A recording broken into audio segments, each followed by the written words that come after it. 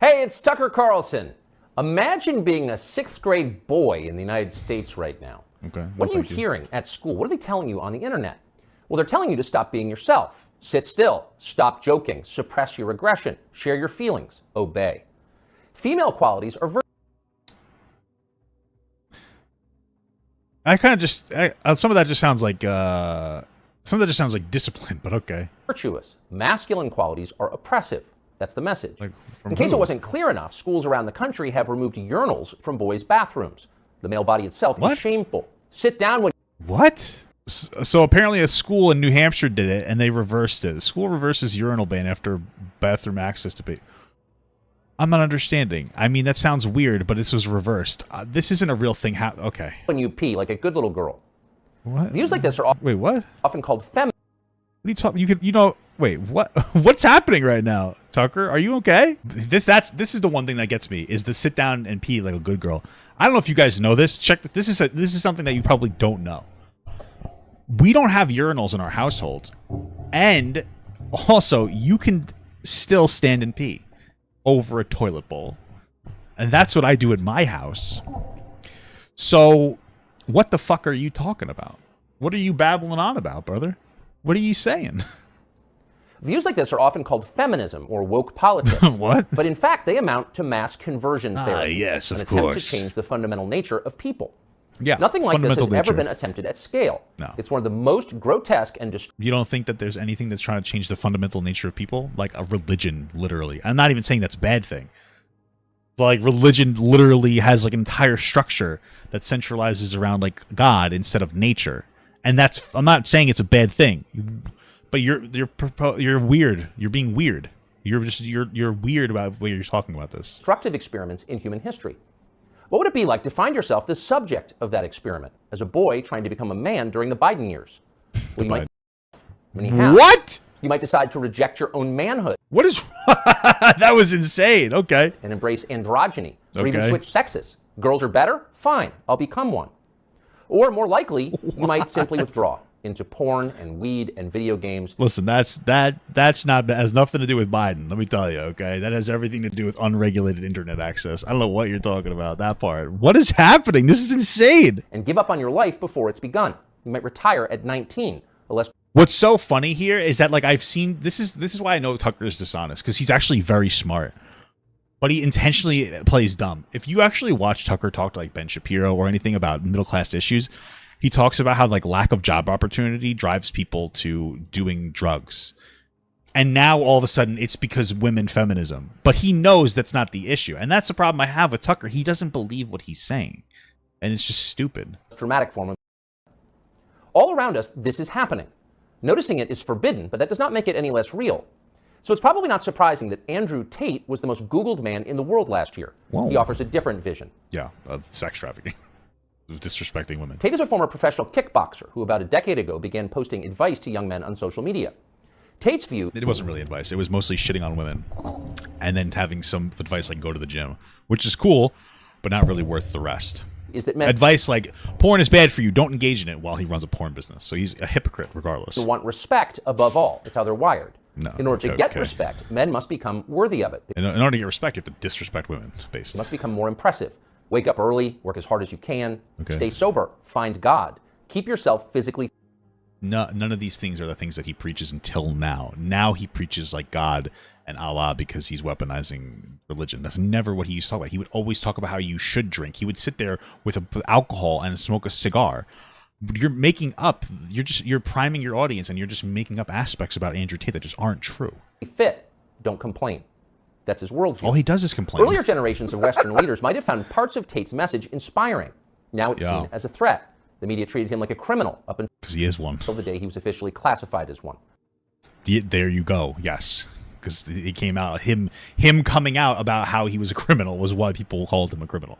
Just after Chris... He said things himself. He admitted sex trafficking himself. Like, he bragged about it in his Hustlers University. How he would manipulate women to come and fall in love with him, had to have sex with them so that he could basically make them do sex work for him. And then it came out that he wouldn't let them leave the house if he didn't feel like they were in love with him enough What? Christmas last year, Tate and his brother Tristan were arrested and thrown into prison in Romania, where they live. Yep. The Tates were held without charges for 3 months, very Yes, that's how the Romanian system works. It's not the same as the American system. likely with the encouragement of the British and American government. Probably not. In June, they were charged with human trafficking. Yes, They're 'cause now they- under house arrest until their trial. Okay. Are the Tates guilty of human trafficking?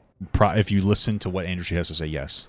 We're not their lawyers, but it's worth noting that as of today, not a single woman has come forward to say that she was kidnapped or imprisoned or What are you talking about? What do you, this, yes? No, what are you talking about? moved across international borders against her will by Andrew or Tristan Tate. Well, that's what they've said. And there are women against them in the lawsuit. It's also true that in some ways, the charges against the Tates seem inevitable, like they were always going to happen. No. Yeah, because he's a sex trafficker. Of course they're going to happen. Accusing a man of a sex crime is the fastest possible way to discredit what he's saying. Especially if he did the crime and he admitted to it already and he bragged about it. Days after WikiLeaks revealed that the US government had been spying on its allies and lying about it, Assange was arrested in London Yeah, Julian Assange sounds like he got a raw deal. It's nothing new to Andrew Tate. for rape. 9 years later, Did he actually do that? I don't know enough about the situation. If he did it, he did it. If he didn't, he didn't. But either way, we're not talking about Julian Assange. We're talking about Andrew Tate admitting to it. prosecutors We're dropped very the case beyond against that. Assange for lack of evidence, though somehow that fact was not as widely covered. Is that what's Okay. happening here? No. Again, we don't know. We do Jeffrey know. Epstein's I dinner know. partners insist that Andrew Tate is I a know. pervert and a criminal. It's probably they are too. It doesn't make him not one. Maybe they're telling the truth. Either way, we They think Tate's probably views are. about men very much deserve a hearing. No, they don't. So we flew to Romania to talk to him. Worthless. Go to the gym. It's a good idea. But his foundation is disrespect. So I don't know what Posting to the tell you. entire interview here on Twitter because we've been assured it will not be taken down for ideological reasons, as so much of his content has been. Okay. The video is long, but if you can, take the time to watch it. Make up your own mind. Well, it's all over YouTube, right? So, like, I'm pretty sure Charlie Kirk, somebody said, posted it. So it doesn't seem like that's what somebody said. Yeah, the full interview's right here. Hey! So clearly it wasn't going to get taken down. But okay. Oh, damn, I didn't know he had it all, the whole... Oh, we might want to watch Charlie Kirk's version. Okay, whatever. About Andrew Tate. Here it is. So Okay, so what are you charged with? there, we'll just go to this video now. That's a really good question. At Andrew Tate, he judged it on Zed this. King super chatted $10. I always find it funny how right-wingers will complain about liberal elites. Meanwhile, you have figures like Carlson, and the GOP has some of the wealthiest donors in politics. Yeah, because they are the Matrix. Notifications if you haven't already, and so you don't miss any updates. But yeah, just take a look at this insanity. So what are you charged with? Sex trafficking. That's a really good question. I'm charged with being the head of an organized criminal group, which is in charge of recruiting girls to make TikTok videos to steal the money from the TikTok views. Yeah, you're a sex trafficker. You are charged with sex trafficking women and not letting them leave your house and manipulating them through the lover boy method, which is sex trafficking. You can say you don't think it should be classified as such, but it is objectively classified as such. It's not just about, like, one aspect of it was like, oh, I was taking TikTok money. That is not even close to all of it. And it's obvious the reason he wants you to think that is so that he can downplay the situation. What the hell did I just do? Recruiting girls to Why would I make want TikTok this? videos and stealing the money. So it's really a financial crime? It looks that way. And Part of it is that, like, he was lying to the women about how much money that they would make by, well, he was lying to them. Right? Like, he would say, like, oh, you make this much money, but then he was saying he would take some from them and say, like, oh, I have to use this for pay taxes, but he would never pay their taxes, right? So that is an aspect of it, is that. But okay. And it's very interesting because the girls who they've identified to add to the file are saying that we're not victims of anything, and this That's isn't true. not true, but okay. But the state believes it's true, and the state thinks that I, as a gonna admit to 35-year-old man, woke up. I was already extremely financially successful. I was already a father. I was already very well known. I had no financial motivation. I have no criminal record. It's not my personality profile, but I woke up at the age of 35 and decided to make girls do. No, you've been doing this for a long time. You admitted to this back when you were younger. I mean, I guess I have to link the video every time. Like, you were admitting to doing this thing. Okay. TikTok to enrich myself with the pennies that I would earn from TikTok views. So in the United States, I love how there's not going to be any pushback. That's it. His name. It's going to let him say whatever he wants with zero pushback, like a fucking baby. And this is the problem with the interview, is that it's intentionally just trying to make Andrew Tate look good because Tucker is a grifter. belief is that you were charged with human trafficking. Yeah, that's human trafficking, because what you do is you force a girl to work against her will for financial gain. That's human trafficking. And their justification for this is that girls do TikTok. Some girls I know who they found who say they're not victims have TikTok accounts. How do you force someone to do TikTok videos? I guess the prosecutor is going to have to explain that, isn't he? Right, so what Andrew Tate would actually do is he would find women from other countries a lot of times that have never done sex work before. He would promise that he would marry them or be in a relationship with them, be exclusive with them, love them, take care of them forever. He would get them to Romania. After he got them there, he would coerce them into doing sex work for him, a lot of times using what they called a bottom bitch through basically a grooming. That's what it is. It's a form of grooming these women to do it, and then wouldn't let them leave the house through different threats, violence, and bodyguards there to not allow them to leave, and it would only let them leave if he felt that they were so in love with him that they would come back.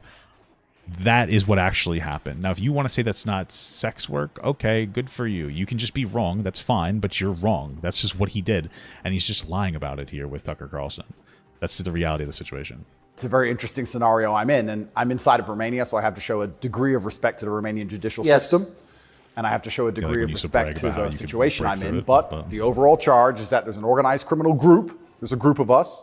I'm the head of it. My brother is below me, and we use the lover boy method to convince women to do TikTok videos to make money. No, so that you do it to force them to have like sex with you as well.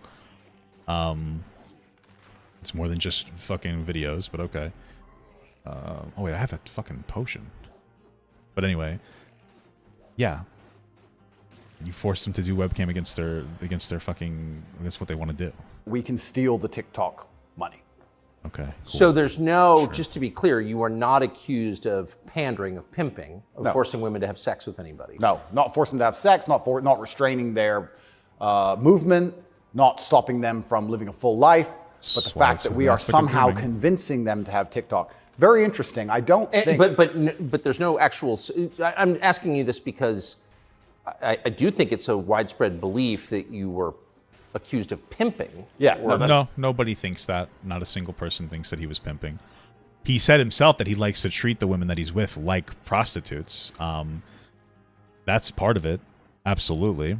But he meant that in the capacity that he disrespects them and owns them and whatnot, right? So, I know a lot of people think that like they watched Peaky Blinders once or whatever, or fucking Boardwalk Empire once, and they decided that being pimped isn't being whatever it is isn't like a bad thing. Like, oh no, pimps treat their prostitutes really well.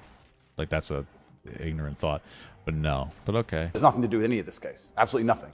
And it's kind of scary because the crime in itself of human trafficking is a unique one because they can ignore the statement of the victim. So the girls have come forward and said, this is insane. That's not true. You've just picked us because we're near Andrew and we're his friend. Some girls have come forward, not all girls. But that's just what you're saying is just not true. But the whole idea of the crime is they can say that she's brainwashed, right? She's under duress. Yes, so you can ignore her statement. State says she's a victim regardless of the fact that she says she's not a victim. So it can't be that bad. He was on Big Brother. Yeah. It's very interesting because the difference between sex and rape is consent, right? Right. But they remove all of that. They're like, nope, you're a victim. No matter what you say, we're deciding you're a victim. And they've chosen that. Sure, and let's just be clear that like willingness doesn't equal consent necessarily, right? Depending on the circumstances. But okay, sure.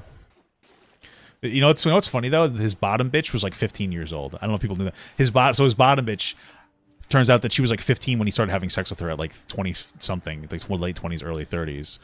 He won't talk about that though. That was a big part of it, So there's no way to groom a 15-year-old as a grown man like Andrew Tate into doing that. He was having sex with minors, the minor.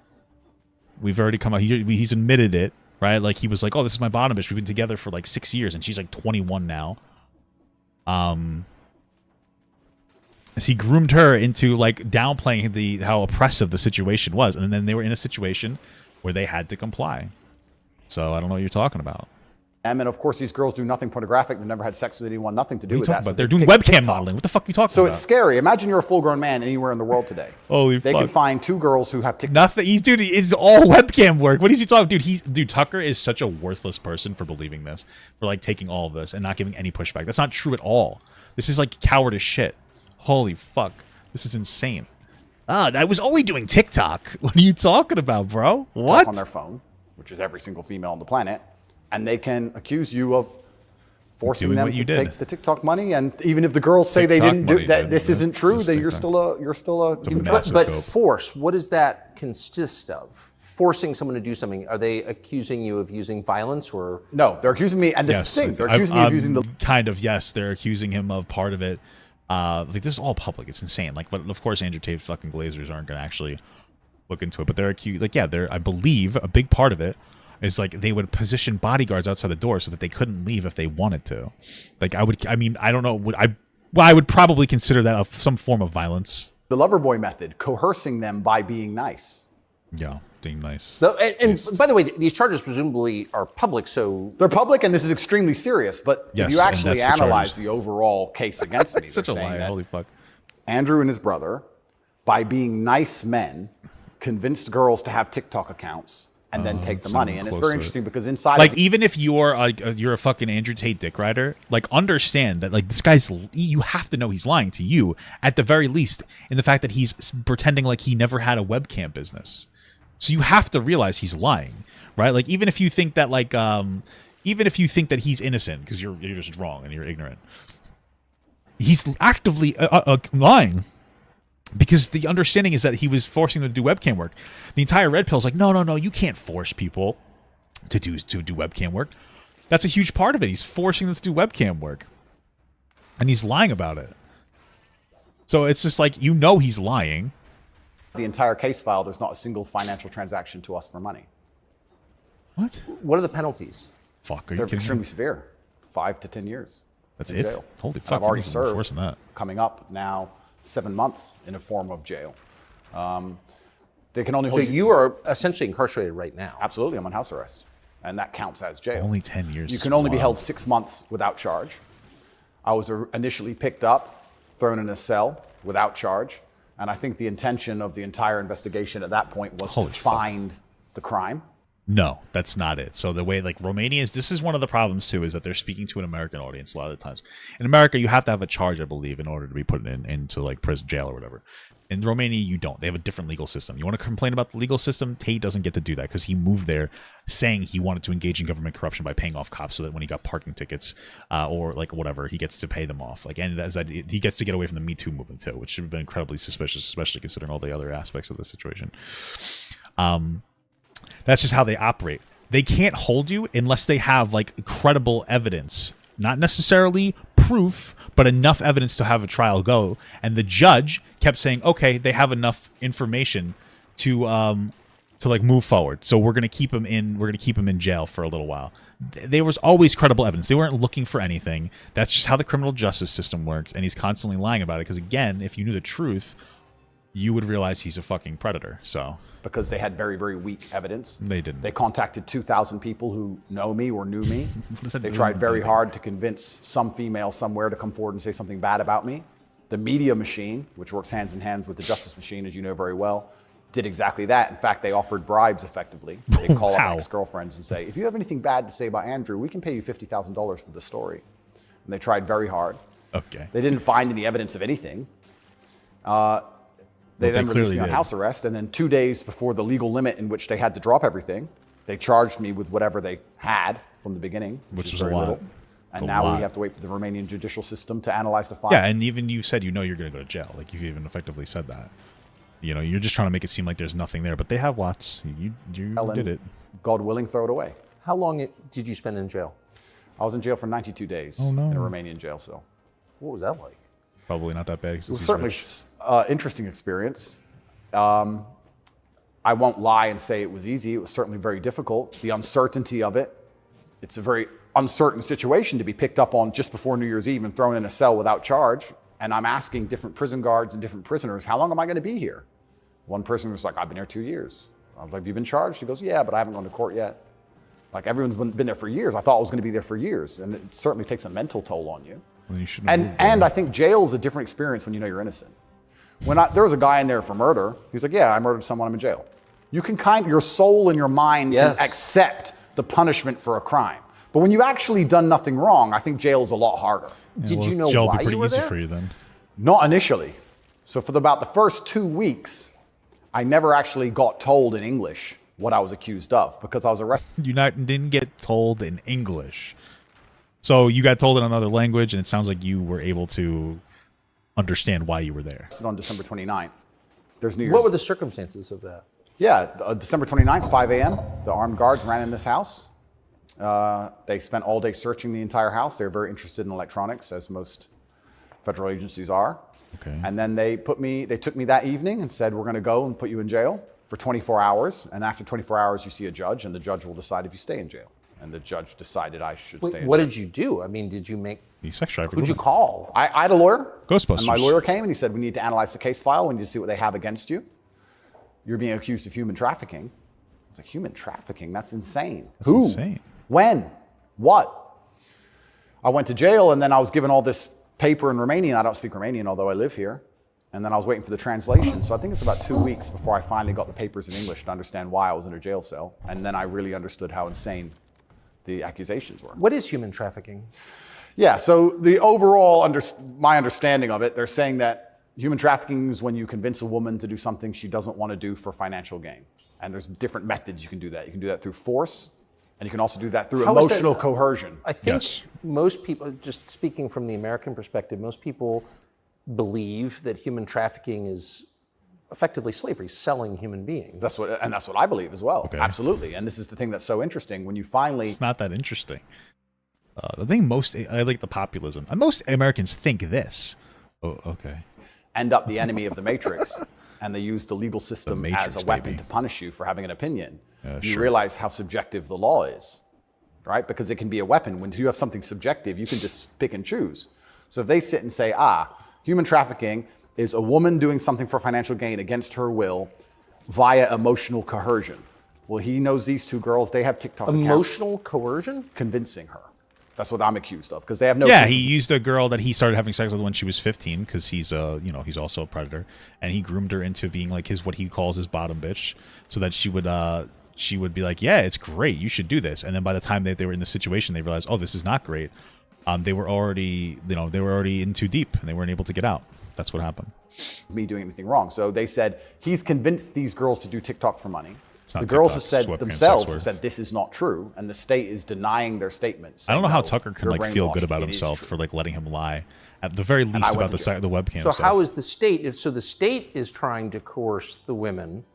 So how is the state not committing human trafficking by the same definition? Well, absolutely, it's very interesting. It's very interesting that you can sit someone down and tell them they're a victim when they say. Now I know why Destiny uses the R slur all the time. Holy fuck, dude. They're not a victim. You're a victim of being coerced, and we're going to try to coerce you into conceding you're coerced. Oh my God. Exactly. It's a very interesting scenario. You're so right. Thank you for every line. It's a very interesting scenario, and it's up until this point. No judge has looked at the evidence of the case. So up until this point, I've been to court a bunch of times. But the only reason I was in court was to discuss my preventative detention. So under Romanian law, if you being free can impede the investigation, you should stay in jail. That makes sense. So the judge agreed that, yeah, maybe if he's free, he can damage this investigation because they're trying very hard to get something on this guy. So I've done a bunch of jail time. That makes perfect sense. Like if somebody's free can somehow impede the investigation, whether it's them leaving or them be able to go back and engage in like coercion of other women to like have them get like their story on par with them or else, under some kind of threat of harm. It makes absolute sense. Like, yes, that makes sense. He's saying it in a way that's supposed to sound like it's not like it doesn't make any sense, but it makes perfect sense.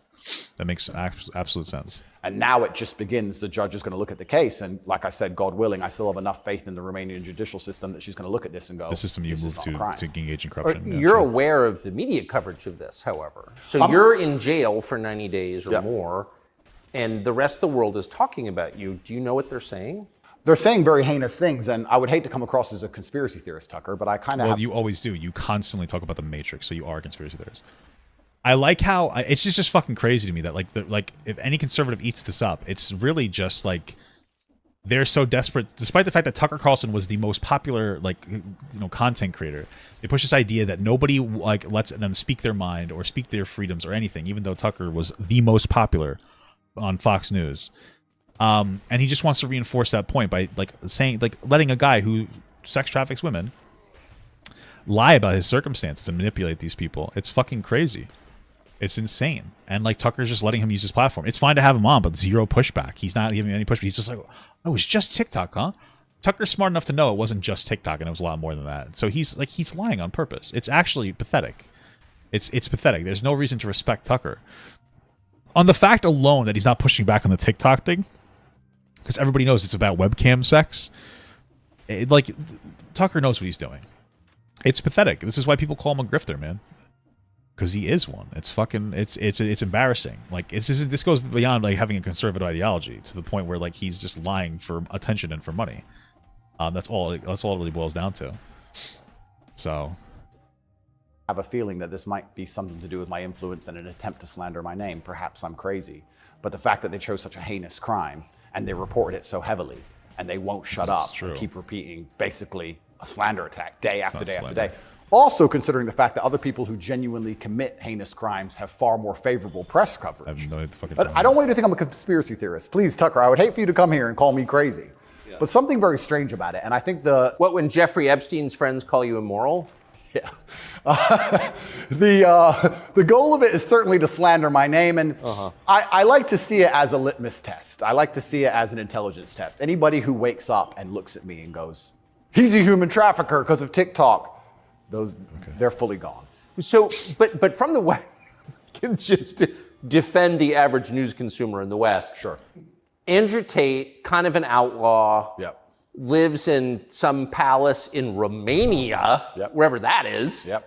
And Wherever Romania that is. sounds like the kind of place where human trafficking is like the main industry. A lot of it happens here. That's what's so crazy about it, right? What's so crazy is if they really want to find a human trafficker, I think they could probably do it quite easily. But they managed to get me. That's certainly the perception. But it's one of those charges that kind of sells itself. Oh, absolutely. And it doesn't matter if you're found guilty or not, right? You're a human trafficker forever. And but I do think that public consciousness is changing. I think with things like there's been some very large court cases recently involving some very famous people in which women were caught lying, trying to slander men's names for rape and these kinds of he's talking about Johnny Depp and Amber Heard.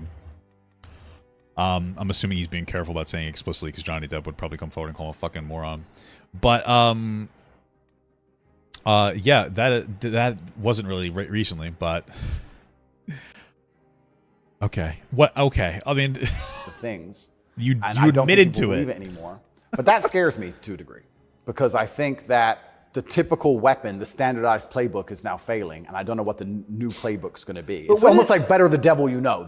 You're too famous, you're too successful, we don't like you. Call him a rapist or a human trafficker, put him all over the news, slander. It's funny because like there are times where people will get Me Too'd for shit. Yeah, of course, it definitely happens. Like this kind of stuff happens on the internet. It happens. It definitely happens, right? There are people who get like somebody will come forward with, like some bullshit charge or some like exaggerated charge, and like some kind of like, oh, they groomed me or they did this, did that, and then everybody will just eat into it, and like nobody will push back against it because they know it's not worth it like for their career. That does happen, absolutely.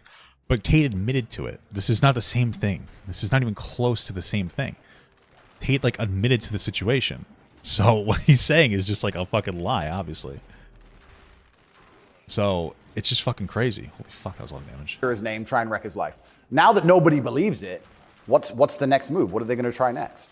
Wouldn't it just have been easier to commit like a massive financial crime and defraud people of billions? Come up with like a fake cryptocurrency, call it like, I don't know, FTX, or just give a name to it. Yep, something random. Steal billions and get your parents involved and buy a bunch of real estate in the Bahamas, and then like you'd be. Yeah, I don't know who that is. I'm assuming they're talking about another person. Yeah, it's like almost like imagine doing like a bank and engaging in like some kind of like financial, like destroying like the economy and just getting bought out. Like these are all things that happen. Absolutely, it doesn't mean that he's fucking innocent. He's admitted to it. Like all these things can be like true at once. Where he did the thing because he admitted to it, and then at the same time the system's broken and different people can get out of shit. Yeah, of course. He's sort of a hero, right? Oh, absolutely. And I would have certainly made a lot more money than TikTok because I don't think TikTok even pays you for views. And if it certainly does, I never got a single transaction from it. So it's a very interesting scenario. But if I was accused of a financial crime, my name would not be slandered. So no, of course not. You have the presumption of innocence. Part of it is a financial crime. Just back to the jail thing. So you're in with your brother. At the beginning, I was not, but towards the end, I was, yeah. Wow. What did you do all day? It's a good question. Probably jerk each other off, touch each other's I looked at the wall, stared at the wall. The reality is he was rich, so he got plenty of different like benefits for being in. Like he got access to everything that he wanted or needed in jail. He had his money. He's not like this big fucking victim. He tried to play it up like he literally like didn't cut his hair to make him look like a little bit more tough, and he did cut his hair, but he came out looking like fucking old man, like Logan, fucking Wolverine style. Like he was in there for like what 6-8 months, and he looked like he hadn't shaved in a month, right? Like he did it intentionally, make him look a little bit rougher, a little bit grittier, tried to make it seem like he was a victim in some capacity, tried to make it seem like they didn't feed him enough or gave him enough this, that, and the other thing, which is obviously not true, because he maintained all of his like muscle mass and shit. He probably still had access to like whatever performance enhancing drugs he was taking, which isn't an insult. That's just like people do that shit when they're athletes do that shit. Yeah. Cigarettes, lots of push-ups, read the Quran. You Probably smoke didn't. cigarettes. How could you read the Quran? I thought that was only is there like an American translated Quran or an English translated Quran or no? Push-ups and read the Quran. Basically, yes. And certainly had some introspective moments. Tried my best to get out, tried my best to via my small phone calls, understand what's happening in the outside world.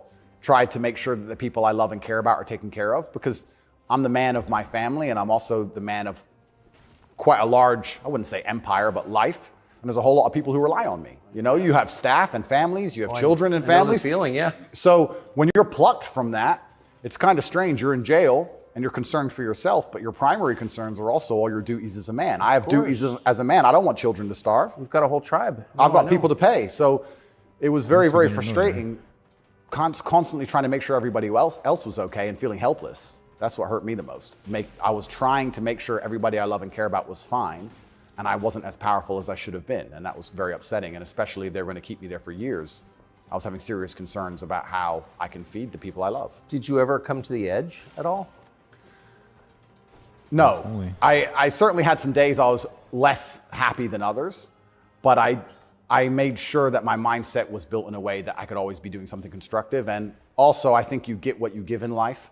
And if I ever felt particularly sad on a day, I would try very hard to make other people happy, because if I made other people smile, I'd feel better. So even the dinner ladies or the prison guards, I'd try very hard just to make people smile. I know it sounds silly. Some of the prison guards, it doesn't. Some of the prison guards were more open than others, but there was a couple prison guards who were ice cold, who didn't want to say a word to me. And I'm like, hey, bro, your hair looks amazing. And you just stare at me like he wants, shut up. But I just try my best to cheer people up, to cheer myself up. And as a man, all you can do is just find the resolve to continue doing the best you can in this current circumstance. So, what were the other prisoners like? I don't want to insult Romania in any way, and I love this country and I chose to live here. But if I had to describe it for the people, for an American audience to understand, I don't think Romania and a lot of these countries have the same kind of mental health setup or the mental health support that a lot of Western nations have. So you end up in jail. So I think a lot of... I mean, we have the same issue here, sure.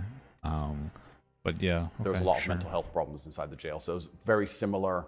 It wasn't just a jail. There was also a lot of mental health problems in there, which adds a new complexity and a new dimension to the suffering, because there's just random such a humble king, and there's suicide, and it's certainly not a very nice place to be. Oh, so he's only in jail for 3 months? It's horrifying. Was he? I could have swore he just was in there for 6 months. Maybe half it was house arrest. You hear the phrase Romanian prison, and it sounds tough. So it was what you would imagine. It is, and when this process is over, there's a lot more I will say, but I will say the staff were very nice to me, and I want to make this clear. I want to make it very clear that all the staff in the jail were he was in there for 3 months and went to house arrest. Yeah, okay, fair enough. I would almost say that they believed I was innocent, and they understood that I didn't that's belong crazy. there. There was a semi-apologetic vibe to the way I was treated. I mean, I wouldn't doubt that, but that's because he's literally in there able to reframe the narrative every single day. Like, he's a very charismatic person. So, like, people were probably like, oh, man, maybe he didn't do it. He's such a nice guy. How could this nice guy ever coerce women into going to Romania and like, you know, engaging in sex work? But it's very clear that he's just a liar. He's like he's lying on this podcast thing, trying to make it seem like it had nothing to do with actual webcam work. So he's a fucking liar. It's crazy, and people are just eating it up. Tucker's allowing it. If that makes sense. Yes. They understood very well. I don't think anybody, like I said, with a functioning brain believes that me at the age of 35 decided to steal TikTok money. No, you did it when you were much louder, without financial motivation. Younger, to and girls who say they're not victims of anything. I don't think anybody with a brain. Well, the fact that you're not accused of a sex crime or violence, which I think most people don't really understand. Yep. And they can look it up. Yep. I mean, but you're not actually accused. But they're not of going to. Rape, They're just going to believe what you say. selling anyone. Correct. Pimping. Correct. Okay. That right there raises a lot of questions. Well, yeah, and this is the thing that's so interesting. I think he is being charged with some kind of violence. What are you talking about? He's being charged with rape, human trafficking, and forming a criminal gang. Rape is part of it. What are you talking about? Because I'm accused of using a method of human trafficking called the lover boy method. So how that would traditionally work is a man would meet a girl, become her boyfriend, take her to another country, turn her into a prostitute, say I love you, like pimping. Of course. But they're saying, because all my conversations with these girls are very nice, they're saying that I use the lover boy method to convince them to do TikTok. And once again, I never made a penny from TikTok, and I have no interest in girls' Nothing to do TikTok with accounts, TikTok, and I've never made any money from TikTok in my life. So that raises the question. So that right there, I think, I mean, we can let people assess. An expert on the Romanian legal code, but that's kind of not the impression that most people have. Okay? And that's the media, who have made that the media have tried very hard to do that. And if I had to estimate, I think that the overall intention was just to throw me in a cell, use the media machine to drum up something real. I think that's what the goal was. So, but what's the?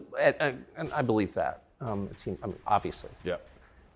One thing, I've never been to Romania before, and one thing I'm struck by is the American presence here. Oh, it's massive. Fully understand that. So there are 3 NATO bases here now. They're bustling because of the war in Ukraine. Yep. One's on the Black Sea, Yep. right below Crimea. So this is strategically important, this country, to NATO.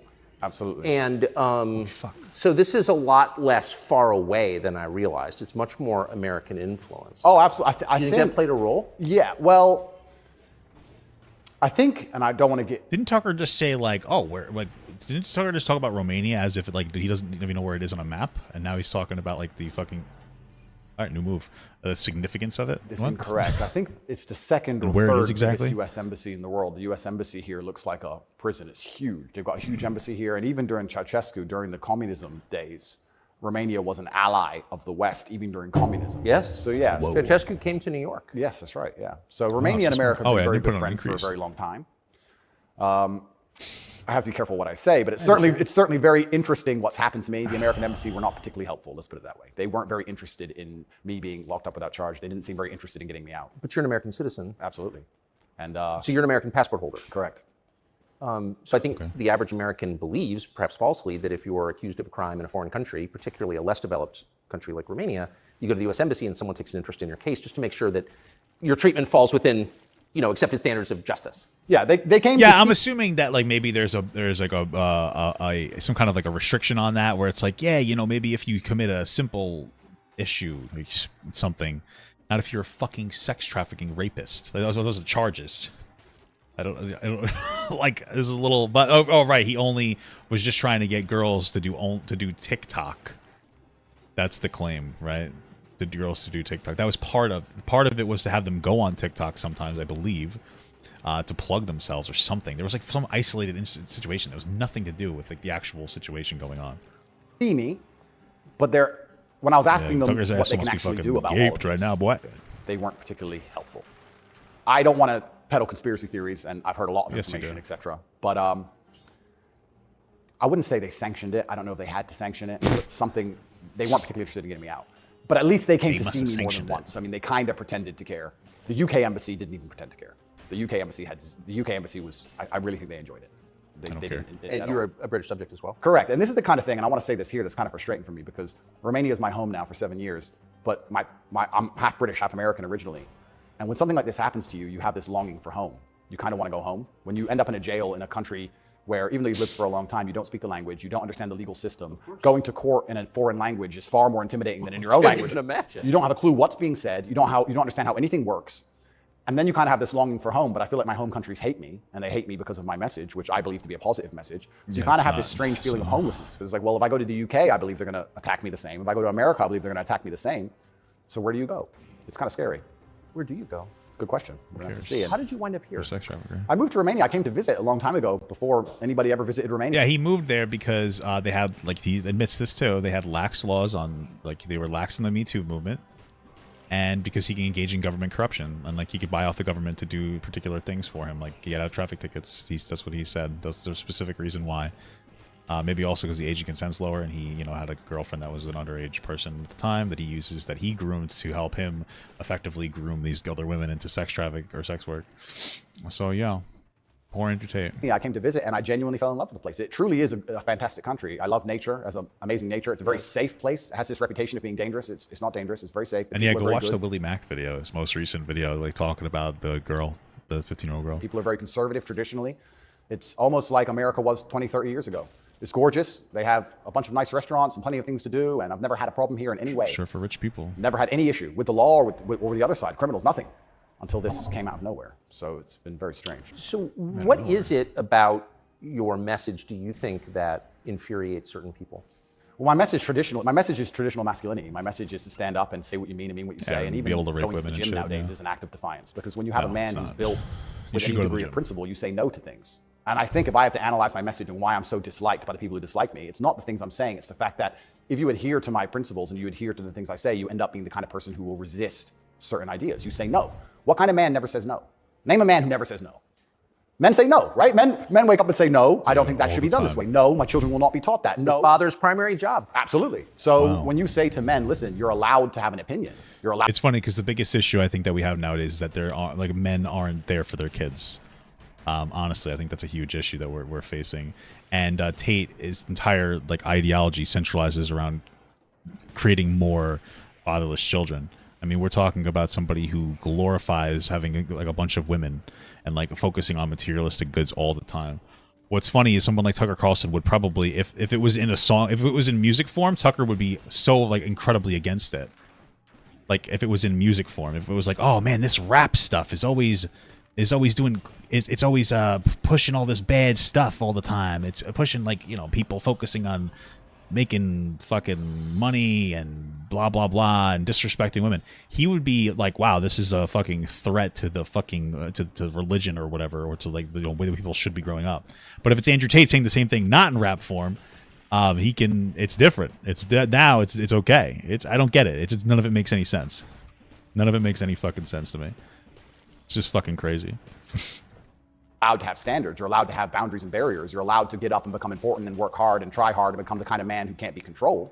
Then you're seen as an enemy. And I, especially with the massive influence I've gained, I think they look at me and go, he's helping men resist the slave programming. We don't need him around. We need to empty their brains so we can inject the slave programming and convince men to be eunuchs. Because once you're eunuch, then you're not a threat. One of the funny parts is that like when he sells his Hustlers University bullshit, part of the program has to be that you have to fail or else he won't get more people onto it. That's why nobody ever sees any like real success in Hustlers University, because if they succeeded, he wouldn't make money anymore, because then they could just unsubscribe, which is one of the part of one of the aspects of it is him telling you if you ever unsubscribe, you'll never like succeed in any capacity. So none of this is real. He's full of shit. He's a fucking little baby. I think I buy that, because your message, I'm not the world's expert on your message, but clearly I've seen a lot of it, and it's not explicitly political, actually. No, it's not political at all. And their original attack before this Matrix attack is they weaponized virtue, which is what they usually do. There's no genuine virtue inside of these people. They weaponize virtue. They find a virtue, and they turn it into a bullet, and they shoot at you. I'm sure you know very well. Yeah, I've heard. Yeah. I was a misogynist for the longest time just for saying that men should have standards. If you tell a man he can have standards in a relationship in any way, you're a misogynist. It's actually very interesting. The standard you were saying is that like you want just to date young women, like children, basically like children. Like you're 35 years old dating like an 18-year-old, you're a fucking weirdo. Like it's fine, it's not illegal. I'm saying you're advocating explicitly for that. There's the difference between doing that and not doing that. Talking about how like, you know, being young, ignorant, naive, fucking, and subservient to a man is like better, having massive double standards, not valuing women, making fun of women who want to like, you know, educate themselves. You know, when you were prompted about the Taliban taking away women, I think it was Afghanistan's ability to go to college, you were laughed and said, "Why don't women just fight their own battles and get the ability?" Like you don't care about women. You don't give a shit. Like you're disrespectful to women.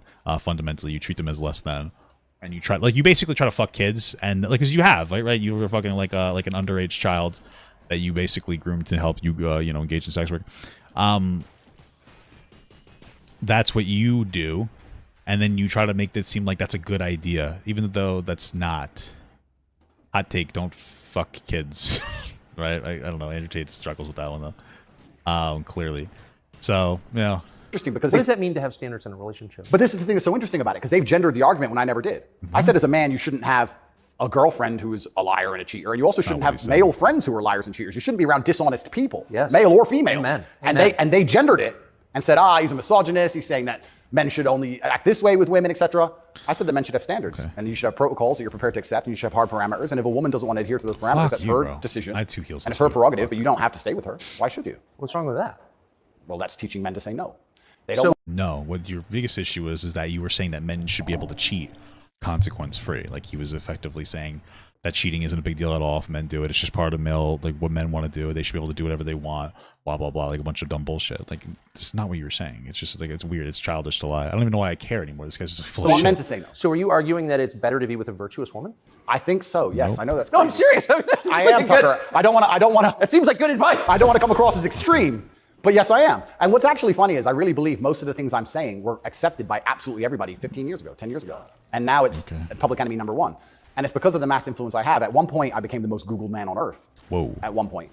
And it's a scary situation I'm in. But if you're arguing that it's really important for a man to find a good woman, a That's decent not what he was woman, an arguing, honest so. woman, Yep.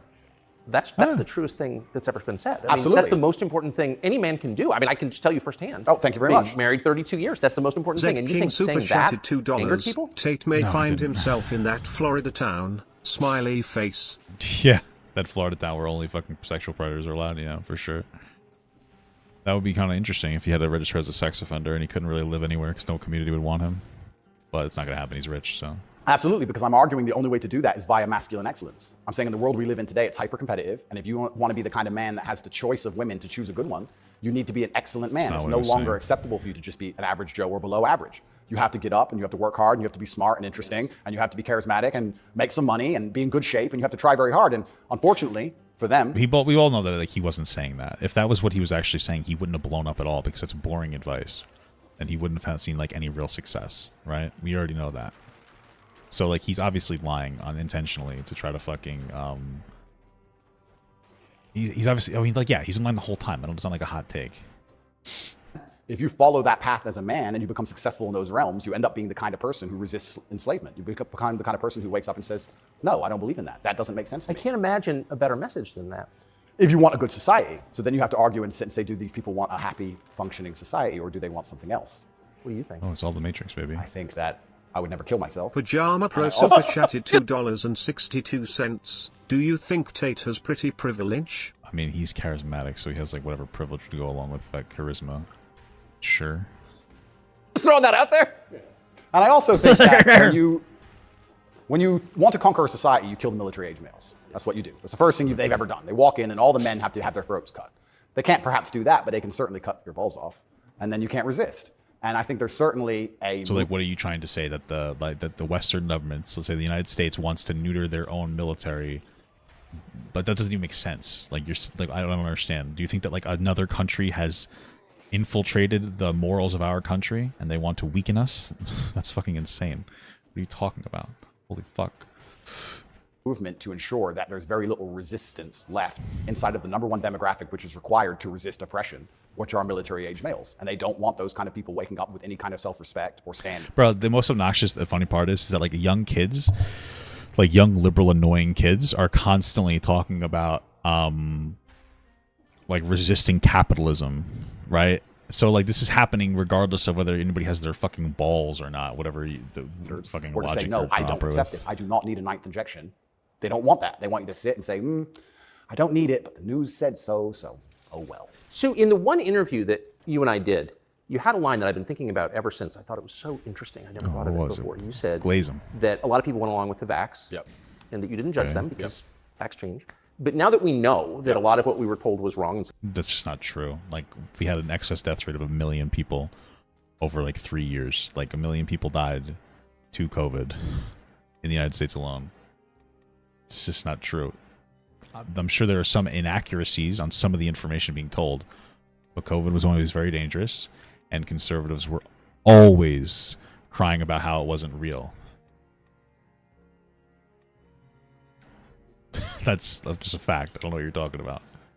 But okay. some of it was a lie. It is a requirement of your own dignity, of your own self-respect, to say so. Completely. And people should apologize. I really do believe it. what? I have nothing against the people who fell for the propaganda, fell for the programming, Yes, for the vaccine. yes, I agree. Fine. no But you should wake up and say, propaganda I was for the fooled. vaccine. I've learned my For what? lesson. I will not be fooled again. It's so weird. This is like this weird COVID obsession Like, people still need to, like, fucking virtue signal about COVID being wrong to play into a conspiracy thing. There's no fucking COVID conspiracy. It's just embarrassing. It's like some of the dumbest fucking people. But they can't take the L on it because they realize that they were so fucking wrong from the start. COVID was real. This is what happens. It's mostly people who haven't, like, never, like, don't really work that complain about COVID the most, that they didn't actually, like, see it. They didn't see the negative impacts in, like, the job area. Like, I worked through COVID. It is real. I've had family members die because of COVID. I've seen a lot of people in my job die of COVID. Like, it's a real thing. It's completely real. But, like, rich people that didn't really have to work during COVID, they're like, oh my god, it's fucking fake. Like, Sneeko. Like, it's all fake. No, you're an idiot. Like, you're a fucking moron. Oh, come on with this fucking bullshit. It's all fucking real.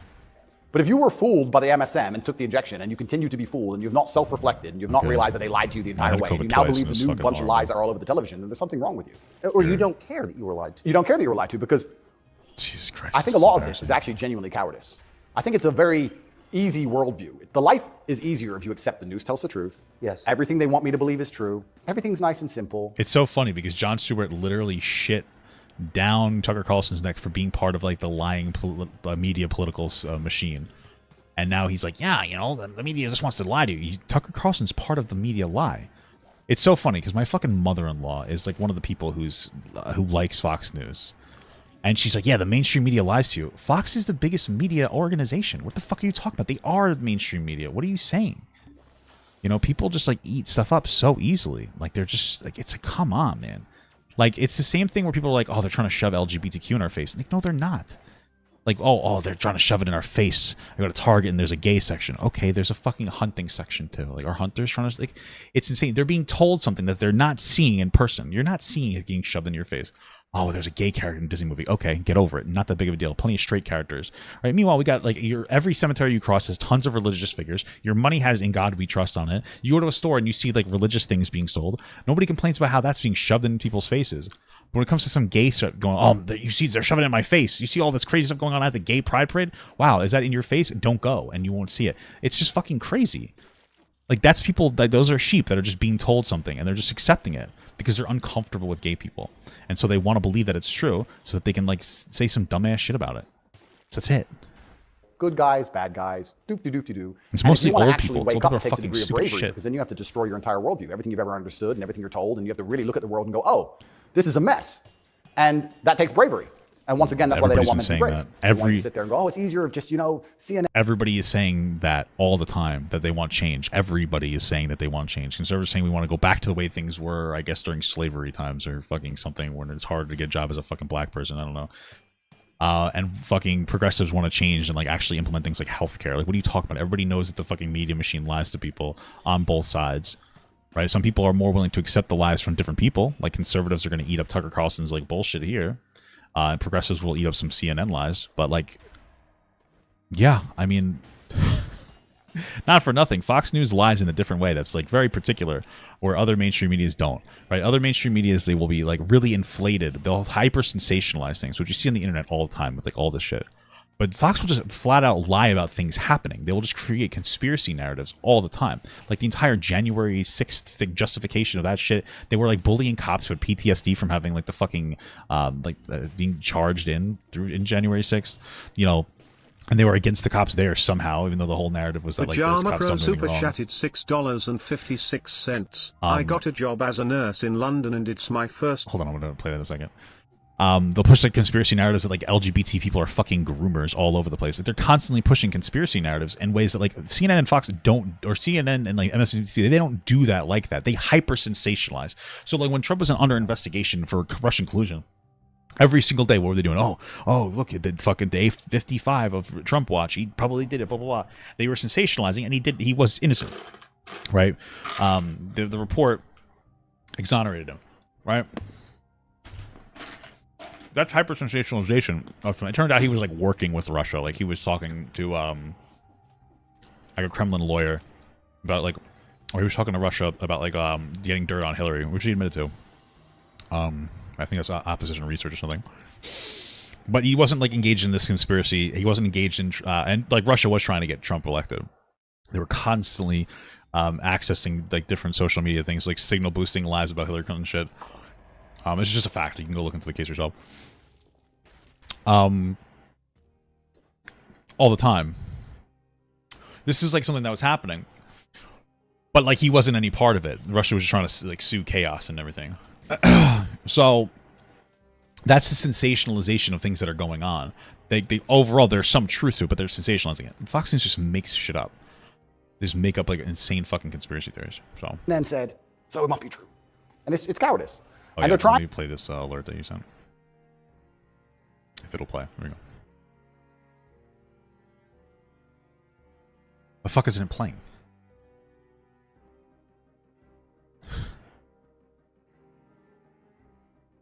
Okay. Pajama Pro super chatted $6.56. I got a job as a nurse in London and it's my first time living away from parents and in a city. Got any advice for a young buck first timer?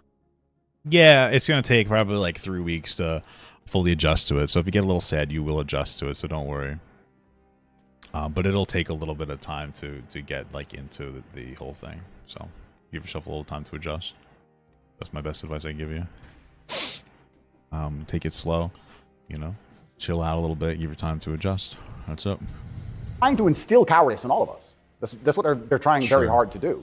And I think even just me as a person, the people who hate me, my detractors who dislike me so much, even if I say nothing, I just turn up, big, bald, strong, fast car.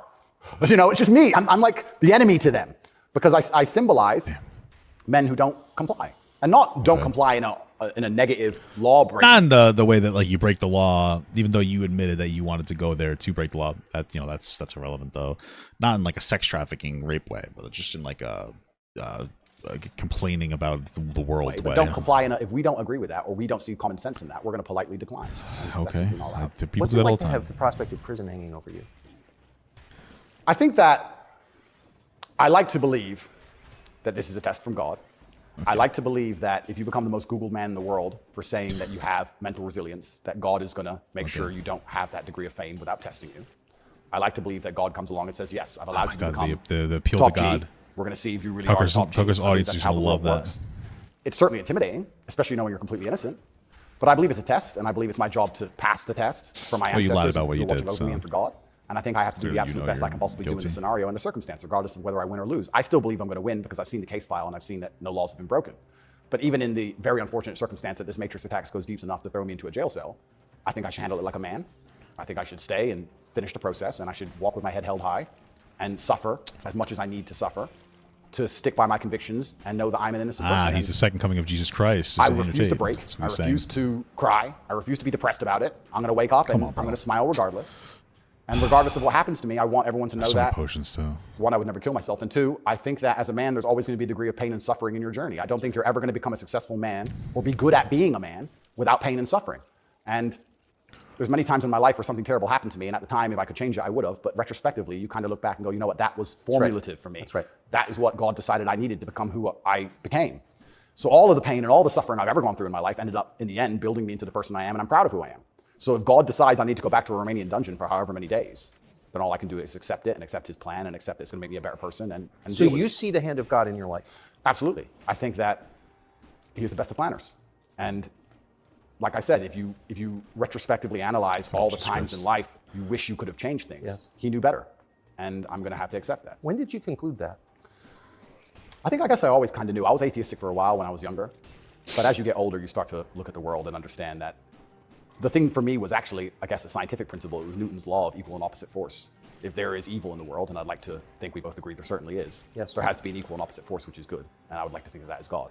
Even the idea of God as a notion, even just as a concept, if that idea of God resists evil, then God is real. If you have two islands, you have two people, let's say a ship crashes, and you have two people who swim to two different islands, and one island they're atheists, savages, and they rip you apart.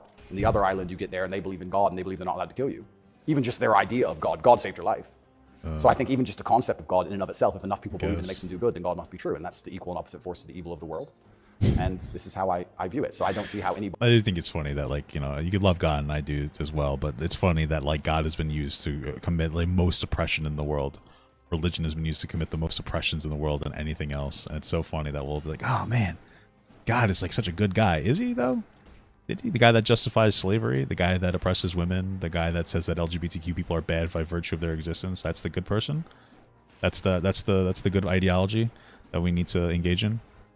Oh man, it makes a lot of sense to me. Like, it's just a reality. I don't know what the fuck you're talking about. Bro, come on. Anybody with a conscience cannot believe in God anymore. That's such a profoundly different worldview from the one that we're presented with, I think. Because he doesn't actually Do you believe think in that's God. maybe the He division just pretends to in the believe in West God. between people who see those forces at work and those who don't? I think the West is actually split between people who think and people who don't think at all. I think the people, Yeah, well, there's you're talking no to such people thing as who these don't two think right opposing now. worldviews. I think people believe there's So- worldview A and worldview B. I disagree with that. I think there's worldview A, the good guys, which are primarily people who do believe in God, do have parameters, do believe in standards, do believe in self-respect, do know how to say no. Believe in God, And there's yeah. worldview B, which changes day by day, based on what they're told, which means they have no real worldview at all. They just repeat. And they have no standards and they have no parameters. There's nothing you can tell them that will make them wake up and go, that's wrong, because they have no inherent morality. So you can literally, you can say bestiality is accepted and encouraged now. It's good for you because for climate change. And they'll sit there and go, oh, for climate change, oh, well, off we go. What the fuck are you talking about? Nobody would ever believe that. That's just a stupid thing.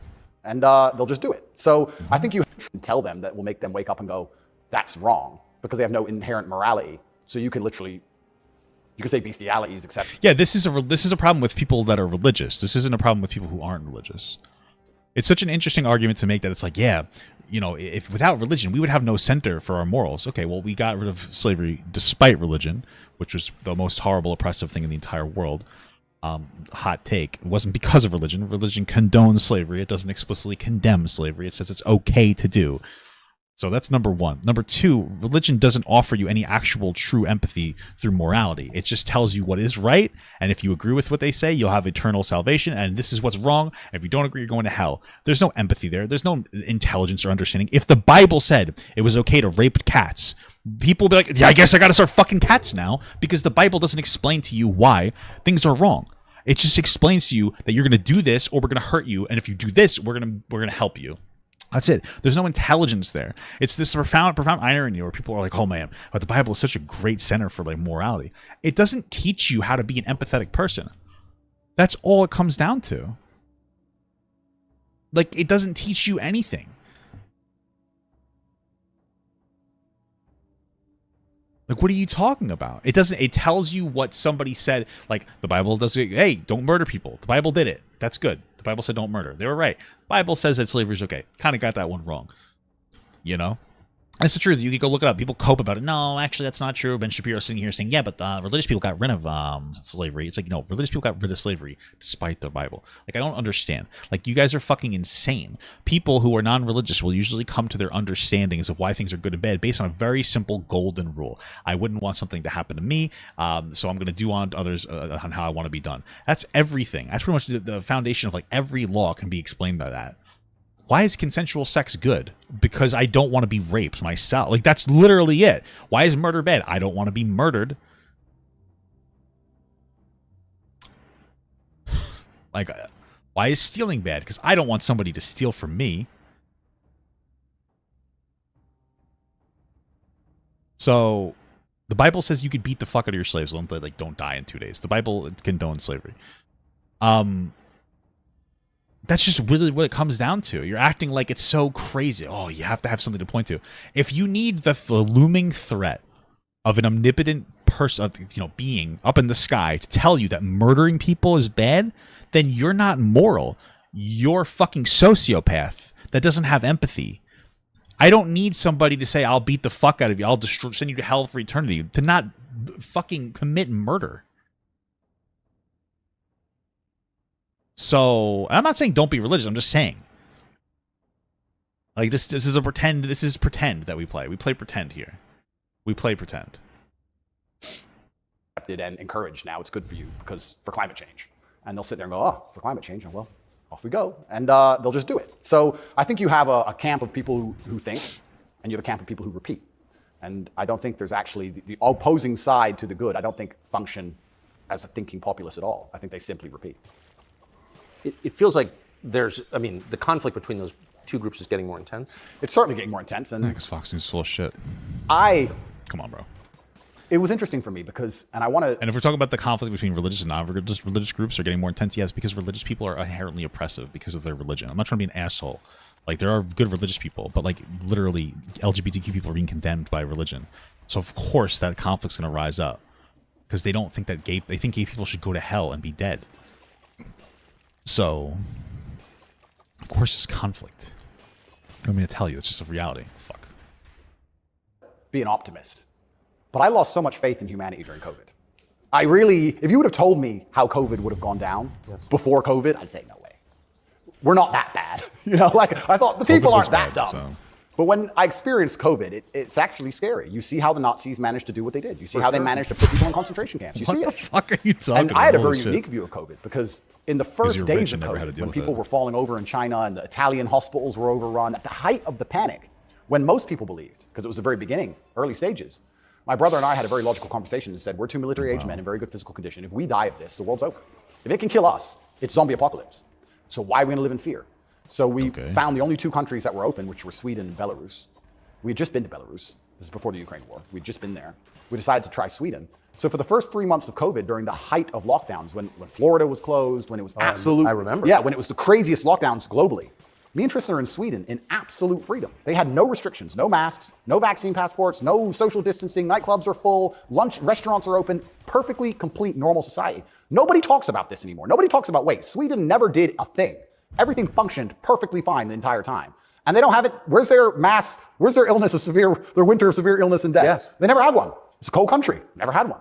So we were living in Sweden, living completely normal lives, seeing the internet and seeing this insanity. And we're like, well, surely if we just put up a few videos of us partying. And What does Sweden have to do with anything? Because Sweden didn't have a specific response to it that was aggressive doesn't mean anything. 1 million people in America died as excess death rate to COVID-related issues.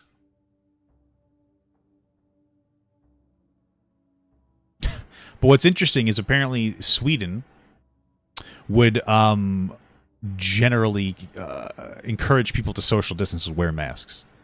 Did Sweden regret it? Probably. Oh, apparently a lot of old people died. Okay, it makes sense. Okay. That's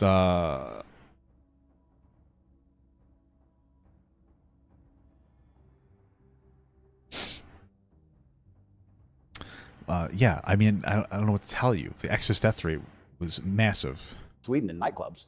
This will wake people up. People ignored their own eyes. That's the scariest thing about everything is that they can get to a level where, with the media machine, where people will genuinely ignore their own eyes. I don't understand how you can get people so brainwashed that they will see Sweden probably has a better health culture. Obviously, if you're fat, you're going to have a bigger issue with COVID. But like you're fat, so you know that's just a thing that exists. You know, people are fat. Let's get shit together. You know, the fattest people are your fucking truck drivers who are, you know, putting their bodies on the lines to get their shit done, getting blood clots in their legs so that they can actually like transport goods and shit across the different places. I don't know what to tell you. the sky is blue, and then they'll watch that the sky is green, and then they'll look at it again and go, the sky's green. It's crazy to me, but COVID proves they can do that. And sure. That's why the war is getting so intense, because the principled people are saying, how can you still believe in the things that you're saying? Here is all the logical, empirical evidence that that is a lie. But these people are ideologically brainwashed, and they don't want to take enough. They don't have the bravery it takes to wake up and accept that they're being lied to. So they'd rather just, to the end of time, repeat what they're told. And it becomes more and more intense as it becomes more and more ridiculous.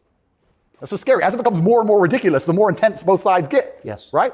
So yes. What the future holds, I'm not entirely sure. But I like to believe, even my current charges, I found solace when I was in jail, that the thinking people are looking at this going, something about this doesn't seem right. Well, I mean, it is a little bracing. I mean, when I discovered, I was sympathetic to you already. But, a man's accused of human trafficking. It's worth finding out what he's accused of. You didn't. And when I discovered that there was no actual human trafficking charge, Yeah. That's not actually human trafficking. What are you talking about? Dude, this guy's insane. He's such a liar. Bro, you didn't even push back on the fact that, it was nothing to do with TikTok and it had everything to do with fucking webcam bullshit.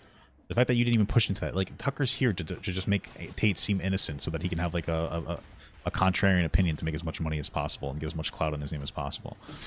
Trafficking, I don't care what you call it. Yep. You weren't buying it, even accused of buying and selling anyone. Then the next conclusion you inevitably reach is they don't like the guy, they don't like his views, which is fine. They're going to send him to jail for that. Yep. That does seem like an escalation. Absolutely. But if they don't like your views and you're inspiring millions of people to resist slave programming, you become a threat. Like, they discuss me. But you can't send a guy to jail because you disagree with him. You shouldn't. But even before I went to jail, the members of parliament in the UK were talking about me and what a dangerous role model I am for young boys. Well, you are. So they launched this initiative inside. It's not a hot take that a sex trafficking rapist like Andrew Tate is also going to have a bad take for how we should treat women in our society. Like, no shit. If you think that like women are property and you're willing to sex traffic them, you probably also think that women are fucking property, and they'll express that, which is the way that you express your takes on women. When you have Dave Portnoy disagreeing with Andrew Tate, like, you know what I mean? Like, you know that like even more conservative leaning guys are like think that what he's talking about is bad. So it's not just this like crazy fucking conspiracy thing. British schools to ban me. My name can't be said inside of any British school. And members of parliament were standing up in parliament saying Andrew Tate is dangerous. He's encouraging young boys to have misogynistic views, because I'm literally telling young men to go to the gym and to stand up for themselves. That's and not what you're telling believe in people. themselves and believe in something. And by extension, you look at some of the sexual education books these children are being given, which I believe at age 9, I don't think a child needs to learn about anal sex or any of these things. Probably not. Yeah, well, probably not. There aren't books teaching 9-year-olds about anal sex. Like, I understand that Fox News hypes up like ridiculous bullshit.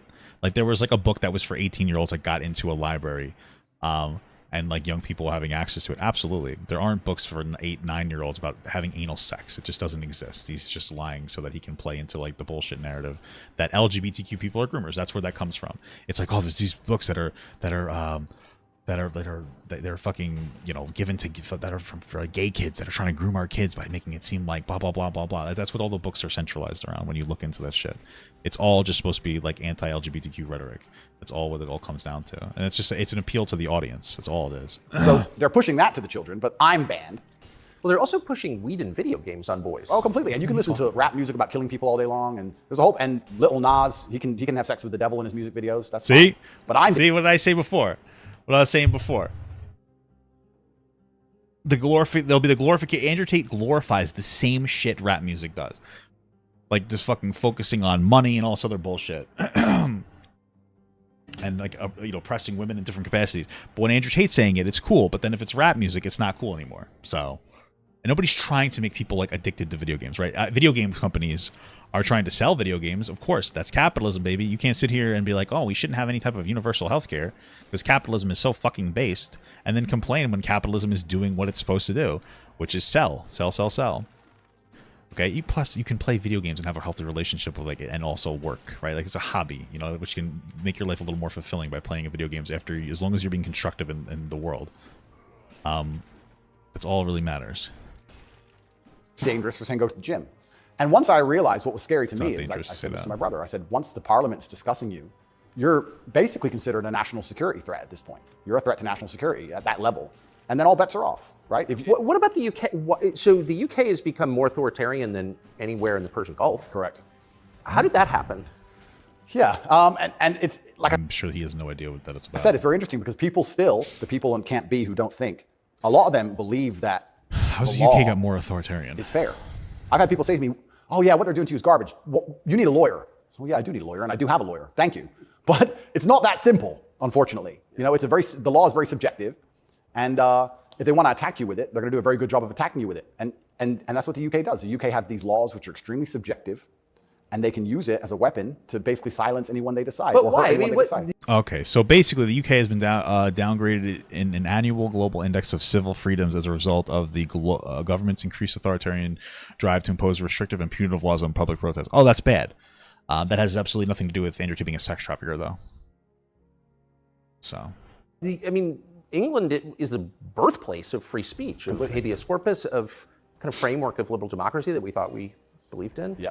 And now it's a country where people are arrested for praying. Well, What happened? Good question. And there's a saying I heard, and I don't know who said it, but he said that a sick country adopts laws like a dying man will try medicine. And I think that the UK is failing in real time. If you look at it in any metric, whether it's living standards, whether it's crime rate, any metric you can measure the success of a country by, it's fallen off the cliff. It's becoming more and more expensive to live there. The education system's gone down the pan. apparently somebody was arrested for praying outside an abortion clinic. I'm going to read through this. London is the stabbing capital of the world. You're not safe to leave your house. So their answer to this is just more and more and more laws. And unfortunately, as they do that, they're not even intelligent enough to actually attack the people who are doing genuinely bad to the world. They just make more and more authoritarian laws, and they end up using them to attack the people that the government doesn't like. And I ended up being one of them. And all right, so basically there were laws implemented around these abortion clinics so that people couldn't have violent protesters that harassed them. And apparently that law was able to be used against somebody that was just praying. So that's obviously stupid and wrong. But again, this has nothing to do with Andrew Tate. I think Europe in general has problems. If you look at France as we speak, I think it's on fire. Andrew Tate does an actual rap song about his wealth and lifestyle. Incredible. Most of it? Of course he does. It is. Yeah. So Okay. they have issues, and their answer, what's a government's solution to anything? Law. What can a government do? No matter what. But they're not laws that are aimed at fixing the problem that's right in front of No, them. they're laws aimed at fixing the person who's talking about the problems. So Why don't you get rid of the guy who tells everybody? Isn't that easier, Tucker?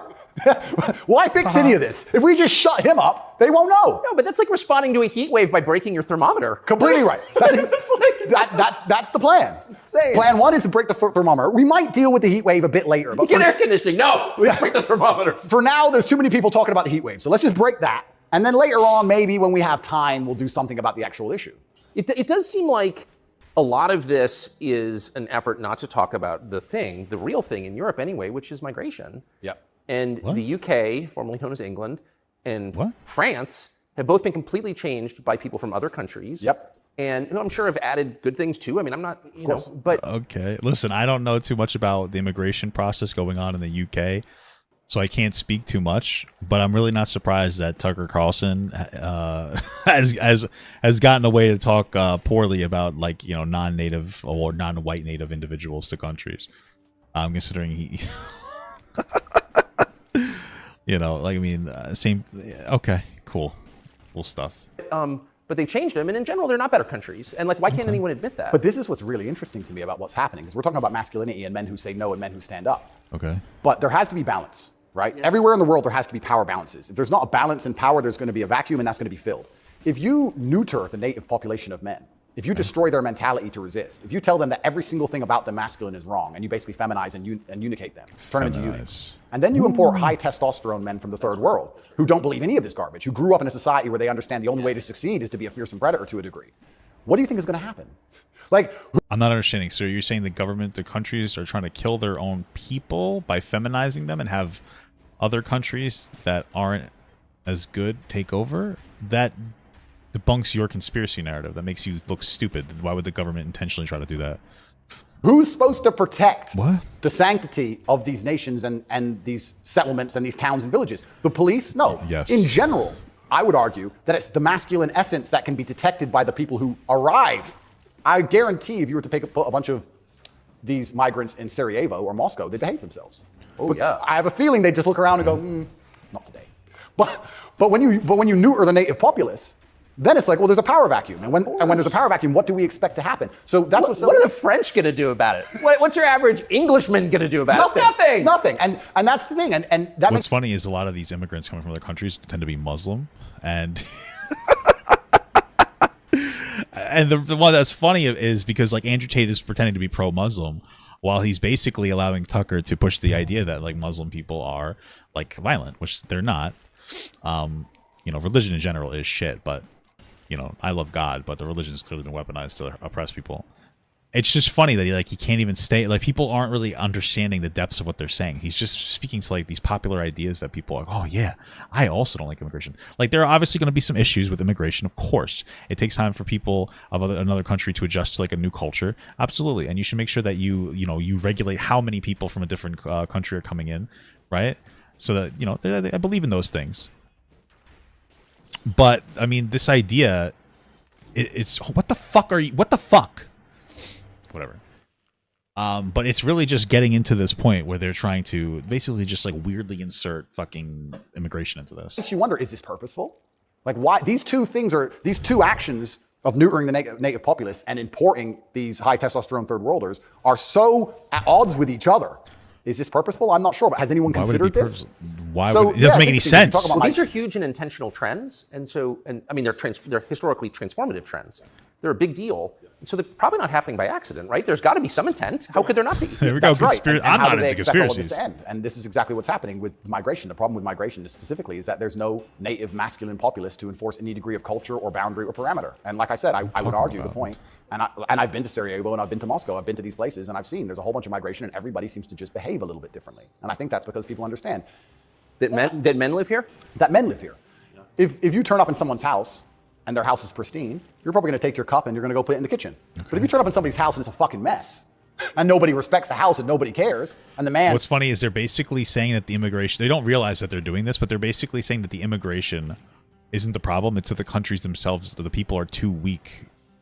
So if anything, this goes against what Tucker is trying to say, where he's trying to push this idea that we should limit the amount of people who come in here, and or rather we should, some people would consider it a dog whistle. To try to be oppressive about it, but is drugged out of his mind, half asleep on the couch. What are you going to do with your cup? You're going to leave it there. You don't give a shit. If you turn up to the Western world and look at Then you're going to hit on his wife. Absolutely. So what do we expect to happen in these scenarios, right? And it is purposeful and it is scary that even me just telling men to go to the gym is seen as an act of defiance to the point where I have to be punished. I must go to jail. I must be silenced. The thermometer must be broken. If at the end of all of this, no matter what happens, do you plan to stay in Romania? I love Romania. I love this country. And if I am found not guilty, I will stay in Romania, yeah. I will still stay here. I don't believe in running away. I also believe, and perhaps this is... Yeah, I didn't even want to ask you that because you've got a legal case pending, but I mean, presumably you're rich enough to run away when you haven't. Correct, I'm not going anywhere. I think if I was anywhere in the Western world, this would happen to me. I don't think this is Romania's fault. Let's put it that way. Yeah, I don't think this is Romania's fault. I think if I resided in Switzerland or France or Italy, the same thing would happen. From knowing what I know. I think it was going to happen to me regardless. And I think I do have a large amount of sympathy, especially amongst the Romanian population. I get thousands of messages a day from Romanians apologizing to me. whoa. I think the people here actually like me. My waiter at lunch yesterday is one of them. Is He he one wanted of you to know, yeah. Oh, amazing. This is what I mean. Everyone understands what's happening. My problem is not with Romania. I don't hold any personal grudges against Romania. I think that this Matrix attack was going to come to me. What is the Matrix? It's a conspiracy theory. Good question. I guess some Americans call it the deep state, but I like to look at it in a more global way. When I say the Matrix, I think there are certain agendas which are being pushed. I think the media machine and the judicial systems of the world work. I guess some Americans... What is the Matrix? Problem is not with Romania. I don't hold any personal grudges against Romania. I think that this Matrix attack was going to come to me. What is the Matrix? I don't hold any personal grudges against Romania. I think that this Matrix attack was going to come to me. What is the Matrix? Sorry, I'm hearing something. I'm trying to hear it better in the transition. Problem is not with Romania. I don't hold any personal grudges against Romania. I think that this Matrix attack was going to come to me. What is the Matrix? The only reason I hear It's not something. with Romania. I don't hold any personal grudges against Romania. I think that this Matrix attack was going to come to me. What is the Matrix? Yeah, I was just listening. I heard something there. Yeah, it's so weird because these answers are very prompted, or like it seems. I'm pretty sure that this isn't like an interview. This is like a here's how you should answer, because it'll seem relatable to talk about like the fucking deep state because it'll appeal to dumb fucking conservatives. Good question. I guess some Americans call it the deep state, but I like to look at it in a more global way. When I say the Matrix, I think there are certain agendas which are being pushed. I think the media machine and the judicial systems of the world work together hand in hand. I think the goal is to control people's minds to a point where they don't discuss anything that's important. The reason I use The Matrix is because I've watched that movie a few times and it has so many similarities to the... Have you seen the movie? No. You've never seen the movie? There, guys, there's a Matrix that's trying to control everybody. I figured it out through a Hollywood movie, though. By the way, Hollywood is big. Are you fucking kidding me? I'm stuck down here. Oh, no, I'm not. A Hollywood movie told me about it. It's like, oh, okay. That's really interesting. Okay. Movie The Matrix. No, I don't watch any movie. Tucker. I don't want to talk about it on camera. No, I'm very dyslexic and it's hard for me to watch video. Got it. Honestly. Understood. But there's so many similarities and Do I not... What is it? This dyslexia has to do with your ability to read. How would that have any impact? It's a learning disorder involving difficulty reading. How the fuck would that have anything to do with watching movies? Okay. The basic premise is that humans' minds are controlled and put inside of a false reality so that their body heat can be manifested for the machines. Wow, crazy. And I don't think it's much different to reality. Our minds are controlled. We're put in a false version of reality. We're told things aren't true. We're arguing over things that don't matter. We're observing a false version of events. Andrew Tate. And the goal of it is just to distract I'm us long engaging enough it for our too. bodies to be used for the machines, to soulless. And I think it's pretty similar. Pretty similar, striking similarities. And even then, there's a bunch of other similarities which are difficult for me to explain. You haven't watched the movie, but there are agents inside of the Matrix, and the idea of the agent. The purpose of the agent is to make sure that nobody understands how the matrix really works and wake anybody's mind Tate up. They want to keep understands you it. asleep. He understands it. And He gets any it. person can become an agent at any time if they're not unplugged. If their mind is not free, they can become an agent, and their job is to keep you asleep. And you see agents Wow. So like the agents won't even realize that they're agents. Wow. That's what hell of a conspiracy theory you got going on there. all the time. COVID awoken me to agents. When I would sit and talk to somebody and they seemed perfectly rational and normal until I mentioned COVID, and then they'd fully change. No, it's dangerous. No, what do you mean? What do you mean? Are you crazy? My grandma got sick. And they became an agent instantly, started repeating the news to me. Their grandma got sick isn't news. The grandma got sick is like, wow, this is it's very real. And part of the reason I know that is because of this anecdote, on top of the objective facts that we've been hearing about COVID in the news. But okay. And I was like, your grandma got sick. How old is she? 97? Interesting. Okay. Oh, I better lock myself in my house then. Dumbass. So Okay. So are you like just let old people die? Is that what I'm meant to get out of this? Or like, yeah, if you're old, you just die to COVID. We shouldn't have it. Like, if your biggest argument is like COVID wasn't that bad for young, healthy people, but like old people, who care? Like, what are you saying? Who cares about the old people? Like, was that your argument? It's like, yeah, let the old people die. I don't get it. I don't really get the argument there. Oh, so your grandma was getting sick? Wow, fuck her. Let her die. Why? I don't get the argument. It doesn't seem like a very intelligent argument to just be like, yeah, let old people die. I don't get it, especially since most people who believe COVID was a fucking conspiracy were old people, old dumb fucking people. So, I mean, I don't know. I don't get the logic there. I don't get it. agents exist and the matrix exists, and I think most people's version of the world is a false one. The idea and the world that most people have in their mind and how society functions and how all these things function, I genuinely believe is completely false. I think they've all been lied to. I don't think anybody understands how any of the world works. Yeah, except for and I try and use some very simple, buy my course, $60 very a month. simple analogies to wake people up.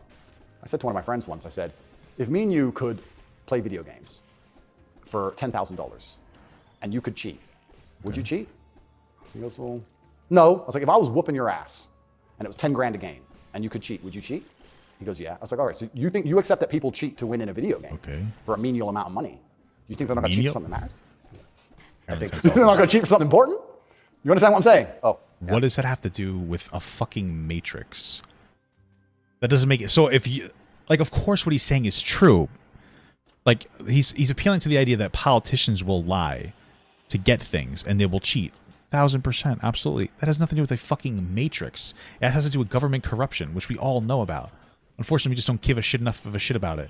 And we're more focused on like what fucking gay people are doing rather than what's like the actual problems in the world. What the hell are you talking about? It's just like preposterous bullshit. Jesus Christ. Oh my God. Yeah, so How about to get the most important job in the world, President of the United States? I would never kill myself. I mean, people kill each other over insurance fraud. You don't think, right? Yeah. You know, so when you actually understand how the world really works, you know what's really interesting? Oh yeah, they were just they were appealing to like the January 6th stuff. That makes sense. Okay, that's why he was saying that. You think about the President of the United States. January 6th, Trump actually did win. No, he didn't. People are embarrassed by Trump. Like fucking insane cultists that like love Trump. That's what they are. Like they're fucking basically cultists. Oh my fucking titties. I feel like a lot of conservatives are just over Trump and they're like, wow, this guy's a fucking idiot. There was this big military coup in was it Myanmar or Burma. One of these. There was a big military coup like a year ago or something, and nobody really cared. They mentioned it on the news a little bit, and I looked at it and I looked into it, and they were talking about how the two political parties were almost 50-50, and then in the 90s something changed, and now one political party just smokes the other one, and the military took over to restore democracy and all this stuff. It was very interesting, the voting machines they used. Really interesting, something to look into. What? What the fuck are you talking about? Also true. Why do you think support for the war in Ukraine, support for Ukraine's side in the war against Russia, support for a war against Russia in the West, is kind of the bottom line issue for the people who run the U.S. government and for the American media? Why? Because Fox News is insane and conservatives are fucking morons when it comes to Russia. Here's the reality of the situation. First of all, Ukraine obviously is flawed and they have their issues, but Ukraine is an ally to the West. We tend to treat our allies well. That's literally demonstrated constantly, right? Now people will be like, well, I don't think we should do that. Letting Russia, a government that is antithetical to freedom of speech, which conservatives, I guess, pretend to care about, except when it comes to Russia, we're helping Ukraine defend against that. It's not this huge hot take. Our ally needs our help, and Russia is trying to take over more land. That's what they're trying to do. They're trying to take over more land. They have historically starved out other like Ukrainians so they can implant Russians there, and they're trying to say that they have a claim onto these different areas in the Ukraine or in Ukraine because they're trying to invade it. That's what's actually happening, right? And so we're like, hey, let's defend an ally. Like, that's not like a hot take. Very normal thing to do, to defend your allies. It's a virtue we're supposed to adhere to. That's it.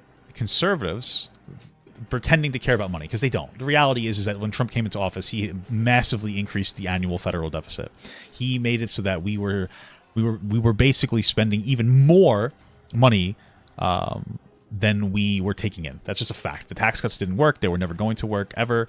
It was a dog shit idea. That was it. Conservatives are the least fiscally conservative or like responsible people in the entire world, or at least in the United States. They just are. I don't know what to tell you. Every time you have a conservative in office, we're not talking about the debt, the deficit, the amount of money that we take in versus the amount of money we spend. We take in less money than we spend when conservatives get into office. All the time. They are not. They don't care about money. It is a virtue signal. They are fine spending $900 billion on military aid and have zero care about actually getting any kind of audit to be done properly or correctly. These people do not give a fuck. Okay, at least like political conservatives, right? They started to talk about, oh, we need to save money. We need to save money. They don't care about that. What it really comes down to is that conservatives love to guzzle Russian cum because they hate gay people. It really is that simple. There is no economic platform or serious platform that conservatives had except for gay bad right now. That's it. That's the whole thing. Look into any of it. They don't care about literally any other policy except we have to just figure out some kind of a law to oppress gay people in some like obnoxious way. That's all it is. Right? You want to have an issue with gay and trans people, whatever, fine. But there's nothing else except saying no. There's nothing else. That's the whole thing that centralizes. That's it. That's it. Yeah, they're concerned about their money, but they're not concerned about anything. I'm not saying Democrats are amazing, but like they're just, I mean, they're the only ones that actually, they care slightly more than conservatives, which is not a lot, or not at all. So, like, that's why it's become such a, like, it's not a really polarized issue. People are very susceptible to, like, what dumb fucking people will say on Fox News. Like, that's really what it boils down to. Fox News can tell you that, like, the fucking sky is falling, and then you'll start crying. Like, people who engage in that, it's almost embarrassing.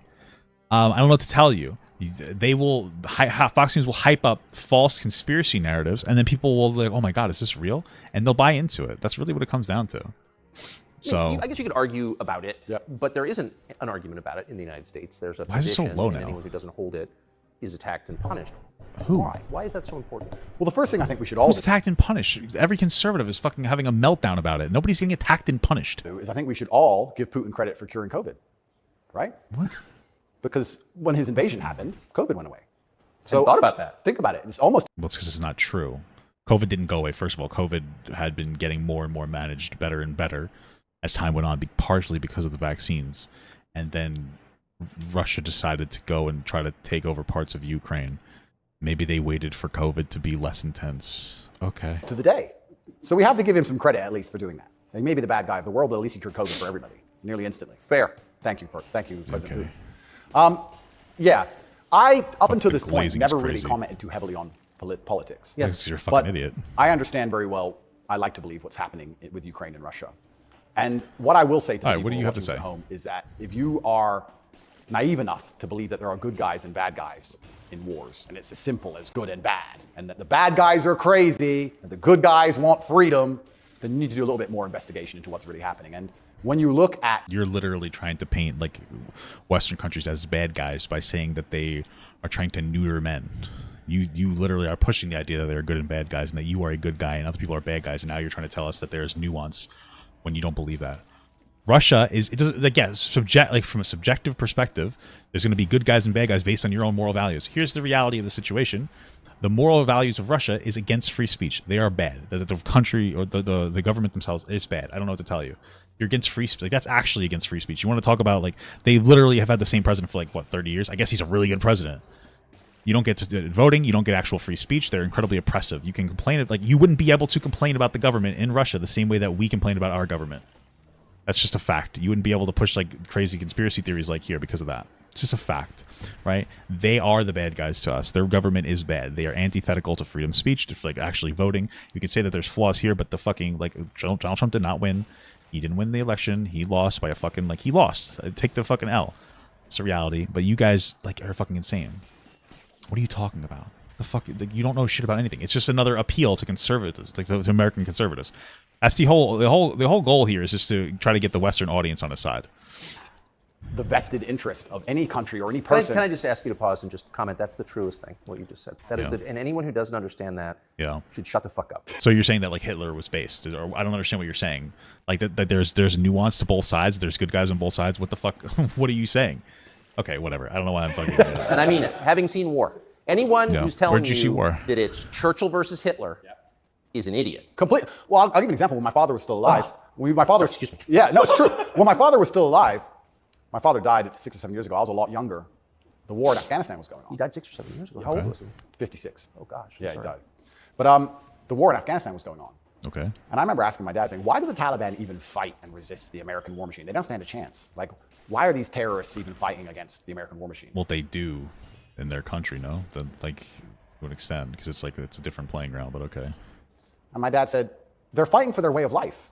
They want their wife, and they want their children, and they want their society and their language, and they don't want pride flags, and they don't want American bullshit, and they don't want to be told what to do. The war in Afghanistan had nothing to do with gay people. This is how you know it's a lie, because nobody gave a fuck about gay people. Like, when the war of Afghanistan began. I don't know what you're talking about. I'm not going to say that America engages in, like, fucking virtuous wars if they haven't for a long time. But it's not like fucking terrorist organizations that are incredibly oppressive as well in other countries. It's not like they're the good guys either. Pretty sure, like, the Taliban, like, the second we left, they, like, already oppressed the fuck out of women and stopped letting them go to they stopped letting them go to fucking college. So, I mean, clearly there were some benefits of us being there. Let's just be absolutely real here. Oh, fuck you. And they're fighting to be a culture and be a people which is independent in and of itself. Like, they're not the bad guys you think they are. They're people who are like, why are you here? What do you want? We don't agree with that. That's against our holy book. Fuck off. Right? So even there's no such thing as good and bad in any war. And people, who was your father? My father was a chess master. Wow, he's such a great guy. I want to glaze him too. The CIA. And then he was American. What? He was discharged. He worked for the CIA. What the fuck? When did that happen? And for a story I won't tell, but he was a chess master, and it's very interesting. I encourage people to look at his Twitter. He still has Twitter at Tate Terrific. And everything he was talking about 11 years ago is so important now. 11 years ago, no one cared about. We had the Donbass in 2014. People cared. Yes. People cared a bit. But he was literally, he predicted the future. You want to see how chess players can see the future? Read his Twitter. Everything from LGBTQ, why they need your kids because they can't have their own, to the war that's coming and how Europe's going to have an energy crisis, to the letter. Hey, see, I see the letter for me. I guessed everything. See, it's just homophobic, like, dumb bullshit. It's all just like anti-LGBTQ founded propaganda bullshit. So, how do you like that? Very easy to estimate that. Twitter. It's amazing to read. It's like you could tell the future. 10 years ago, no one talked about any of this stuff. Did he live in the U.S.? Yes. Yeah, he lived in America. Fascinating. Yeah, it's crazy. Fascinating. But he was telling me about a lot of this stuff even when I was a lot younger. And wow. As we said, there's no good guys and bad guys. But so basically, your father was deeply homophobic and unintelligent, and he passed that on to you. Wow, amazing, amazing. Who would have fucking thought that?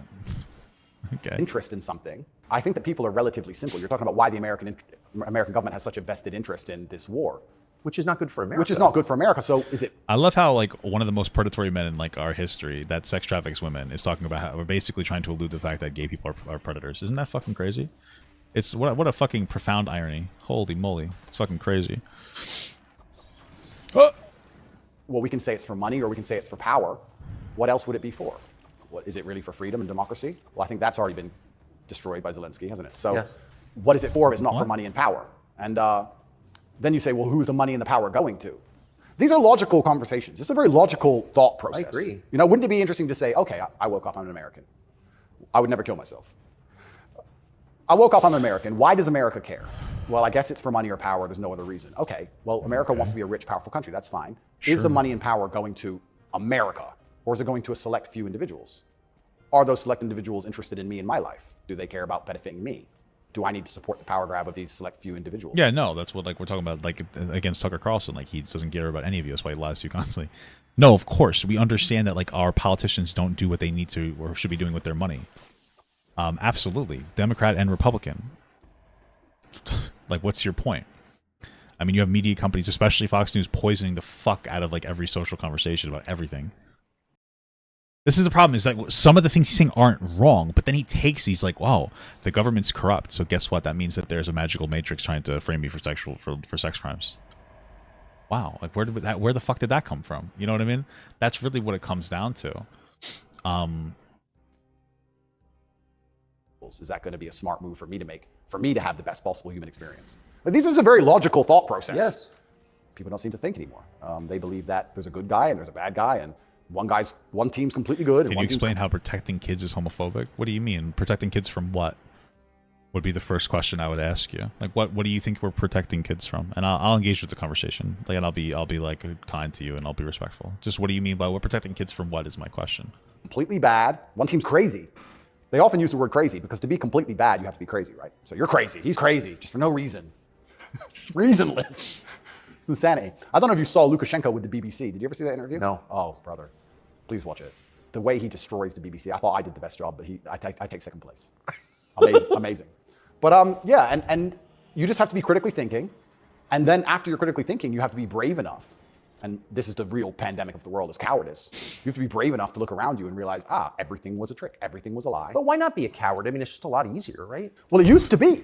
This is the thing that's interesting. I would actually argue in the 1950s and 60s, if you were to agree with every single narrative and obey every single law and do exactly what you were supposed to do and pay your taxes, etc., you'd at least get a wife who respected you. You'd at least have children who could go to school without being indoctrinated to a degree. Yeah. You could have a nice house. You could have a pickup. What are you talking about? You kids would be like, what does that mean by indoctrination? There's always been particular narratives pushed at school. The difference is they used to be religious, and religious people like that more. And now religious people are complaining because there are not religious narratives getting pushed as much, because we have this thing called separation of church and state, and people are like, we're actually finally adhering to that.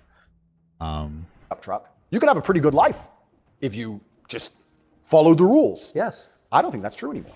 I think that if you are a man especially, and this is what I talk about masculine issues, if you're a man who is born and you decide to do exactly as you're told, you're going to end up depressed, in debt, working a job that you hate, with a wife who doesn't respect you, with kids who don't listen to you, in a house you don't own. Part of this is true, but again, this is a problem with, and again, Fox News is the biggest pusher of this, problem with middle class not getting represented to the degree it needs to be in any capacity. And again, Fox News is the biggest pusher of being against, so you want health care so you don't die? Wow, sounds like socialism. Oh, you want to raise the minimum wage? And I'm more of a UBI guy. You want to raise minimum wage? It sounds like communism. Oh, this is socialism. It's conservatives that are allowing this to be maintained more than anybody else. I'm not saying Democrats are perfect. And then you want to complain about it. No shit, but this has nothing to do with a fucking matrix.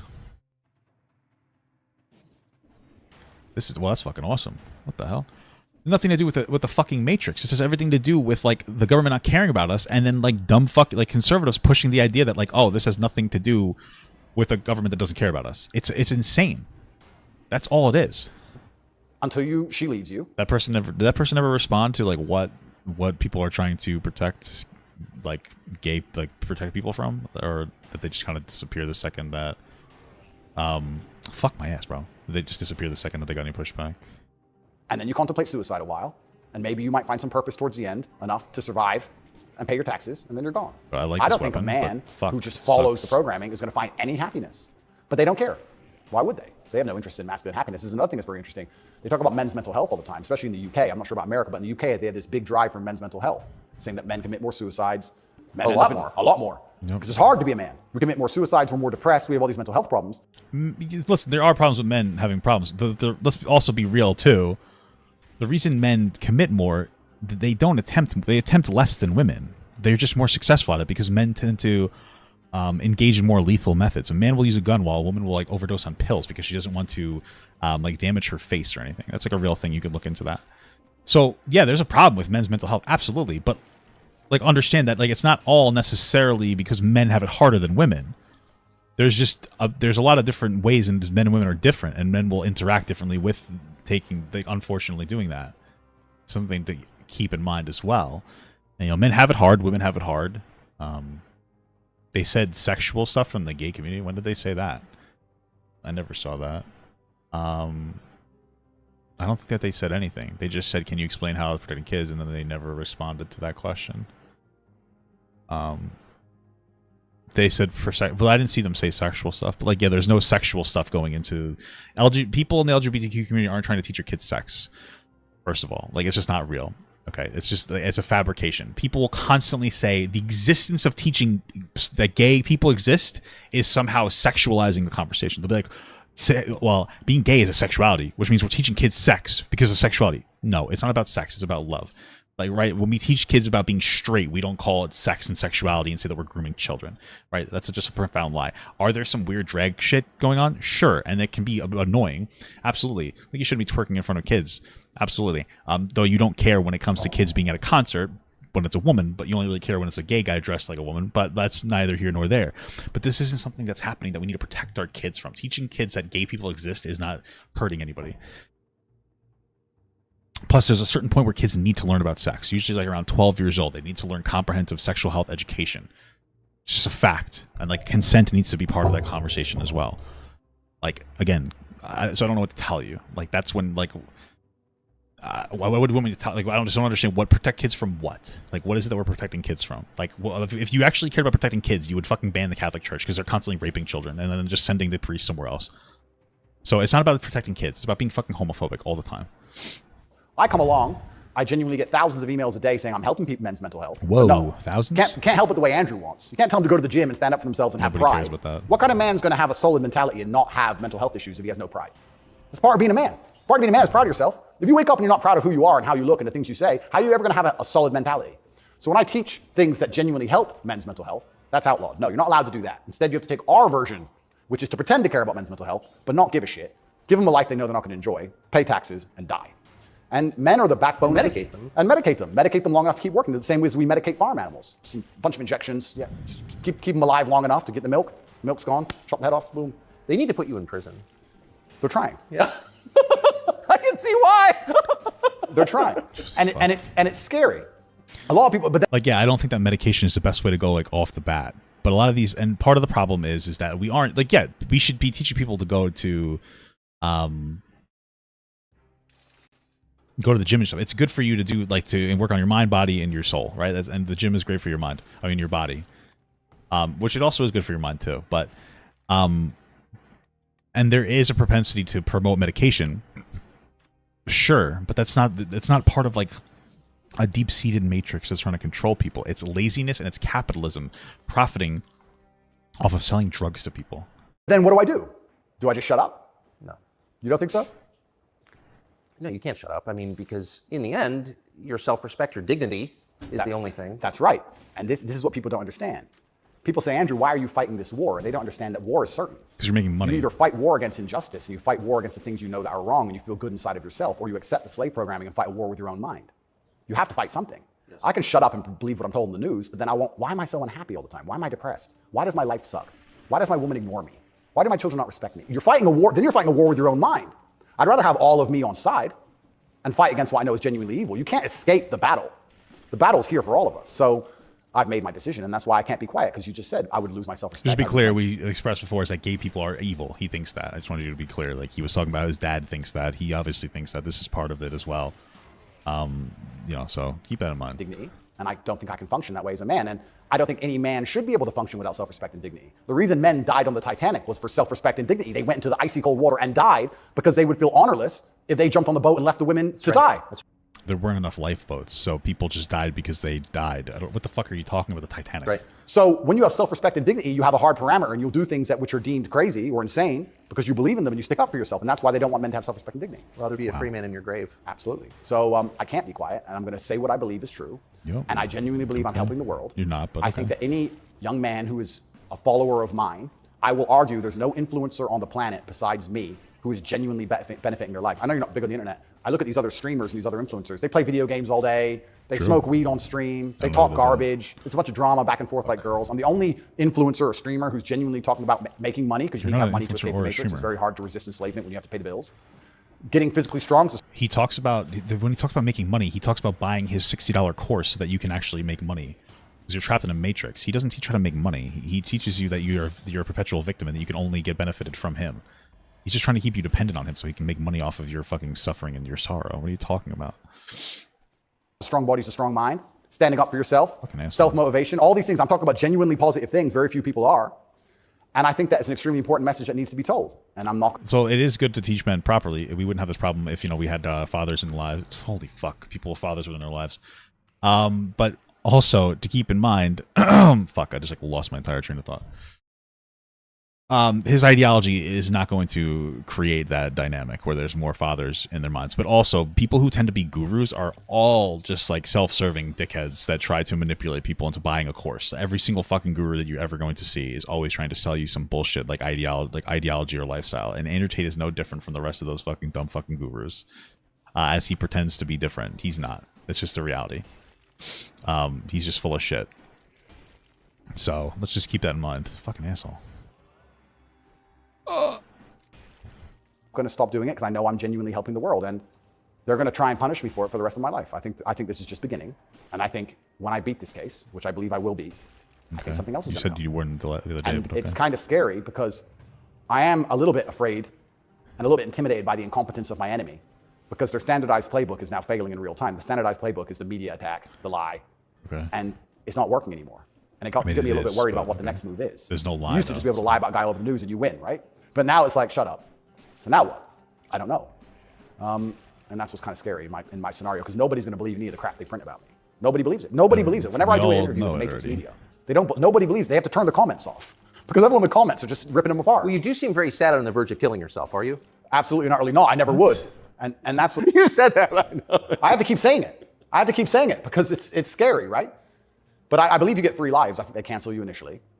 And then when that fails, they try and put you in jail without a reason. And if that fails, there's only one option left after that. That's right. So I'm in a very scary scenario. But I guess the same as the men on the Titanic just couldn't get on the lifeboat.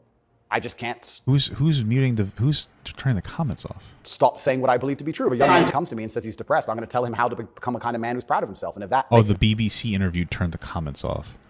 I have no idea why they would do that. But the kind of person that resists slave programming, I'm always going to be public enemy number 1. You've said depression isn't real, or it's not, as the way we describe depression isn't accurate. What do you think of depression? When I say depression isn't real, that really upset the world, especially the liberals, because they all live on medication, right? Because you're a fucking moron.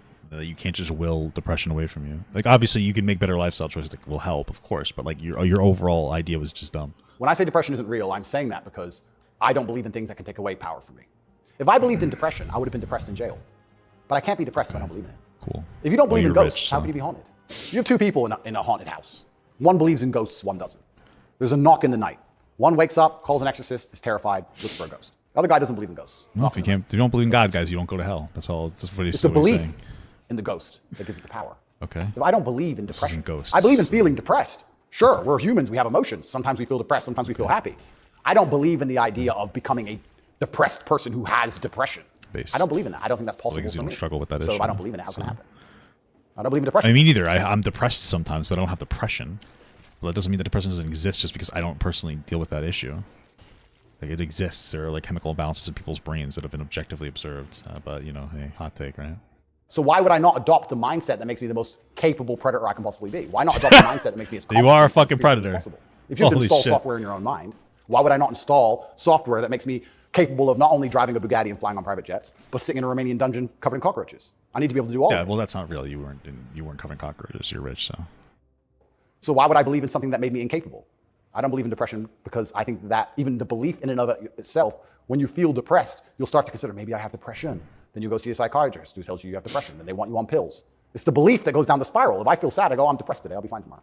Okay. So why? I suspect you're right, or what you're saying is pointing toward truth. That's my personal view. But even if I disagreed with you, I disagree with you. Why is that so offensive, what you just said? Because he's also a sex trafficking rapist. So it's just part of that. Well, that's what's interesting, because when I said depression wasn't real, the number of people who would attack me defending depression, this is why I didn't understand. Right. You say depression isn't real, but depression's ruined my life, and it's super real, and it's ruined my life, and I lost my marriage. I'm like, if I told you it wasn't real, you should be coming to me saying, tell me how it's not real. Please help me with my depression. Why are you trying to convince me that it's real? Why are you sticking up for it? Because you're wrong. Why are you defending depression? And why would I adopt the thinking of someone who's sad? Why would I? You're going to convince me to take your worldview. You just told me your wife left you, you're fat, and you want to kill yourself. And you want me to sit here and go, with my perfect life, and go, you know what? I want to think like this guy. You're out of your mind. I don't believe in it. And because I don't believe in it, it's made me The kind of person who can't become depressed. And the reason they don't like me attacking that is because depression is a fantastic way to subdue a population. Okay. Right? If everybody's depressed, it's hard to have a revolution. You're depressed. Oh, they've locked us all in our houses. I don't want to go outside. People are constantly advocating. What are you talking about? You don't even believe this. Bro, the conservatives shouldn't even believe this because, like, what they were fucking crying about the revolution of the BLM riots. People obviously still have the ability to go out and fucking riot. What are you talking about? This hasn't even been demonstrated in recent history. People aren't too depressed to go out and you know, revolutionize or, you know, have a protest. What was fucking BLM? Like, what was all that shit? Even if you disagree with it, it still was happening. So people clearly aren't depressed enough. Reason they don't like me attacking that is because depression is a fantastic way to subdue a population. Right? If everybody's depressed, it's hard to have a revolution. You're depressed. The population is literally complaining about everything every day, about all like the issues, the different systemic issues that are going on. And you're trying to make it seem like everybody just like takes everything as like a fact. It's just a bizarre, it's just such like an unintelligent, non-nuanced point. Like I say it all the time that like there is a laziness to some progressive ideology. They're not necessarily wrong. I'm a progressive, but people don't know why they're right because they don't have to put any mental energy into actually understanding why they're correct. All right, they just have, it's just, they oh, okay, this sounds true. They don't know why it's true, right? That absolutely happens. It's the same thing. It's like the same thing with religion, though, right? It's the same thing with like, oh, God told me this, so this must be true. Gay people are bad? God, okay, well, the religion said it was true. The conservatives do the same dumb fucking shit all the time. Like, you're trying to make it seem like it's a fucking progressive exclusive problem. It's not. But people are still advocating against things. So what the fuck are you on about? Oh, they've locked us all in our houses. I don't want to go outside anyway. I'm sad. Right? So depression's a fantastic tool of population. You keep talking about COVID. They have no problem with you being depressed. All he has. They have a problem with you being the opposite, principled and energetic. No, you don't want principled, energetic people. That's a problem. A bunch of depressed people, easy. If you had to invade a country, would you rather the opposing army be principled and energetic or depressed? I don't know. I'll tell you, I would not want to be invaded by a cheerful army. Absolutely. That's scary. They're having too much fun, right? You want them all to be depressed. So A morose army is easier to defeat. I agree. Absolutely. So depression is a defended idea. You're not allowed to even talk about it. You're not allowed to help people get out of it, right? They like the idea of a depressed population. And this is what I say to people. Now, I'm not stupid. I understand like PTSD is real. I understand mental health is real. I'm not saying that, but I say if you're an 18-year-old boy or 18-year-old man and your life is pretty much okay, bacteria didn't steal your eyesight, which could have happened. You never had a car crash and lost both of your legs, which could have happened. You're actually very fortunate. And you wake up and you say, I'm depressed. I think you're an idiot. I don't think you're depressed. I think you've been psyoped. This is like a totally different conversation. So like this is what it's so stupid. There's a difference between saying, hey, depression is real versus saying I think that some people are playing into like a victim complex and think that they're depressed when their life is really easy and they shouldn't be. Because that's probably true as well. Like especially TikTok, social media makes mental health issues. It makes them hip, trendy, and sexy. Oh yeah, I have depression. I have ADHD. I have autism. I have this. And that doesn't mean that these things don't exist. It means that people will inflate these situations and they'll like pretend to have problems that they don't have because they get incentivized. That exists. That's not the same thing as saying depression doesn't exist. Depression does exist. Oh, motherfucking penis. So like and the problem is that again, dumb people will look at that and go like, you know what? I'm seeing it on TikTok. Depression must not exist. But he has a wild claim that doesn't have any actual backing to it. And then he attaches something that's like, yeah, it's a real thing to it without any nuance. Like, yeah, so this must mean depression doesn't exist. No, you're dumb. Like, things are overinflated. I agree with that 100%. Right? Like, it's sensationalized. But, like, depression exists still. I think you feel a little bit of depression, and you can fix that by changing your life. I think if you became rich and strong and smart and successful, and you worked hard, and you dedicated yourself, and you were motivated, and you tried your very, very best to become excellent, you probably wouldn't feel depressed anymore. Which means it's not a disease, is it?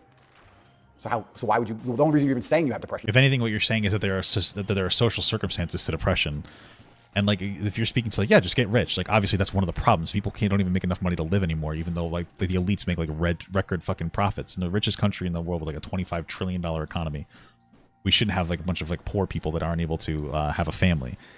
Tucker knows this because I've seen him make this point before, but he doesn't care. So because you believe in it. So you're arguing for cause and effect. You're saying if you live a certain way, you're going to feel a certain way. Absolutely. And I also would argue that I think we've evolutionarily, what if I lived as a sex even though slave we believe in God, for I think that we've designed ourselves and the human has grown into a way where if you feel depressed or sad, I think that's a fantastic trigger or a warning signal to do something. If you were to say to me, Andrew, you have to complete this monumental task. You have to conquer the world. I would say, okay, but I need a emotional motivation to do that. I need to be unhappy having not completed the task. I need to be uncomfortable, right? If you're uncomfortable being out of shape, you'll get in shape. If you're happy being out of shape, then you're just going to stay out of shape, right? So if you feel a degree of uncomfortableness inside of your mind, I think it's just your mind telling you that something about your life needs to change. Yes. You need to get up and change something. Guys would say to me, I'm depressed because I'm fat and I have no girlfriend. Okay. And I'd say, no, you have no girlfriend and you're fat and that's why you're depressed. Sure. If you go change that's those definitely things, true. you'll probably be surprised that your disease goes away. I had another But guy. not everybody with depression is fat, right? So that's a problem. And there's definitely parts of it, of course. I don't think that the first goal should be going right to medication, but these are complex issues. So if you have like a bad diet, and this is the problem. Let's say you go to the doctor and like you are fat, and you know you have issues, you have health problems. You need to go to the doctor and you need to monitor the current health problems that you have. Like let's say you need to monitor that first, and then you need to work on yourself after the fact, right? So like for instance, I have diabetes, right? And so what do? I go on medication because it gives me more energy. So I'm on diabetes medication, and I've been going to the gym with my wife. Like, you know, we've been trying to eat healthier. You know, what did we have last night? We actually had a pretty good dinner. We had a home cooked, we had steak and salmon for dinner. She had leftover vegetables from the night before. Oh no, she made like what did she make? Fucking, what is it called? What is it? Popeye the Sailor Man eats it. Why the fuck can I think of this? Spinach, and I had broccoli because I don't like spinach. So we had a home cooked meal. It was pretty good. It was like it was pretty solid, right? Like that's what we did, right? So we're trying to get our shit together, get like healthier. What the fuck? But you need to have that first initial thing for like you need to get control of your current problem. So if you're depressed right now, you need to get like you might need medication to help you start and then fix your life outside of that because you need to deal with the immediate issues because depression can really fuck you up, right? And then you might be able to wean yourself off medication. So he was going to kill himself. I said, listen, it's back when I used to reply to my emails when I was smaller. I said, make me a promise, get a six-pack first. Of beer? So get a six-pack first, get in fantastic shape, and then do whatever you want. Didn't want to kill himself once he was in fantastic shape. So he did it? Yeah. So you're telling me that you told him to just stop being fat and get a six-pack, and this guy, that would take like years for that to happen, or like let's say it would take him 6 months. He was just like, oh, and he was happy. No, he didn't have real depression. Like that depression probably doesn't exist. But that's not the same as somebody with like clinical depression that has a chemical imbalance in their fucking brain. That's not the same thing at all. Also, the advice to like go to the gym is usually terrible advice because the people who say it just say go to the gym. It's good advice to go to the gym, absolutely. But they won't give you like how do you go to the gym? What resources do I operate with? What routine should I fucking engage with? They won't give you any of that. They'll just like go to the gym. They don't go in depth about like the specifics, like the specific routines or mentalities or different resources you can look at. They don't talk about like I talk about this all the time. I know people are annoyed, but like Wendler 531, 5x5 strong lifts. It's like 5x5 strong lifts is a great place to start. When it comes to like engaging at this, look up like Alan Thrall on YouTube. These are the people that you want to engage with, so that you can actually. It's more than just go to the gym. It's like knowing what you're doing when you get there because it's intimidating and there's a lot of different information out there that's wrong. If you go on like a lot of websites, you'll go on there to try to get information and it'll like Men's Health will just give you a bunch of. They won't give you a routine. They'll just give you like, oh, do 10 like fucking 4 sets of 8 12 bench. That's not a routine. That's not how much but what numbers you should do. It's not warm up protocols. It's not progressive overload protocols. It's not deloading protocols. It's not like it's talking about like how you should like correctly execute the exercises. It's always vapid advice. Go to the gym. That's all it is. But you need a lot more than that. Before and after, I put them on Twitter. Kind of interesting, that, isn't it? So how are we going to say we have this disease, which is cause and effect? How are we going to say we have this disease where there's something wrong with you as a man, you have a disease because your life sucks? I mean, I don't think that's true. I think that your life just sucks and you should change it. And another thing I also preach, and this is another thing that's very important, I also think as a man, because life as a man is pain and suffering, and when I say that, because you're never going to be a good man or good at being a man without pain and suffering. You're going to have to go through a bunch of shit and have a terrible life to become a good man. That's just not true necessarily. Everybody is going to go through struggles in their life, man or woman, and you have to be able to overcome those struggles in order to grow. But you need to be able to overcome those struggles. You need the right tools to overcome those things. It's just like working out. Like you can't overtrain. So if you're somebody who, this is again one of the reasons why people are depressed is because they don't necessarily have the tools to overcome the problems because we're not providing enough financial like accessibility to people or like good jobs like we used to. You can't buy a house on a fucking minimum wage income like you used to be able to. You can't afford school on a minimum wage income like you used to. You take out a whole fucking loan. I think you should embrace that and accept it. And then you have rich people buying up houses and then flipping them, and it's just dog shit. That's the problem. And I think that the correct mental model for men to have is a degree of stoicism and not to be too concerned with even how they feel. If I woke up today happy, I would have done this interview with you. If I woke up today sad, I would have done this interview with you. What's the difference? Why put so much importance on my emotion if certain things must be done? I must work, I must train, I must see Tucker Carlson, I must resist the Matrix. I've got things to do. So why are we going to sit around and talk about how I feel if it doesn't even affect how I act? And as a man, it shouldn't, because there's too much to do. And the masculine world is hyper-competitive. This is another thing most people don't understand. Totally agree. It's hyper-competitive out here. All the women People want a few men at the top. The Ferrari, you don't want a Ferrari to drive fast. You want a Ferrari because other men want Ferrari and can't have one. I don't know. This is just such a brain dead perspective. First of all, people know how hard it is out there. They're living it every day. Second of all, everybody wants the best person that they can get, whether they're a man or a woman. This is not gendered at all. It's no shit.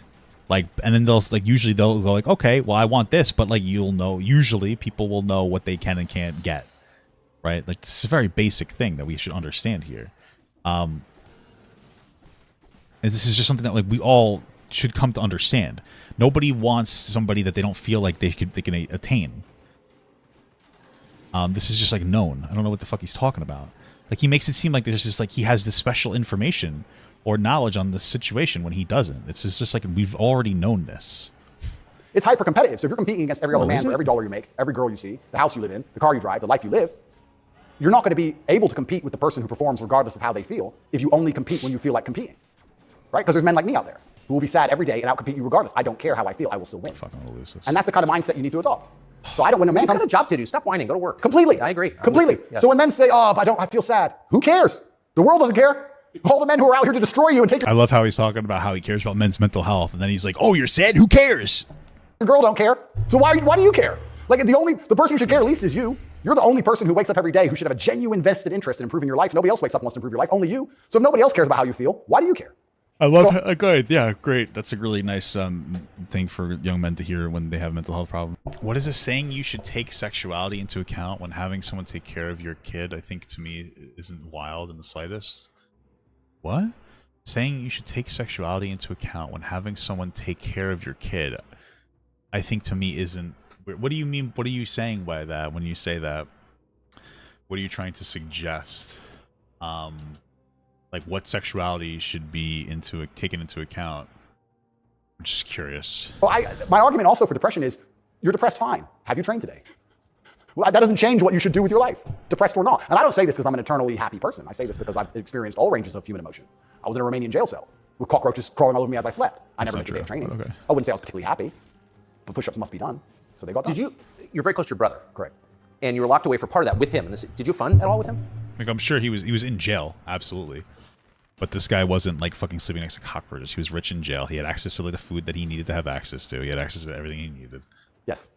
I do think there's something inside of men, whereas if you're with your boys or you're with your group of men, there's something inside of us. Totally. And it allows you to make the absolute best of the worst situations. Maybe that's an evolution from war. You know, all the men went to war and you saw all this pain and suffering and you saw heads, people decapitated and you're injured, but then you sit around the campfire and you're laughing. You're laughing. That's right. It's something inside of us that's like a coping mechanism when you're around men. So when me and him were together, no matter... They said that it would be more uncomfortable with a gay man watching their kid than a straight man. Why?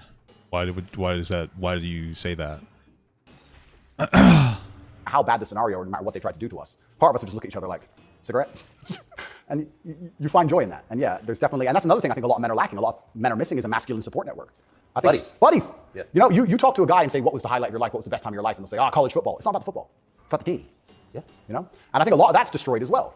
I mean, that's just like having a community and friends. And like, yeah, part of that is damaged because of the internet. That's an internet problem though. So like that has nothing to do with some matrix.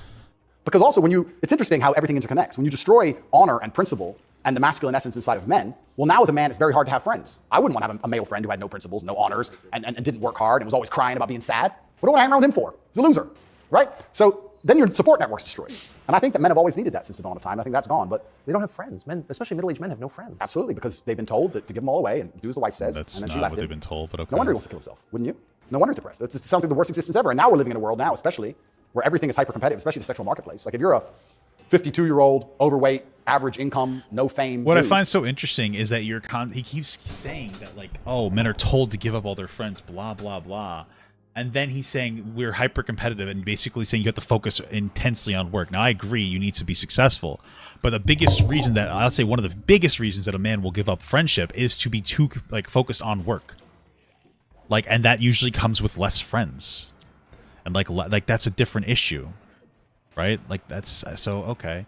I asked at first if it's homophobic to be worried about a gay person taking care of your kid. I meant son. Who cares? Like, yeah, it's homophobic to worry about a gay person taking care of your kid. I don't understand why. What would the issue with a gay person? Like, I'm not understanding why. Why do you think that should be worrisome that a gay guy would like babysit for your kid. And you have to find a girl. It's going to be pretty difficult to find a good one. It's going to be very hard. So we're like, well, of course. Then I said I wouldn't leave a straight man with my daughter alone too either, and I said sexual. Okay, so I guess then I guess I get what you're saying. You're saying that you, I mean, I don't really know if I. Okay, so you're saying you wouldn't want to leave a gay person alone with your son, or a straight guy alone with your daughter. Okay, sure. He's lonely. And his kids don't respect him. They're busy. Like, of course he's sad. Like, it's actually heartbreaking to discuss. It is heartbreaking. It's heartbreaking. But then how do you prevent that happening? Well, then you need to be a man of honor and principle and make sure that you keep your support networks and make sure that your woman does respect you. And a woman's going to respect you when she sees other men respect you. Yes. And they're only going to respect you if you respect yourself. But to respect yourself, you have to be the kind of person who says no. What do you think of porn? Well, I sell porn, and I'm going to pretend I think it's bad. Statistics, there's been some studies done. Most men, or less men, are having sex than ever before. Yes. I've seen that. Yeah, and that's that. Well, that's an extension of the fact that masculine virtue is being destroyed. That's the thing that's interesting about all these things. They psyop, especially men. They say, listen. It is true. Men are having less sex nowadays. Absolutely. Again, I think it's a lot of very video game and porn focused. I would agree with that. Absolutely. I think that, like, unless I engage with both of these things, but there is a lot of people, especially men, who tend to be more competitive, that get like super into video games, and then they kind of just say fuck it to everything else, and they don't learn social skills. And I think that that's a real thing. Right? And I think that porn is very dangerous, not because it exists, but specifically because of its internet porn. And it's very easy to go down like a rabbit hole of porn, right? This is like a real thing. Back in the day, you found your dad's nudie magazine, you saw some titties, you jerked off, you're all good. Nowadays, porn, like if you look up porn, and this is something that's probably getting a little better now, but you were able to like look up porn, and you can go down like a rabbit hole. You start like, it's unironic. I don't give a fuck. I'm not ashamed of. Well, I'm ashamed of it a little bit, but like, dude, I used to look at regular porn when I was younger, and then before I was even 18, I was looking at like piss fucking porn and just disgusting, nasty shit. Like nothing illegal, but like, nothing illegal. I looked it up. Scat porn's not illegal, guys. But it desensitizes you, and you need more and more stimulation. It's absolutely a fucking problem. Right? And it can have an impact on your ability to have sex. You know, it can. It fucks you up. It gives you bad focus. I agree with that 100%. There's no psyop. Again, it's just capitalism doing a capitalism. But like, this guy sold porn to people. He has no right in fucking virtue signaling about how porn is bad. So Women want a feminist man. Women want a man with no moral principle. That's not true. Make sure that there's a conversation about who should fight the burglar when your house is broken into. No, that's not true at all. Women want a man that is like sensitive to women's issues, but women also want a man that is like most women want a masculine man. It's like a real thing. My wife likes that I'm a masculine man. I've also happened to be pretty in touch with like, you know, fucking different issues as well. You know, I still have my ignorances or whatever. But like, women don't want some fucking like pussy. Okay, there are some annoying liberal women that want like, they want a guy that's like super fucking woke, but also is going to be the first one to fucking pay the bill and all that shit. Like, of course. But like, it's not it's not this crazy thing. And what's so funny is if you keep saying that women want these, if you like, women do want a man to protect you. That's why men aren't going to become like too profoundly fucking weak. I don't know what you're talking about. Holy fuck! I'm just getting stuffed in my asshole. You admitted to that too quickly. I don't care. I don't give a fuck if people know that I look at disgusting porn. It is what it. I'm a fucking. I lead by example. Okay. Don't Google stuff on the internet. Okay. Don't Google porn on the internet. Why did I do that? Fuck. Realistically speaking, though, like, okay, let's just continue. Because equal opportunities, equal rights, of course. Don't presume just because you're a man that you should defend her physically. Of course not. That makes you a bigot and a misogynist. Bro, somebody broke into my house. Obviously, I'm going to defend my wife and put myself in line first. But you know what the first thing I'm going to do? I'm going to get my wife and I'm going to try to seclude us in an area where the robber can't get to us. Because I'm not a fucking idiot. Like, I'm not going to be like, let me go fight this robber that might have a gun. I'm going to call the cops and I'm going to isolate myself into an area if I can. And then if I have to fight, I'm going to fight. Of course. That would be stupid if I didn't. This is the most annoying fucking fight. But like, okay, what do you want me to tell you? I'm going to call the cops, though. Hopefully, you know, you should have a gun. Women can use guns, too. I just don't understand, because this happens, but this isn't like a really real-life scenario. That's like, yeah, you always going to have to be ready to fucking fight somebody. We live in a fucking robust society. This isn't as big of an issue. Like, yeah, dudes should protect women. Or the person who's stronger in the relationship should generally be the one to be more of a protector. Absolutely. What does that have to do with anything? So they convince men to adopt these virtues in ways. And of course, women, by and large, dislike them for it. So now as masculinity's plummeted, a whole bunch of men this just doesn't make any sense. If women disliked the things that men were like generally being nowadays on this wide scale level, men wouldn't act this way because they wouldn't be able to get any pussy at all. And like they'd have to change or they would just become fucking incels that follow Andrew Tate. All right, women want a man that's a little bit more feminine. They're a little bit more empathetic because I consider like empathy a more feminine emotion. That's it. They don't want some fucking pussy that's not going to be able to do anything for you. They want somebody that can provide financially and take care of you. And mostly they're not worried about somebody breaking into their fucking house. You're better off being a stinky fucking little nerd that makes enough money to have a security system in your house than like some fucking old school classic guy that lives in like, you know, like a shitty area. Right? Like a rich guy can just make it so that you live in an area that's not dangerous, right? It's just the nuance is gone from this. Are simply not having sex anymore, and then they become addicted to porn, which is cucking, effectively. Sure, you sell porn, so. And it's become a good point. I mean, you and it's become a pandemic, so. right? So men are replacing genuine sexual relationships with just the computer screen and porn, and it's becoming a very, very big problem. And that's also You're a part of the problem by the fact that I think the sexual marketplace has become globalized. This is the thing I say to young men. A lot of men come to me with problems, and my only answer to them is masculine excellence. I say that in the world we live in today, and selling them porn, being a normal man or below normal is going to be terrible. You have to be an exceptional man because the sexual marketplace, especially, even if you just want to find a wife, is globalized. If you, what does that in mean, 1955, if you met the hot girl in the Nebraskan town, she was the hot girl in the Nebraskan town. Okay. If you meet her today, she's being offered to go to Courchevel and go skiing in France, and she's being offered to fly to Dubai. This is the most terminally aligned delusional perspective. If you unironically think that every single woman is constantly getting offers to be flown out to fucking Dubai, then you're just dumb. I don't know how to talk to you. You're not living in like the real world. This is not something that's happening in fucking mass.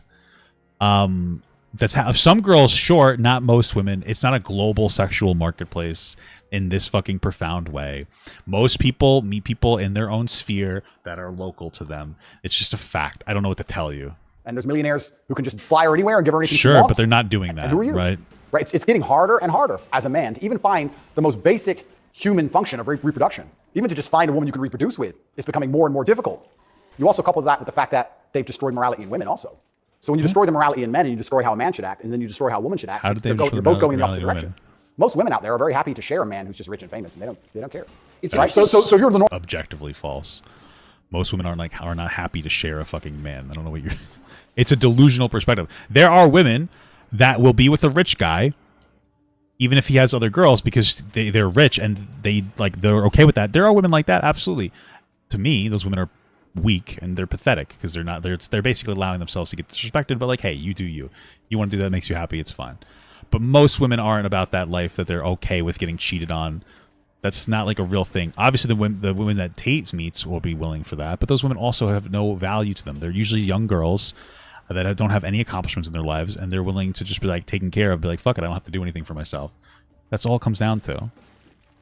But this isn't this thing that's happening in such a fucking profound way, in the way like most women, no, not most women.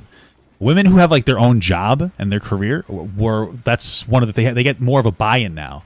It's one of the reasons why it's harder for a guy, because you have to be more than just a fucking piggy bank now, because the women have the ability to make their own money. And so like a woman was more likely now to deal with a guy that makes less money in general than they may have used to, because she has her own money. So she'd be like, well, I'm not going to be disrespected or cheated on. I can advocate for myself more because I have more going on. It's not like this fucking hot take that's going on here. Normal guy, there's this rich famous guy with 30 girls. That's 29 dudes who are lonely. And they end up watching porn. And if you have a porn addiction or you have a problem with porn, you have a problem with yourself. Because I guarantee if you were the kind of man you're supposed to be, you would have no time for that. And you wouldn't need it.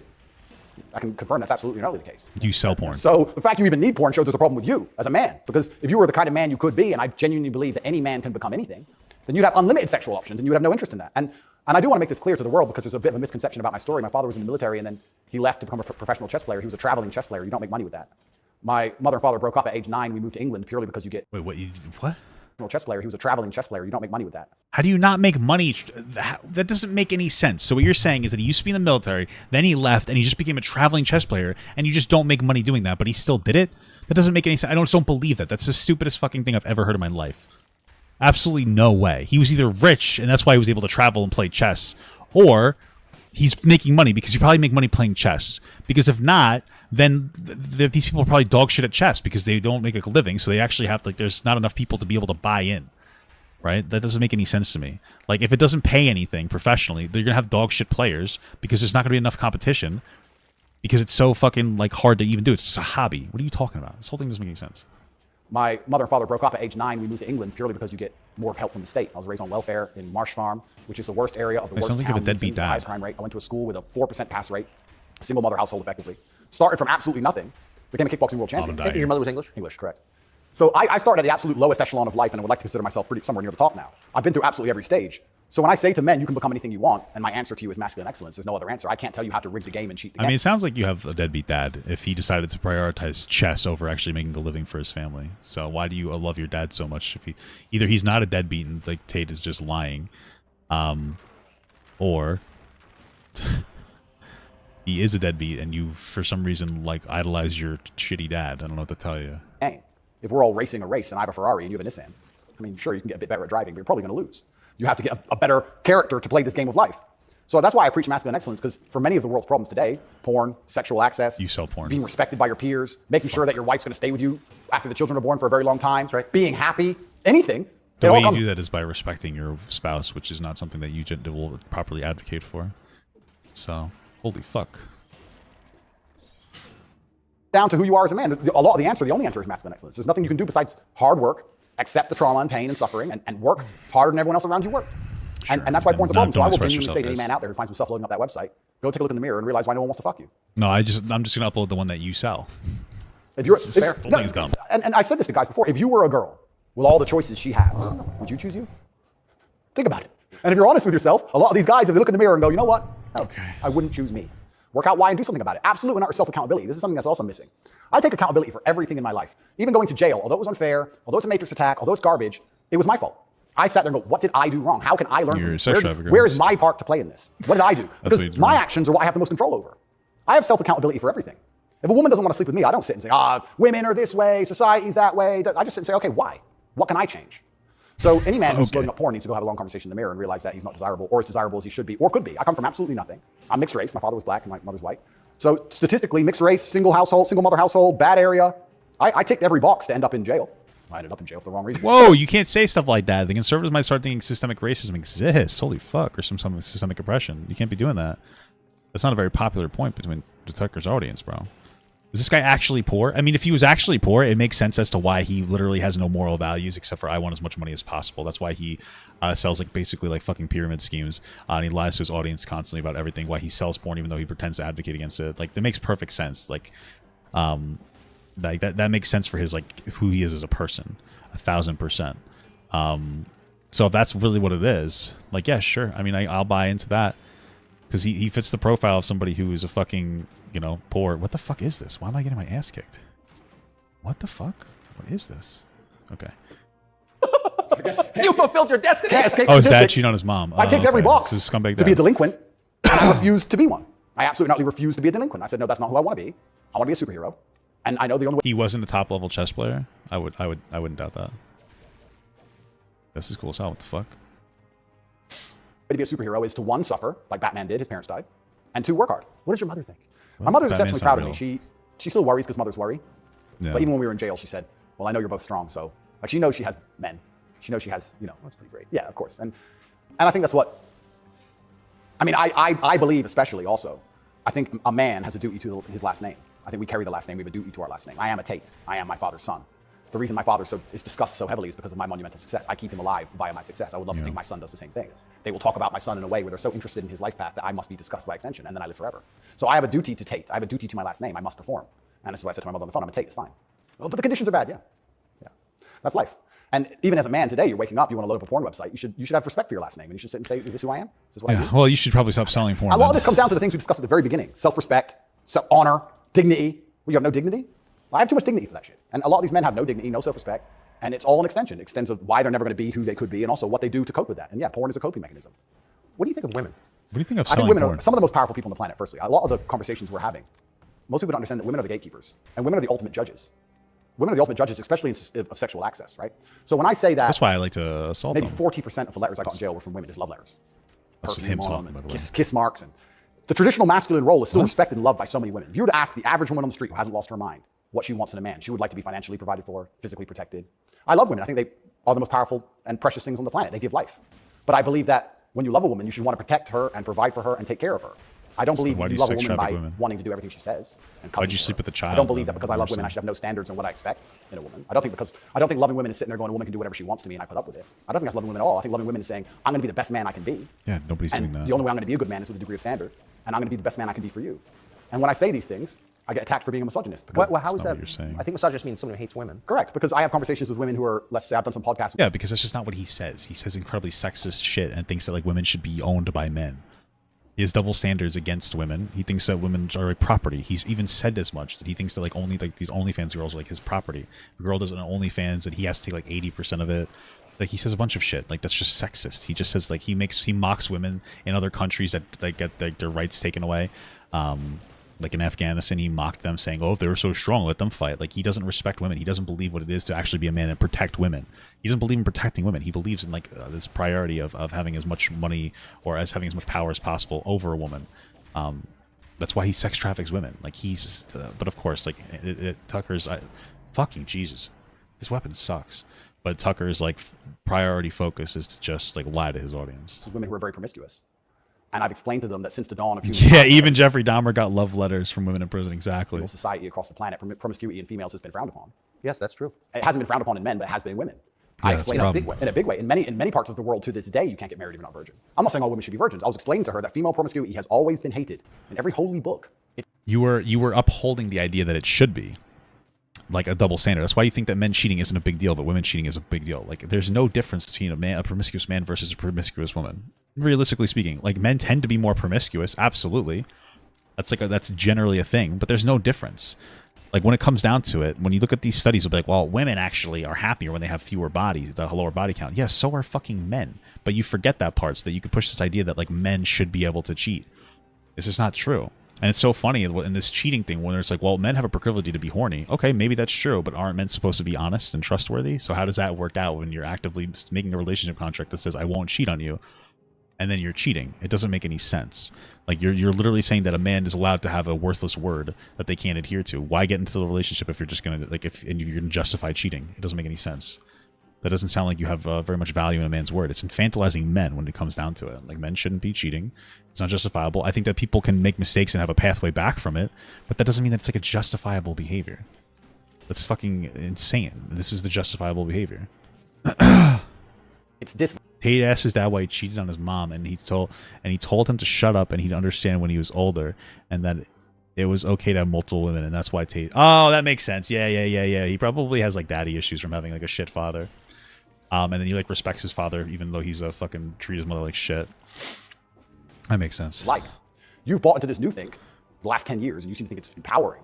And I would argue that it's not empowering. And I sat there and had a conversation with this promiscuous woman, and I said to her that she's doing herself a disservice, and she's dishonoring herself, and she's never going to be happy or fulfilled, jumping from bed to bed. And rule, man. I was told that this makes me misogynistic because women are empowered and they can make whatever choices they want, and I'm insecure. They can. They I can believe make that woman who slept with 300 men. They can make whatever choice they want, just like men can. And the same thing where, like, it's regardless of whether you're a man or a woman, being a fucking whore is not a good thing. It's not good for you to do that. I don't know what to tell you. Somehow changed mentally, and her ability to bond and love a man has been affected by that. But it is. That's true. Well, unfortunately, you're going to end up in a Romanian jail cell for being misogynist. No, I mean, I love women, and so I've seen it, and that is true what you said. The thing that's interesting is that True women about men and intrinsically women. understand this. Yes. Because if you see a woman dislike another woman, what's the first name she calls her? Slut. The first thing a girl says to a girl, she Usually doesn't like a cunt or a bitch. I don't know what you're talking about, but okay. like. It's the biggest insult that comes to her mind is that she's promiscuous, right? weirdly not true. It's interesting, but I've been called a misogynist for that. And then I've been on the internet for a long time. I've made some jokes. I've made some videos, and people don't understand satire or comedy. Right, that's all. There's It's one a that they joke, keep yeah. repeating. I made a joke. Next to my bed, I had a Glock, like many people do, and then I had a knife next to my bed, and there was a comedic skit where it said, the girl caught me cheating, and she picked up the knife, and I slapped it out of her hand and said, you still love me? And they cut the bit out where I talked about the girl attacking Yeah, this me is with the a knife. only one that he's right about. Like, he was making, like, a joke about this one. And the fucking dumb person from the BBC interview, like, that was the worst one that they did because it's not going to make him look bad because that one was actually a joke. They just took the bit where I say, slap the knife out of her hand, you're the boss, da-da-da, and he's a misogynist, and it's just taken out of context. And that's another thing that's happened to me, and I am aware of this, and like I said, I take absolute self-accountability, but the way you make jokes and make videos when you get 100 views is very different than the way you would make a joke and make a video when you get millions of views. And when they're trying their best to they look at a 4-hour video and find 3 seconds. I'll give you an example of it, where it hurt me very recently. I did a podcast where I was discussing corruption. I discussed which country I believe is the most corrupt country in the world. You said Romania. They start a lot of wars. And the answer to that by the wait. person I was discussing it with is, well, you live in Romania, Romania is corrupt. I said Romania is corrupt, correct. But I don't think they there's certainly corruption, but they don't start monumental wars which end up in millions. That's not the. I know what he's referring to. That's not what he was talking about. He was talking about how he prefers the corruption of Romania because he feels like it's more accessible to him, and the corruption in like America is only accessible to like a higher class of people. And there's a general truth to that. But basically, what he's trying to say is that he wants to engage in corruption. He wants to be able to break the law and be able to pay his way out of it. That's the point he was making. Obviously, he's going to reframe that. Tucker's not going to do his research because he's a fucking dumb little piss baby. But that's like what we're actually referring to there. Of deaths. I would argue that their corruption, because a police man stops me and I can bribe my way out of a parking ticket or a speeding ticket, is far less destructive. So we discussed this at length for hours. They cut out the bit where I said Romania is corrupt and showed it to the judge. It kept me in jail. What? Yeah.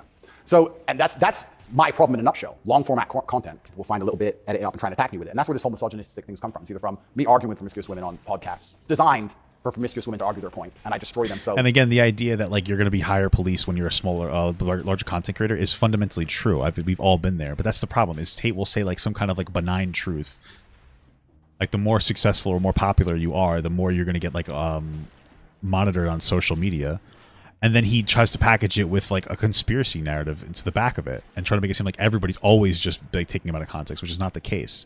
I'm, back in the day before all this shit like blew up, like there are people, myself included, defending Tate, being like, well, against like a lot of the shit that was going on. Well, not necessarily. I would say that he was a shitty person and that he was sexist, but he wasn't like a fucking sex trafficker. And then the sex trafficking shit came out, and then it's like, okay, well, obviously there's something to this because like now we have like a more objective proof. And then it just kept getting worse and worse with all the shit that he was doing, right? So like, he had plenty of people defending him. He just got to a point where he became indefensible. Because it came out that it was true that he's a fucking sex trafficker. Now only dumb fucking red pillars are the ones that are like left defending him because they have to, because they feel stupid or not. That's it. That's all it really comes down to. Flawlessly, I'm a bad person, or something taken out of context. And it's insane because, like I said, the amount of support I get from women is actually monumental. The amount of mothers who write to me and say their son's doing better than ever. The amount of women who write to me and say their boyfriend's doing better than ever. The amount of women who love me and just want to meet me. This idea that I'm hated by women is probably the biggest lie about this whole story. I don't want to brag. I don't but I think can so. assure the world that's absolutely not true. I had thousands of letters of support from women. In fact, there was one girl. Like I've seen stories where women will like break up with their boyfriends because they start spewing like bullshit Tate speech. Even if you think that he's right, it's a lie that most women agree with him, because most women, like your argument would be like most women would disagree with him because it's exposing their whatever bullshit. No, women don't like there are women that will fuck him like kids, like little, like young people, 18, like 15. Well, because he's fucked his 15-year-old. Remember that? Like he admitted it. But the young girls maybe like him because he has money and they think that's cool, and like young people are stupid, so they're like, oh, that's cool. Like that's pretty much all it boils down to. Never met her. She would play love songs from her car outside the jail. Wow. She put the music on and play love songs. That's psychotic. And I managed to tweet out via my cousin the songs I wanted to listen psychotic. to. Whitesnake, Is This Love? And she So basically what he's saying is that like there was a woman a woman with a mental issue that loved him so much that she would come outside the jail and play love music for him. Just like they would do for Jeffrey Dahmer. So I guess like his argument is, guys, I'm just like Jeffrey Dahmer. That's not so bad, is it? Oh, fuck my balls. Holy shit. I'm just like Jeffrey Dahmer. I'm not so bad, am I? I'm not so bad, am I, dude? This is crazy. And she'd play them for me. Never met her. Don't know who she is. So you're in a Romanian prison cell requesting Whitesnake on the radio in the car outside. Correct. And some girl would pull up and put kind of a surreal moment. Put her speakers on full and play me my love songs for a good like 3 or 4 minutes before the police would come and make her move. I got a song a day. But yeah, this idea that I'm universally hated by women is insanity. That's not true. This guy just tried to make it seem like he was in a super oppressive like jail cell, and now he's telling us that he was able to like have access to like a phone to be able to tell whatever girl to show up and play some fucking random love song. Does this story make sense to you? Or does it seem like he's fucking fabricating? I'm sure that the girl showed up and played love music for him, but like he's trying to make it seem like he was in this horribly oppressive situation when the reality seems to be much different, is that like he had access to the ability to tell girls to, like random women, to play him music, and then they would just show up doing that. But he was super abused, guys. It was cockroaches everywhere. I didn't have access to anything except the phone and like food and workout equipment and pretty much anything I wanted to because I was rich, But outside of that, none of this makes sense. You said you're a mixed race. Your dad was black, your mom was white English. What do you make of the race conversation in the United States? Well, considering he was literally just playing fucking identity politics, you would think he would naturally be like, yeah, it's real because I'm black and I still overcame the odds. But let's see what he says. I think it's deliberately, they're trying to put fuel on the fire and they're deliberately trying to accelerate division. This is what I believe. I think that if a black billionaire and a white billionaire meet somewhere. I don't think there's much conversation about race. I don't think no shit, obviously. Here's the reality of the situation. There's a very real race issue in the United States and in other countries, and there needs to be an acknowledgement of that and a conversation about it. The problem is again, the media, the biggest media problem is sensationalization. So now you have real issues, very real race issues that are being hyper sensationalized by media. That's like what's actually going on. And then they're not trying to sow division in the sense of like there's like this active mentality. We want people to, they want to make money, so they sow division, right? That's what's actually happening because their media machines are like fine, like that. They want to make money, and you might be like, well, maybe they're doing that to Andrew Tate, they're sensationalizing the news against him, maybe. But again, he's admitted to being a sex trafficker. It's kind of hard to, it's kind of hard to make that point when you have that problem, that little itty bitty problem, and that's just the fucking reality of the situation, man. So. This is the issue. I don't think there's any racism. No. Interesting. No? They're not that interested in the topic, actually. They don't care. Right. But amongst the lower echelons of the populace, they seem very interested in trying to turn us all on each other. Yes. I wonder why that is. And I wonder why they deliberately make laws and push media matters which are designed to do exactly that. I wonder why that is. We can sit, and I have my own theories. But I think what certain people in the world would be most afraid of is the white people of a certain economic class and the black people of a certain economic class shaking hands and saying, this is bullshit. I think that would be very intimidating for them. So it's certainly accelerated. And it's also very interesting because as a mixed race person, I will also sit and state, I don't look particularly black. Most people can't guess where I'm from. I've had more discrimination against me for being... There's a level of truth to that too, sure. Like wanting to pit people against each other, to like, I mean, that would be to not have them defend themselves against like an oppressive government, sure, maybe. But again, this would be solved by getting class issues under control, not by sitting here and talking about how horrible women are all the time, which is basically what Andrew Tate's platform does. A straight male that I've ever had for my skin color. I've had more people look at me or have problems with me purely because of my sexual orientation and my... That's not true. You're sexist. You shit on women. That's why people look at you and say you're bad. Nothing to do with you being a man. Generally masculine essence that I've ever had anybody say anything about my skin color ever. And I'll also... Tate would have repeatedly talked about how his father was an alcoholic and he would yell at him for being a kid and made it seem like he was cool. What? Where is that? That's fucking insane. That's fucking nuts, dude. Where the fuck is that happening? That's fucking wild, bro. If that's true, that's wild. Say, if somebody has a real problem with skin color, who cares? If someone's that ignorant, who gives a shit? Like, it's also... Because those people might be in positions of power that can hurt you or oppress you. What do you mean, who cares? I do find it amazing they managed to psyop people into being so brutally offended by it. If someone would come up to me and say, you're not white, I'd say, correct. Have a nice day. Who cares? Like, because you're rich, so somebody being racist to you isn't going to have a negative impact on you. That all in the same way as like imagine now that racist person was the governor of a town. I don't know, what do you want me to tell you? That's the problem, but okay.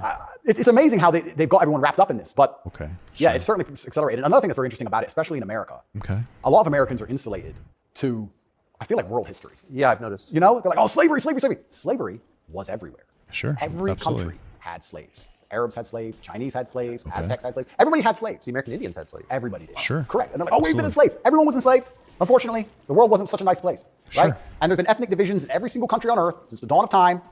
There still is in many countries in the world today. They believe this is a uniquely American issue. And I would strongly argue that one, it's completely and utterly not. And two, I think that if you are black, white, Asian, I think if you stand up, self-respect, work hard, try your best, turn up on time, firm handshake, don't make excuses for anything, don't look for an easy way out, no matter what your skin color is, in America or England or any other Western nation, I think you can be extremely successful. I don't think anything's stopping you. That's not the message you get. Well, so he's not wrong. That, like, absolutely, there's definitely issues of slavery all over the world. Like, we bought black slaves from black people, right? And then we created a whole, like, black people are less than narrative around that as a country. That's definitely something to keep in mind. And that's something that people should keep in mind when it comes to, like, people thinking that white people are inherently worse than other people. We just happen to be lucky enough to, like, you know, end up winning the overall generating the most resources through more oppressive means, right? That's definitely true. But that doesn't mean that you can succeed no matter what. Like, it's a good mentality to have that you can succeed, but there still are systemic issues that stop people from having the ability to start in, like, a good area. If you're like a person of color, a black person who grew up in an incredibly poor area where it's like drugs and gang violence is rampant, like, you're probably not going to succeed, especially with poor education in those areas as well, as much as some fucking white dude that grew up in, like, a nice area. And you don't want to know what? A black kid that grows up in a nice area is going to have it easier than a white kid that grows up in a bad area. Both of these things are true. It just happens to be that black people have a higher chance of being in bad areas because black people don't have nearly as many access to resources. So Get from, say, Kamala Harris, who's also mixed race. Her dad was Jamaican, her mom was Indian. Okay. But race is really at the center of her identity and her politics. What do you make of, say, Kamala Harris? Well, let's look at why they purport the idea that depression is so powerful and that you can just catch it from the sky and now you're permanently depressed no matter what happens to you and there's nothing you can do about it and you can't improve your life and you can't be a better person, right? It's that self-limiting belief. I think by also pushing this racism argument, it's also very much the same thing. I think if you adopt... There's a level of truth to that. People they go from acknowledgement to like a particular issue, which is it's not a bad thing to acknowledge like particular systemic issues to like sometimes people will victimize themselves. Absolutely. That definitely does exist. And there's toxicity to that. Sure. It's the only thing he said that like makes any fucking sense, this entire thing. That mindset. If you wake up and you're a particular color, you're purple, and you believe purple people can't make it, what's your chance of making it? But then there also is an argument that like, oh, okay, I just killed myself. The game. Great. Then there's also is an aspect that you could be oppressed for your race. That's another part too. Right. So that's what's so destructive about it. This is why I'll even argue when I argue this point with people and they try and say, oh, but this happens, and they pull out these statistics and all this garbage from the Matrix. I say, listen, even if pull out all these statistics from the Matrix, what are you talking about? Okay. Even if the world's racist against purple people, the best thing you can do is be such an exceptional purple person that they need you and they need you. Okay. The only answer is hard work. The only answer is self-accountability, masculine essence, honor, dignity, making your ancestors proud of you because you hold the same last name as them. The answer is the same regardless anyway. But when people like Kamala are pushing this racism agenda, they're trying to say to people effectively, you'll never be anything and you don't stand a chance of ever being anything.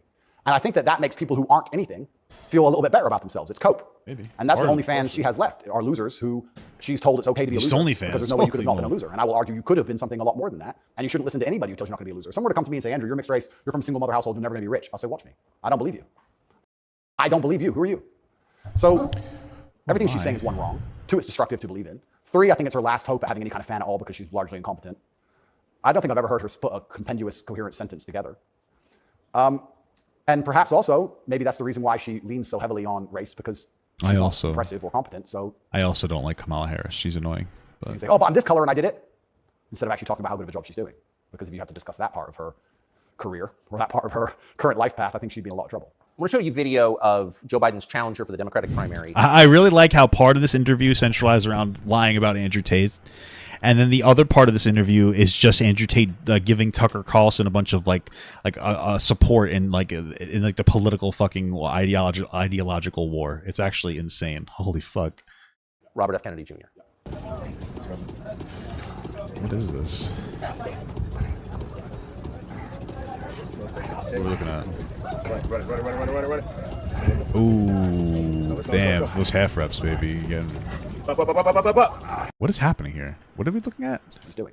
Because if you have to discuss that part of her career or that part of her current life path, I think she'd be in a lot of trouble. I want to show you video of Joe Biden's challenger for the Democratic primary, Robert F. Kennedy Jr.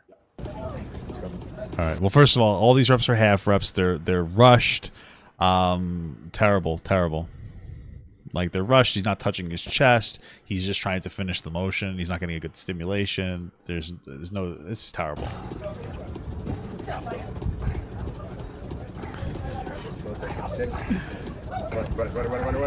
Oh, got it.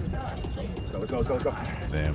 There's no tightness here. He's fucking literally flailing his legs. Did this guy never work out before? What the fuck is happening? What do you think of him? I think a strong body is a strong mind. I don't think there's anything wrong with a man exercising up until the age he dies. Why would? That's good. You should do that. But also, technique is terrible. That guy's clearly on fucking like tech. He's clearly on vitamin T because there's no like that's the most unsafe fucking dangerous fucking incline bench press form I've ever seen in my entire life. It's insane. I think he's over 60. He's over 60. Yeah, he clearly just started working out. He's just on fucking like test. And one day I will go on it too. But you need to learn like actually how to work out. He also oiled the fuck out of his body to make it look like he was more muscular. Bottom line of masculinity since the dawn of human time has been a propensity and a capability for violence. I think that's what makes a man a man. I don't see any possible negative. What? Wait, what? Hold on. Strong body is a strong mind. I don't think there's anything wrong with a man exercising up until the age he dies. Why wouldn't he? I think that the bottom line of masculinity since the dawn of human time has been a propensity and a capability for violence. I think that's what makes a man a man. I don't see any... A propensity... Okay, sure. So you're saying that men are violent. Like, yeah, men tend to be more violent, absolutely, but there should be regulation. Possible negative connotation with being in good physical shape. I think that's a fantastic way to show discipline, which is very important. And any man who's important, especially a world leader. In fact, I love the idea of an elected world leader being in fantastic physical shape. I think it shows that they're a motivated, disciplined person, and I have a lot of respect for him for that. And I think that in the military, we make it mandatory, right? to be in fantastic physical condition. Yes. So why wouldn't we have it mandatory for people who are in charge of the entire world? I think it's fantastic. The President of the United States seems to RFK's a major conspiracy nut. Is that the truth? Oh, it's their attempt to try to get him popular so that they can be like, wow, this guy's crazy, and then Trump can beat him. be failing physically. As you look back at the country whose passport you hold at the president. I mean, when you're fucking like 70-something years old, you're not going to be in like a peak shape a lot of the times. So, oh no. Joe Biden's really not that bad. He's been doing pretty well. He expanded, like, not for nothing. He codified gay marriage. He expanded the IRS, which is collecting more money from like people making over $400,000 a year. You know, like which he implemented like school loan forgiveness specifically for like nurses, I think, and like Vietnam or excuse me, veterans. It's really not that bad. Ended the war. You could cry about how he might have done it like a way you disagree with, but he still ended it. What's so bad about him? I don't get it. What's your reaction? Well, sometimes. The President of the United States seems to be failing physically. As you look back Seems to be. at the country whose passport you hold at the president, what's your reaction? Well, sometimes, and it's not very often I consider myself ignorant, but I feel like there must be some magic I missed, because wasn't he the most voted for president in history? Oh yeah, billions of votes. Yeah, it must Yeah, so now they're trying to make it seem like there's a conspiracy for voting. The reason why he was the most voted for president in history is very basic. It's because people were able to do two things. One, mail-in ballots. Two, vote for an entire week. That's not something you used to have to go and vote on a Tuesday in person. The only time you could do a mail-in ballot is if you like had some kind of like disability in some capacity that makes it difficult to get to the whatever. That's pretty much it. This time you were able to do more. You had a longer time to vote and you had easier access because of COVID. The idea here is that he wants to push a conspiracy theory that's like, oh, there must be a problem. Like, how did that happen? There's nothing like that going on. It's just like childish behavior. Again, like they're just pushing the conspiracy. Trump got a lot more votes than like fucking people did too. Like there was more people that were able to vote. It was that simple. So there must be some magic I just can't detect, Tucker. I don't want to. More than you're a Barack fucking Obama. moron. 81 million votes. It's insane. And I mean, Barack, yeah, sure, he was very intelligent, articulate. Yep. He was concise and compendious with his ideas. He Yes. could make you understand how he thinks. Yes. But Joe must be better in some way. I can't seem to see how. And Yeah. I guess the fault is with me. I don't know what to say about that one. because you're a fucking It's idiot. one of those lies that's so ridiculous that you're just like, I don't okay. He got more votes than Barack Obama. Shut up, he did. Shut up. What the fuck is wrong with Tucker? Holy fuck, he's like an unhinged hyena. This guy's a fucking insane. It's so basic as to like why that happened, and it's so like well known. It's fucking embarrassing that people pretend like they don't understand why. People had a week to vote. They could vote on the weekend. They could send in mail-in ballots. Like that's the reason why that was able to happen. They know that, but they're being fucking stupid. Like when they had to get to a point where like Fox News themselves had to like speak out against the fucking insane conspiracy theories, and like Trump had a fucking crybaby meltdown because of it. Excuse me. I want to get your take. This is sort of small ball, but it I think tells you something about a larger trend in the United States. This is a state senator from the state of Wisconsin in a public hearing recently saying, in a discussion on a crime bill, fuck the suburbs. Here she is. Okay. Fuck the suburbs. Because they don't know a goddamn thing about how life is in the city. Yeah, that's true. What's wrong with what she's saying? What is that? There's a hostility there. Where does that come from? That comes from the people in the suburbs thinking that they know what it's like for the city. So here's all I know, like specifically.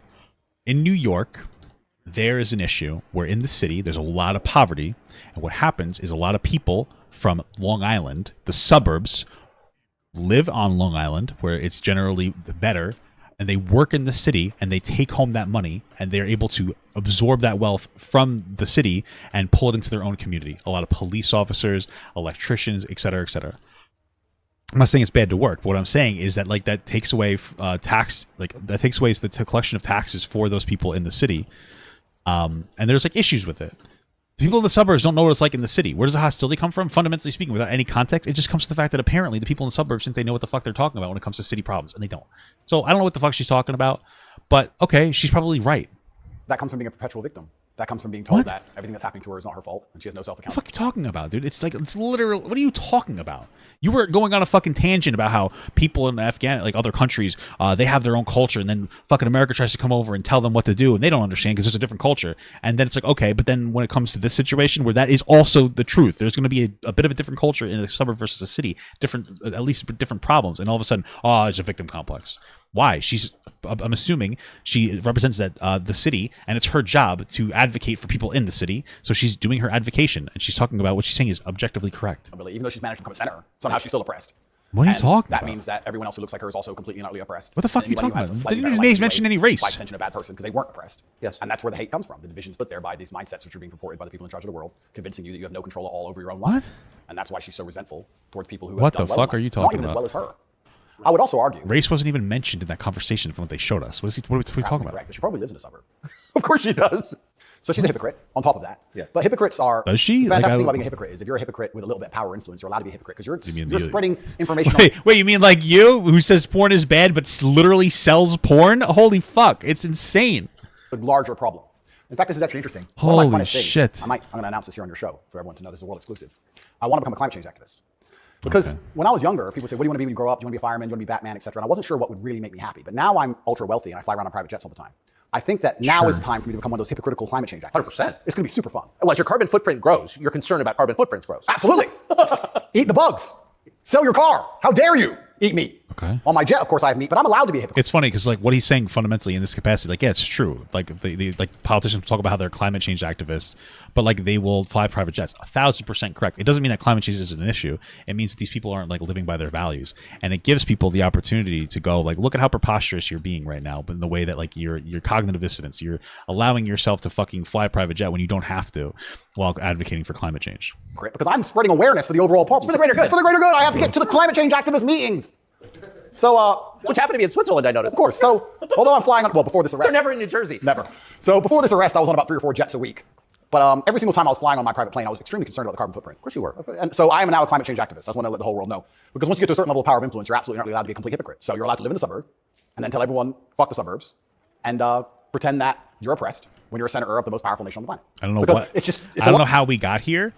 I have no idea the context of the conversation, like the clip. They showed a second of a clip of somebody who advocates for the city saying that the people in the suburbs don't understand the city, which is true. I'm so fucking confused. logic fail on every level. So one of the human activities that's got to produce the greatest carbon footprint is, I would think, war, right? I would think so. Diesel-powered machines, munitions going off. So I was a little bit surprised to see Greta Thunberg with Zelensky this morning. It was interesting. Oh, okay. Which I believe he's like, what is he? The fucking, he's like the prime minister, whatever they have in Russia, right? Zelensky. Am I right about that? He didn't start the war. Russia did. No? So, am I right about like Zelensky is the fucking Ukraine guy, right? What are you talking about? This is this weird, like that's insane. This is insane. Like it's actually somehow devolved into like conspiracy theory. Like what do you think is happening? She's meeting with Zelensky. Let me just make sure.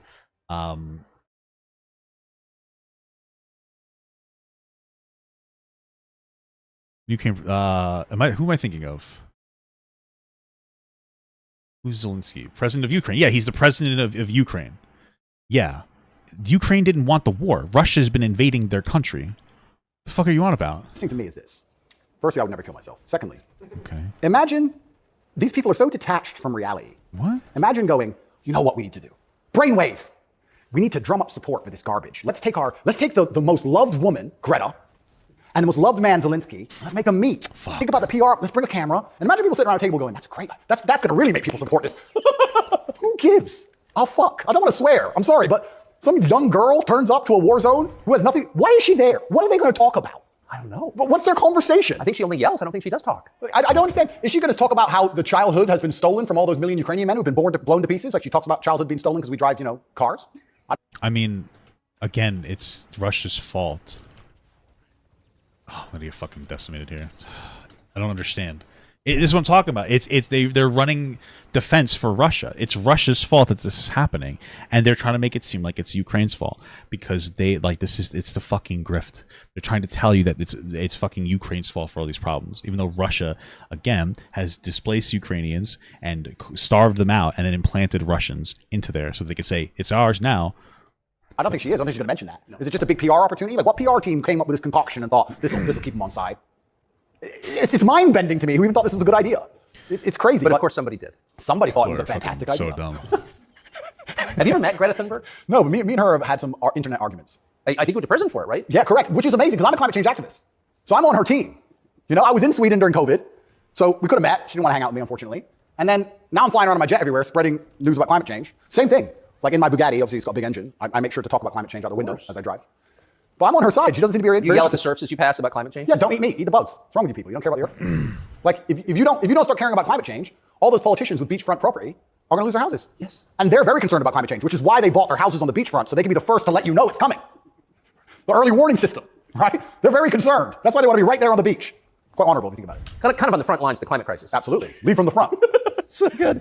But one more point about this. Sorry to go on and on. No, I love it. But when I say these things, people, you don't care about the environment. And I try and explain to them, I love nature. You love hunting, fishing, you love nature. I love nature. Passionately. The problem with all of these things is not that I don't like nature. The problem is that Bro, look at Tucker's face. He's just so serious. Yes, I fucking love nature. Look at this. you love hunting, fishing, you love Yes, I'm gonna come right now, Tate, because you're saying things that I like. I'm gonna come. My literal profile picture is of me fishing. I love nature. Passionately. The problem with all of I'm gonna passionately come right now. these things is not that I don't like nature. The problem is that nearly any issue which appears to be virtuous on the planet today is Trojan horsed with garbage. That's the problem. I have no problem with fixing or maintaining or preserving nature. I have a problem with them telling me I have to maintain nature, them Trojan horsing my bankruptcy into the middle of it, knowing that nature won't be fixed, then telling me it's about nature and telling me I should agree with it. That's my problem. There's nothing left on the planet, no issue, which isn't Trojan horsed with absolute garbage. Yeah.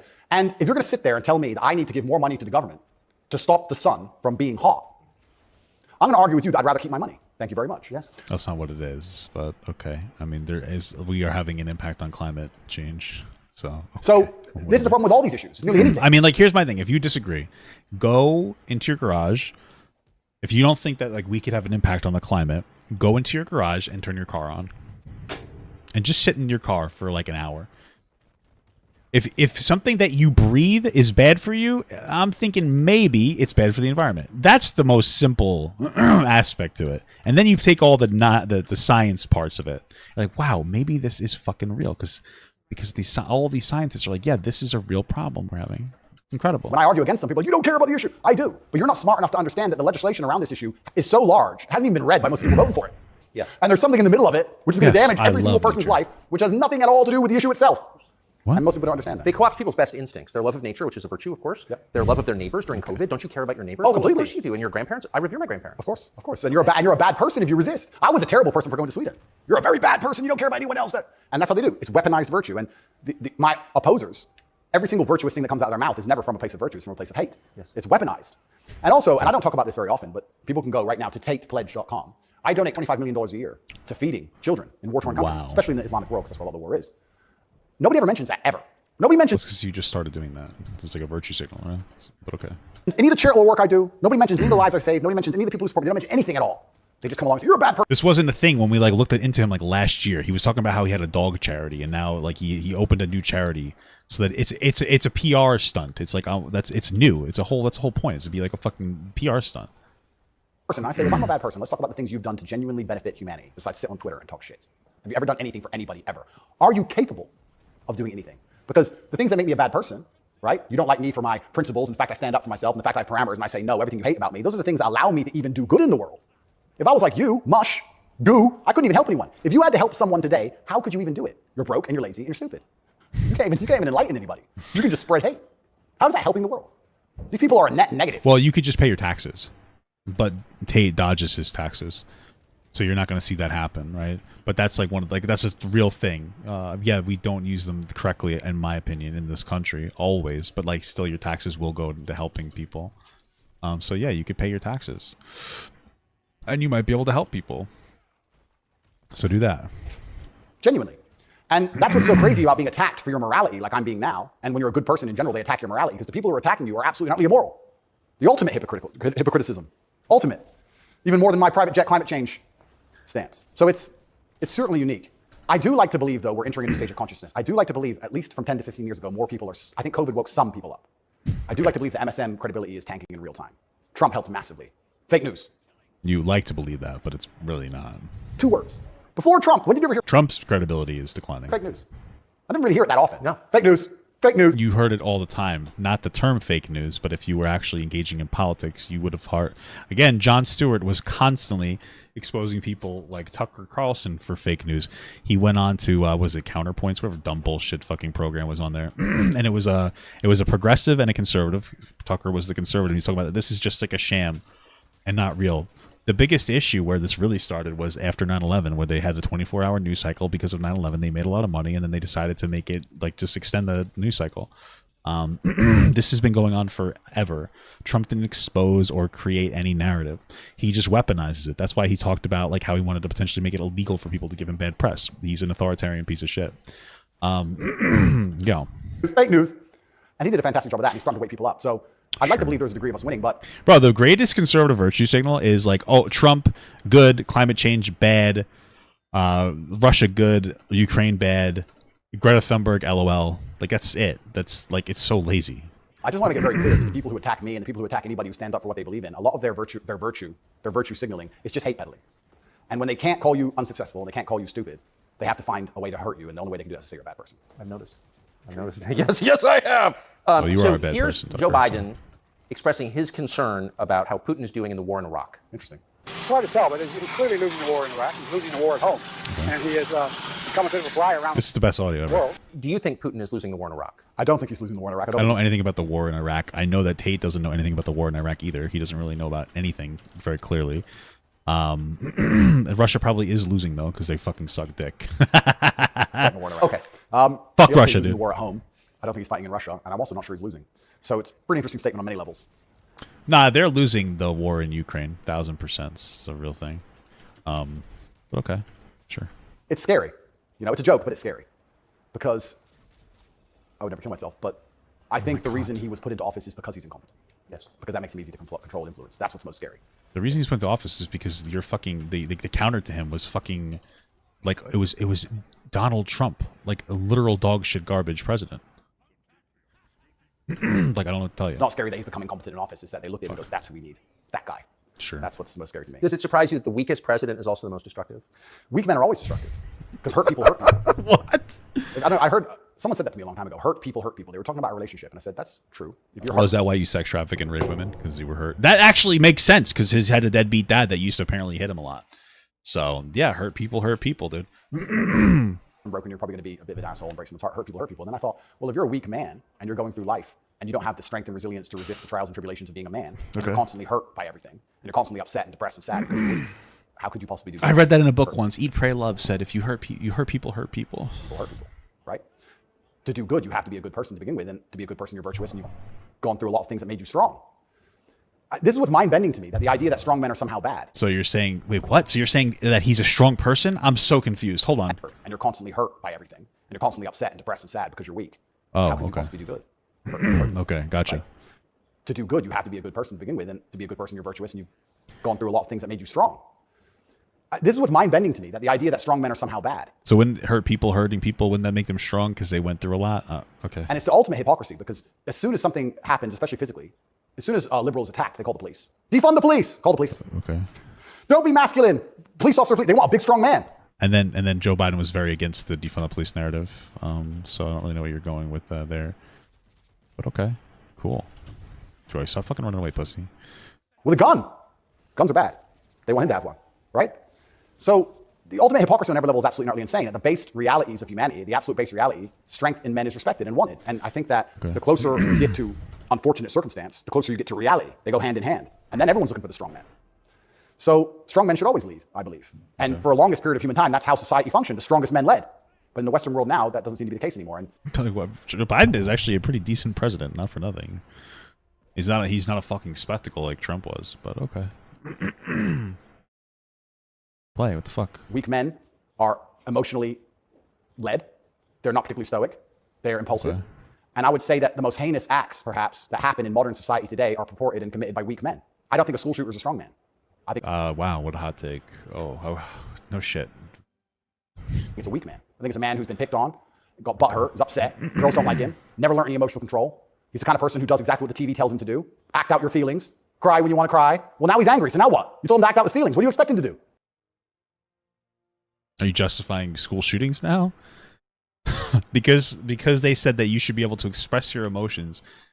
That somehow was a signal to shoot up a school. That's beautiful. That is insane that he's come up with that fucking narrative. Holy fuck. I think that weak men do the worst thing. I think weak men hurt women. I think weak men rob stores because they don't want to wake up and work Well, hard. you and hurt women, so you're a weak man. You're go not to a work really and man. do it the honorable way. It's a weak man who goes and steals. It's a weak man who beats the shit out of a girl. It's a weak man at school who shoots up a school. This is all weak men stuff. Wow. And society as a whole is telling men to be weaker and weaker, saying it's somehow the solution to everything because being a man is toxically masculine. Being a strong man is bad. It's toxically masculine. Nobody's saying that you can't be a strong man. They're saying that you should be able to express your emotions in a healthy, constructive way. I've said this before, and I think that some aspects of feminism sometimes don't understand some ways that men like vent. Like for instance, like men don't tend to be as like they don't tend to want to cry as much. Men tend to express their emotions through like anger more, and that's a real thing. You should express and that's okay to be angry as a man. It's just the way that you are angry. You can't be destructive when you're angry, because what happens if you bottle everything up? You're just going to explode angrily anyway, and you're going to end up causing harm. But what the fuck are you talking about? To be a good man, you have to be a very weak one. No. Well, look at the most heinous acts that are committed in society. Okay. Show me. Well, that's toxic masculinity, just telling you not to be completely stoic. Stoicism is okay as long as you have a proper outlet, like your wife, a friend, parents, somebody to vent yourself to so you don't blow up. Strong, That's the toxic masculinity part. honorable, virtuous man of principle who's doing any of this stuff. So weak men commit the atrocities in this world. Absolutely they do. And it's weak men who also attack anybody of virtue. Because I think when you're weak, you're intrinsically unhappy. Okay. I don't think as a man you can be happy if you're weak. I think happiness and strength go hand in hand. Yes. I think that's how we're supposed to be, right? Even strength of mind, strength of conviction, strength of something. Okay. If you're weak, you're going to be miserable. So I do find satisfaction in the fact that most of the men who truly dislike me are miserable and weak.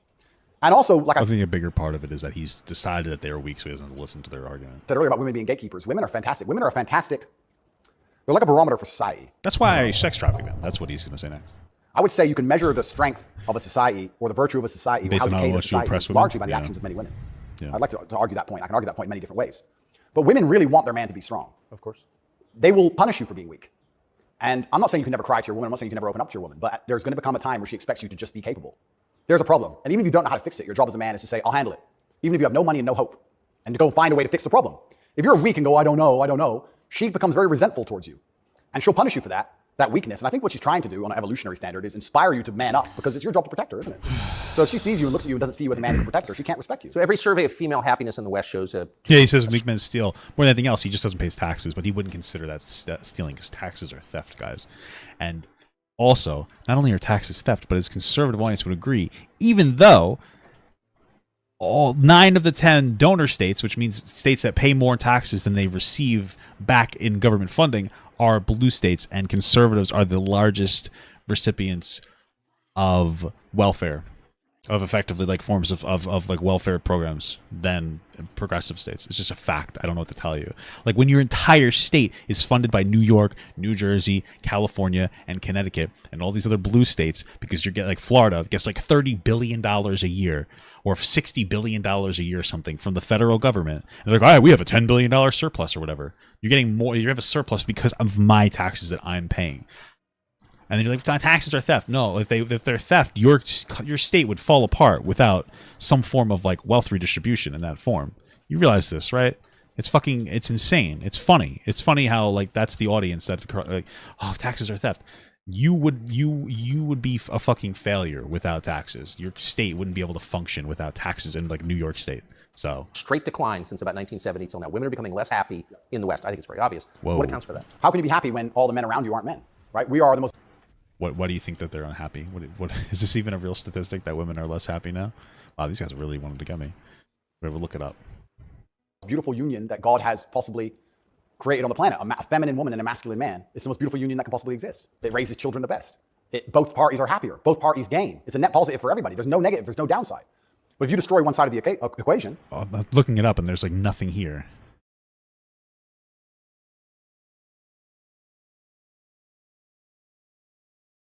Since the 1970s. Where is he finding this? Like, we didn't even have a mental health focus until like the 1970s, if that. We didn't even start thinking about mental health. I don't even think that's a real statistic. What, did we start tracking depression? And since it was higher, we're like, see, people are depressed. Like, no shit. We used to diagnose women with like fucking hysteria because they had fibromyalgia. What are you talking about? The fuck is he on about? And the other side is going to be completely and utterly miserable and unhappy.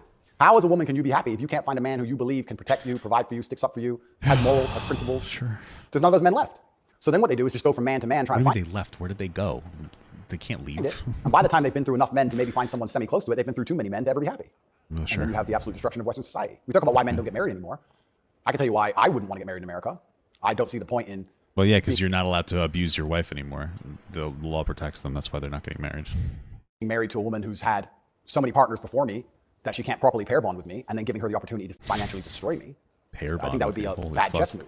And I do believe in marriage. I think society would be better if everyone was married. I'm saying that if you're living in an immoral society, being a moral person, okay, if you're not careful about it, you can get wrecked. If the game is rigged, you have to be very careful if you play it.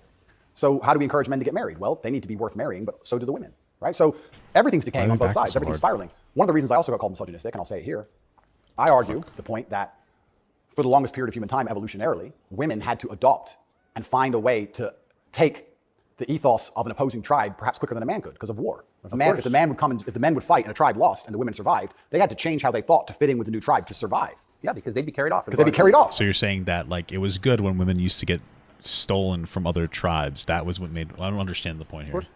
Like the French women were sleeping with Nazis towards the end of it. Towards the end of Paris occupation, all the French women were sleeping with Nazis. When the Nazis got kicked out, the French women had all their heads shaved because they got caught hanging around with German soldiers.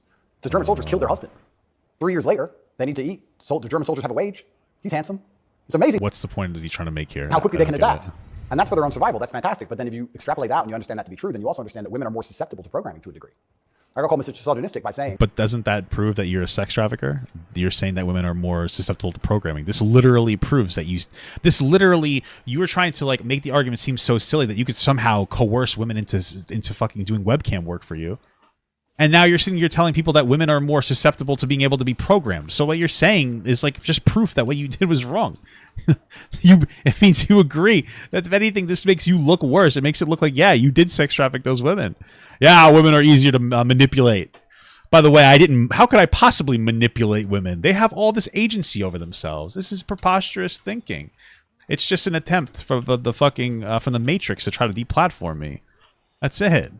That if you sit 100 men and 100 women down in front of propaganda, I believe that women are more likely to believe a lot of it. I think a lot of liberals are female. Okay. They're more emotional.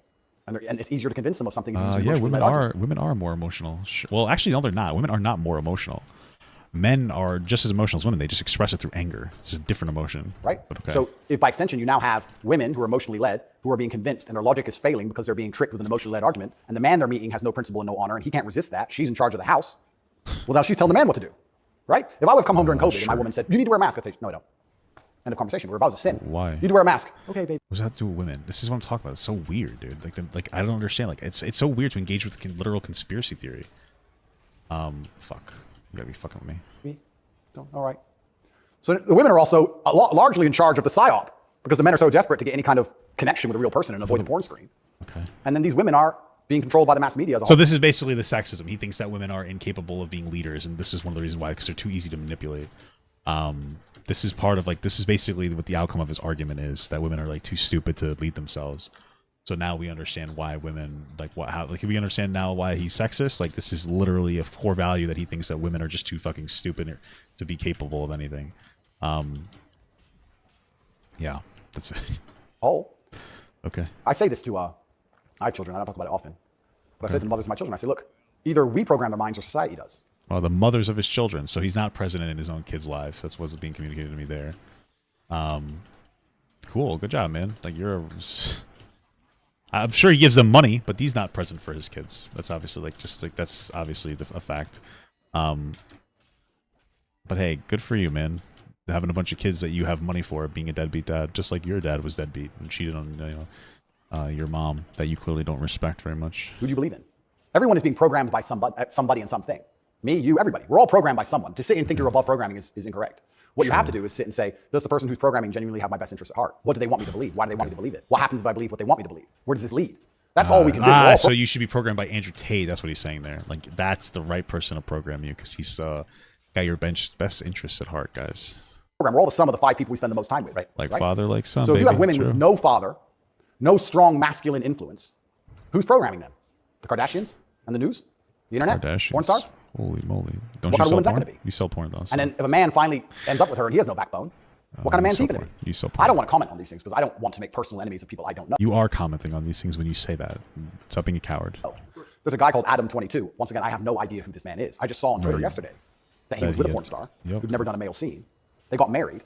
And like a week after their marriage... So that's not true at all? It wasn't a male porn star. It wasn't a female porn star that never did a scene with a man. It was a porn star who used to do scenes with men, and then stopped when they got married. Did her first male scene with some random dude. That's not true either. I'm pretty sure they've been married for a while, and they had a conversation about her having sex with another guy. I mean, I wouldn't do it either, but you're just like wrong about the story. And he's on a podcast defending it. That his wife had sex with somebody else. Correct. Why? Like, because it was a porn scene, so she fucked another. And listen, I wouldn't do it either, but like it's weird that you're just lying about it. this is the level you can. But this is what the Matrix wants from you as a man. They want the woman in charge, and the man below with no backbone. Because if the woman's in charge, they can emotionally affect her. They can scare her. You can scare a woman. Oh, I'm gonna die. Easier than you can scare a man. A man. A real man's hard to scare. A woman you can make afraid of the vaccine. Right? Be afraid. COVID. Be scared. Okay. If she's in charge of the household, I would argue in nearly any household. Yeah, so my uncle died of COVID, so it's like it exists. He didn't. None of these people did any real work during COVID. I was literally like on the front lines, if you will. I was a manager of a bus company. I was a manager of the cleaning crew every single day, and I was in charge of doing it too. I was in charge of setting up the cleaning system, or the system to disinfect these buses. There are people dying left and right. Like, shit was fucked up, man. It wasn't good. It was rough. Like, it exists. Like, you guys, I guess, live in fantasy world where you never had to like interact with it, you know, but I didn't get to stay home and go like, what's really going on? This isn't a big deal at all. Like, I was working every single day. I never missed a fucking beat. So where the female was dominant, everyone's vaccinated. I would argue that point hard. Of course. Cool. Maybe I'm wrong, but I would argue it. I don't have the statistics. It's just logic to me. So, right. So that's, you don't have the statistics, so you're just saying things without any stat. Okay, great. Talk about women being unhappy. What's actually interesting about the female mind, once again, they're going to call me misogynist, Okay. is that when you're an emotionally led person, Okay. you're more prone to chaos. You just said that you think something is true. That was a feeling you had without any facts or statistics, and you're saying that women are emotionally led. It just feels hypocritical. Feels ironic. It takes real stoicism to lead. So why are these women unhappy? Because no one's leading them. No fathers, no men of no backbone, no man they respect. So they're relying on society, which is promoting chaos, and their own mental state. Women will say all the time, oh, my period was coming up, so I was crazy. Incredible. Like, they'll say that themselves. So without any kind of hard rock of emotional security, to give her a hug and say, don't worry, baby, calm down, it's okay. When you have no hard rock of emotional I security. think there's a difference between being a little emotional because you're in a period versus saying that vaccinations aren't a conspiracy theory because of objective proof. Sure, you leave her to her own devices. She's going to be to a degree chaotic. And you know who told me this? A woman said this to me. Whoa! A woman said a thing. They must be right. Interesting how you'll accept the information from a woman as long as you agree with them, but you won't if they disagree with you. Most women are closer to a mental breakdown than you possibly believe, day by day. I was like, really? Sure. She goes, yeah, and that's what I love about my husband. He makes me feel happy and secure and safe. If I'm starting to have a problem, I know I go to him, and he makes me feel like he's my rock. Well, that's proof that There's a woman women are says it's not terrible. happening. Because So why are women miserable? Because where are they going to get their happiness from? Where are they going to get their emotional stability from? It's not their job. I don't believe it's a woman's job to be emotionally stable. It's a woman's job to do many other very important things that men Like can't what? do. More important. They're better than men at a lot of things, women are. like what? But it's our job to be emotionally stable. Okay. Women are better than us at certain things. We're better at other things. And that's why as a team we're so powerful. reason I say- Just sit and pretend we're all the same the whole way through. The reason I'm saying like, what do you think that women are better at is because he doesn't have an answer to that. He wouldn't be able to answer that question if you pushed him on it. It's to try to make him seem reasonable. Women are better at a lot of things. Like what? He has no idea what he would say. He doesn't know. He wouldn't have the ability to articulate that because it's not about that. It's just meant to make him seem reasonable. Then why do we even need each other anymore? Well, I don't think we do. Exactly it. And this is why we have birth rates declining, porn, women who are running around sharing one. Birth rates are declining. Part of it is like, yeah, women are in the workforce. That's absolutely true. Dude, I fucking hate myself right now. That's part of it. Part of it is because you know, maybe it costs $20,000 to have a fucking baby. I wonder if we had a society that didn't make it cost $20,000 to birth a child, if we wouldn't have declining birth rates. I mean, like, it's such a hot take. Hey, why aren't you having a kid? Well, it costs $20,000 to birth a child in the hospital, and healthcare is fucking abysmal dog shit in the United States. But yeah, people are having declining birth rates. A lot of it's because it's incredibly expensive to just have the baby. There are women that are in the workforce, absolutely, which could be, that issue could be dealt with by, you know, some kind of universal childcare or some kind of childcare program, or giving more money to the middle class so they can afford some form of childcare. Like, yeah, there's plenty of things in this capacity, and some people don't want to have kids. Nowadays, people don't have as many kids because their kids they don't have high death rates like they used to. People have 7 kids, like 4 of them would survive. Okay, there is a declining population, but like, you don't even really know why. You're just kind of saying, look, there's a thing that's happening. This must be bad. Okay, but you don't have any like intelligence when it comes to any of these issues. Man with no intention of having children, marriage is gone. Like, where do we think this is going to end? And what's interesting about Well, it it ends with the training thing, right? completely. Yeah, that's the ultimate. No, I'm serious though. If there's no, scrambling the idea of the gender binary of sex differences, like that is kind of the end point, isn't it? Well, the end point is, men are the same as women, so it doesn't even matter. Right. What? I can be a woman today, be a man tomorrow. Nobody's actually saying that. Like, right? People are just saying that men and women should have access to the same opportunities. This is just like a weird like anti-trans conversation now. Like again, I called it before when it was being homophobic, and now it's just going to become it's like an anti-trans shit. It's supposed to just be like a lot of it's basically just like loose language that can be interpreted however it wants to be, so that people like can just interpret it as the way that they want. Like this is just supposed to be like transphobic rhetoric at this point. Oh, everybody can just be the same. Like that's not exactly what's happening at all. Okay, nobody contests the idea that men and women are fundamentally different. Like in a lot of different ways. Nobody's saying that that's not real. Like that is like, except for like crazy TikTok people. People on TikTok might be saying that, but those aren't actual people. Those are fucking morons. None of it matters anymore. This team's fucking I also think a large part of this this shit. transsexual movement, I think a large part of it See? is There you go. It's not transsexual, it's transgender. But see, right there. Like it's so easy to call. These people are so fucking dumb and predictable. a deliberate attack on us and our senses because they're trying to convince us to ignore our eyes. I do believe that is a... No, that's not the truth at all. They're just people, trans people have existed forever. Now they feel comfortable coming out. It's really not that deep. It's not that fucking crazy. That's it. Like religion has been historically oppressive to gay and trans people. Of course, you're not gonna feel comfortable coming out like back in the day. This has just always been a thing. It's such a crybaby like fucking shit fit every single time you talk about it. It's funny coming from Tate, who said that he would rather fuck like a 10 out of 10 fucking trans girl than like a 1 out of 10 woman. It's like it's the whole thing is fucking okay. Bottom line. I think the bottom line of slavery are your own senses. The fuck you like talking no matter about? what I'm told, Oh, that it's cold piss my outside, balls. I feel warm. That's the bottom line. So once they can convince you that your senses are wrong, well then you're completely open for the slave program. Once you can look at something with your eyes and ignore your eyes, you're a prime candidate. So I think a lot of this has also something to do with that. You are going to say that's a girl. That's what you are going to say because you have to. And if you say You don't have to, but you shouldn't create legislation around getting rid of trans people just because you find it uncomfortable. Facts and statistics are against you when it comes to trans people existing because they do. And like stop trying to oppress people by, especially adults, trying to remove their ability to get comprehensive gender affirming care. it long It's enough, not that hot of a take. and if you won't, your children will because we'll tell them. So eventually, you're going to say it, and then it becomes true. Then you ignore your eyes. Now you believe anything, right? So the next thing comes along. Now you believe all the people on the jets telling you about climate change. It's all an attack on the senses. This is America's most famous admiral. You know, it's such an important issue for our youth and adults. As you said, some of these laws are actually extending into adulthood. You know, we often say that gender affirming care is health care, gender affirming care is mental health care, and gender affirming care is literally suicide prevention care. Would that be your view as well? I 100% agree. It's genuinely, I want... It's all true though. Like none of that was false.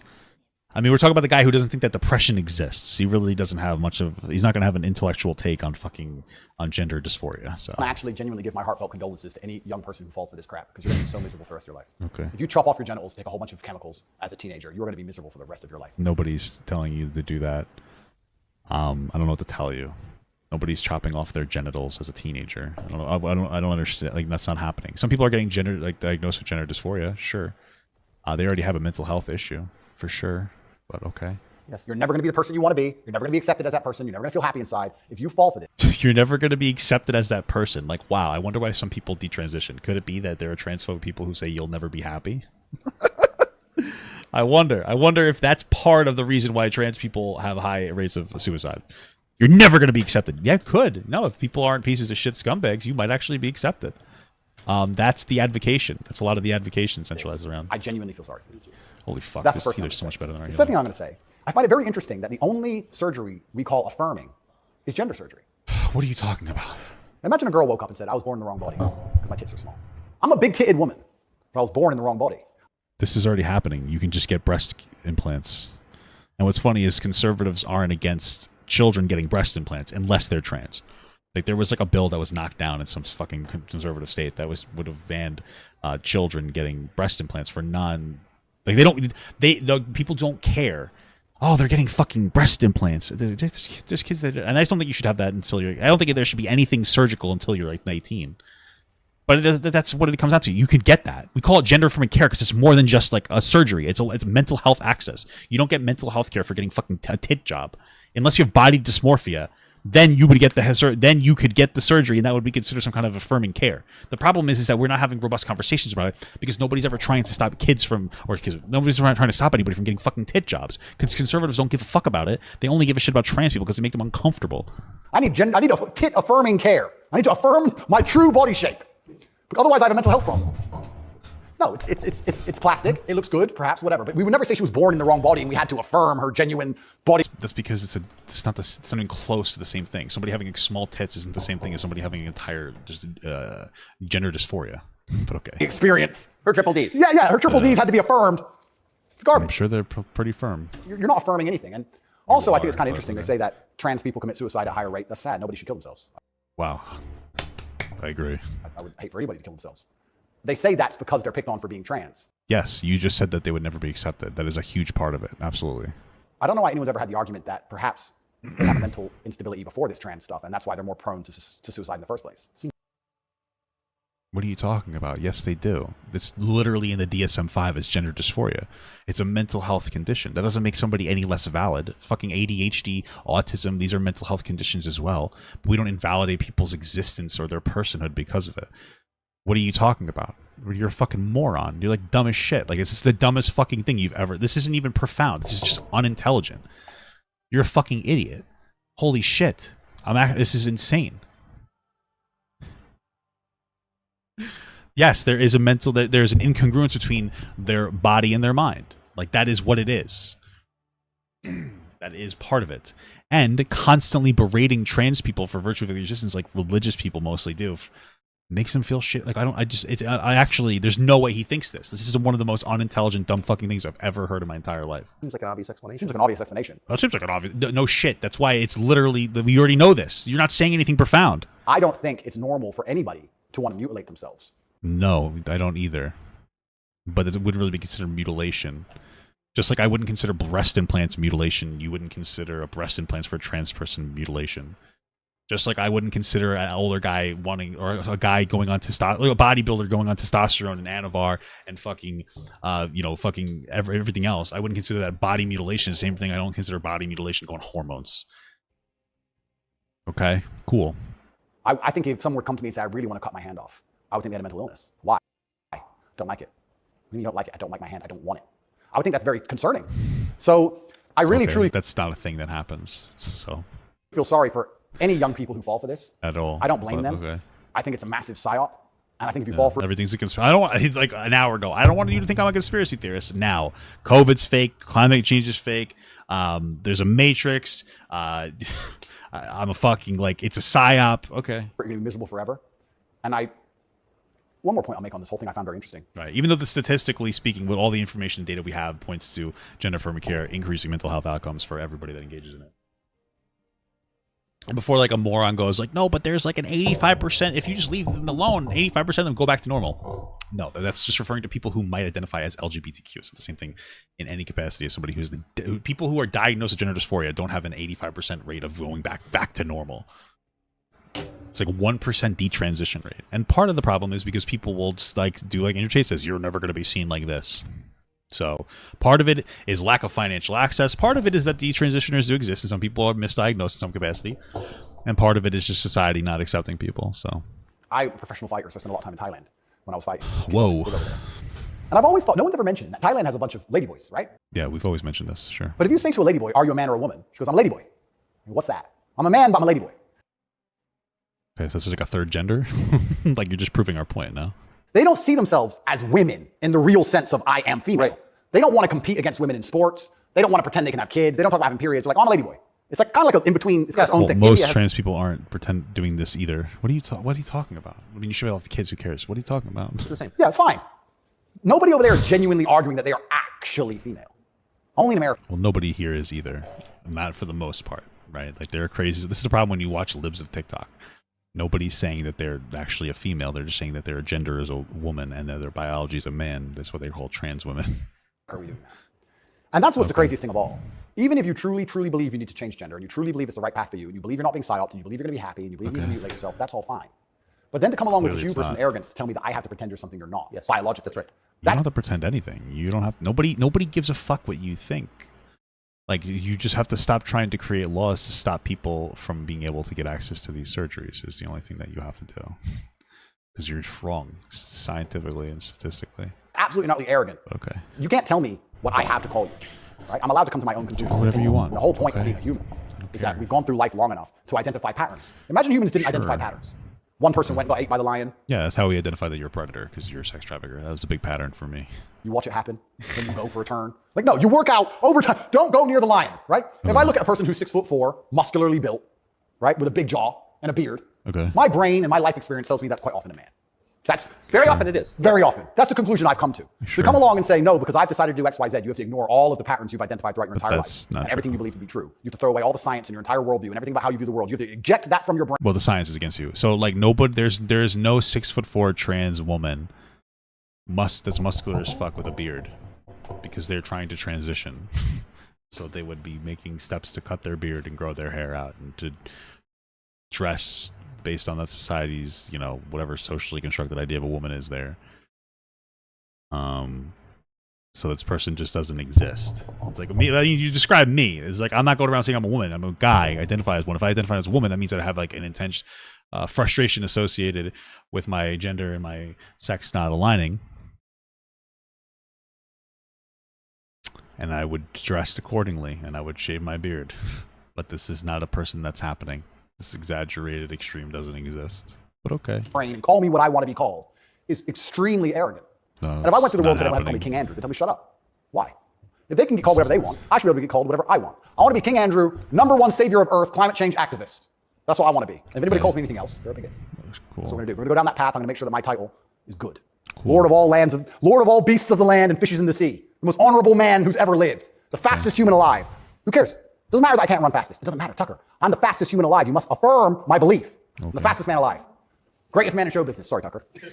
Best political commentator there's ever been. Let's just go down this path of insanity. Why not? Walk around with stickers on our head. It'd be great. It'd be fun. The scariest thing about all this stuff is that the world is still polarized to a degree because there's certain places in the world which are too close to baseline reality for survival, for any of this garbage to fly. You think you can go to Tajikistan where people are trying to eat and talk to them about gender and all this garbage? They're like, listen. No, because they don't have money, so they're not going to be as like they're not going to have the same interaction with things because they're still focused on trying to do certain like other things. Like, of course, they're not going to be as empathetic as a society because they haven't had a lot of their basic needs met. You're a man. This needs doing. Shut up. Okay. Right? Yeah. Right. So there's countries. My mother-in-law is married to a guy who he's from another country. I'm not gonna say which one. And he recently visited and he came back and told us a story about how there was somebody in like their town or whatever that just decided to like kidnap a girl and they ran away with her. Not kidnap. She wanted to go, I guess, but she was married to another guy. But since they were gone for 6 months, that became his wife. Because that's a rule there that if you're with a woman, if you live with a woman for 6 months, you're married or something. Like that's so this the type of country you're explaining to me where it's so oppressive to women. Like wow, like that's the example of the country that I would definitely want to point to as a successful country. Cool. There's no time for any of that. So as the Western world is They don't even have like decent education in a lot of these other countries. I mean, there's places where like, have you ever seen like street foods? People don't even have like sanitary. They don't even like use. There's like bugs in all their food flying around it, and they're like literally working without gloves on. Like this is what the country. Like I'm not trying to be an asshole, but it's self-destructing in real time. There are places in the world where none of this crap is happening. Okay. So who's going to own the world in 100, 200 years? Like, it's still competitive to a degree. It's still bipolar. There's two sides to the world. What? Bipolar? What? I think that when men are men and women are women and we stop arguing about dumb shit, that society overall is more... Well, stop bringing up the dumb arguments then. Women just want to have like access to the same opportunities as men. It's not that big of a I don't know deal. how America's going to maintain its influence over the entire planet when it's doing all this garbage. Yeah, you're right. We are literally the most powerful presidents in the entire world as ever has been. So I don't know what you're talking about, but okay. How long can this possibly last? Not long. Not long. Not long. Not long. It's like the fall of Rome. Okay. The fall of Rome, everything became decadent, endless sex and orgies. Okay. No one had enough faith in the state to join the army anymore. And people talk about barbarians destroying Rome. Rome Well, we have plenty of people joining the military, so we'll be okay. was destroyed from the inside. That's what happens. And we're witnessing. I don't know why that didn't read your alert, but it said, I will not be buying the King Gut this month, sorry. That's one of my membership ranks. That's funny. It in real time. And we have all these problems on Earth, and then they want to spend millions and millions of dollars on an investigation to prove that I'm a human trafficker for TikTok. It's clown world. Nothing even makes sense anymore. This is a video from a nothing to do with TikTok. recent Pride March in New York, and I'm interested in your view of it.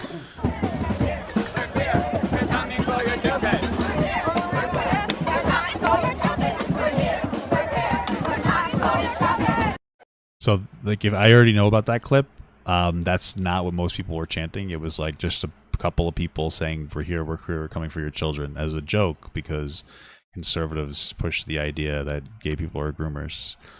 But of course, they're going to isolate that clip and make it seem like this is what's happening, despite the fact that if anybody's coming for your children or coming in your children, it is priests that molest children and then don't actually face any type of consequence other than being moved somewhere else. If you want to talk about something dangerous for kids, it's religion.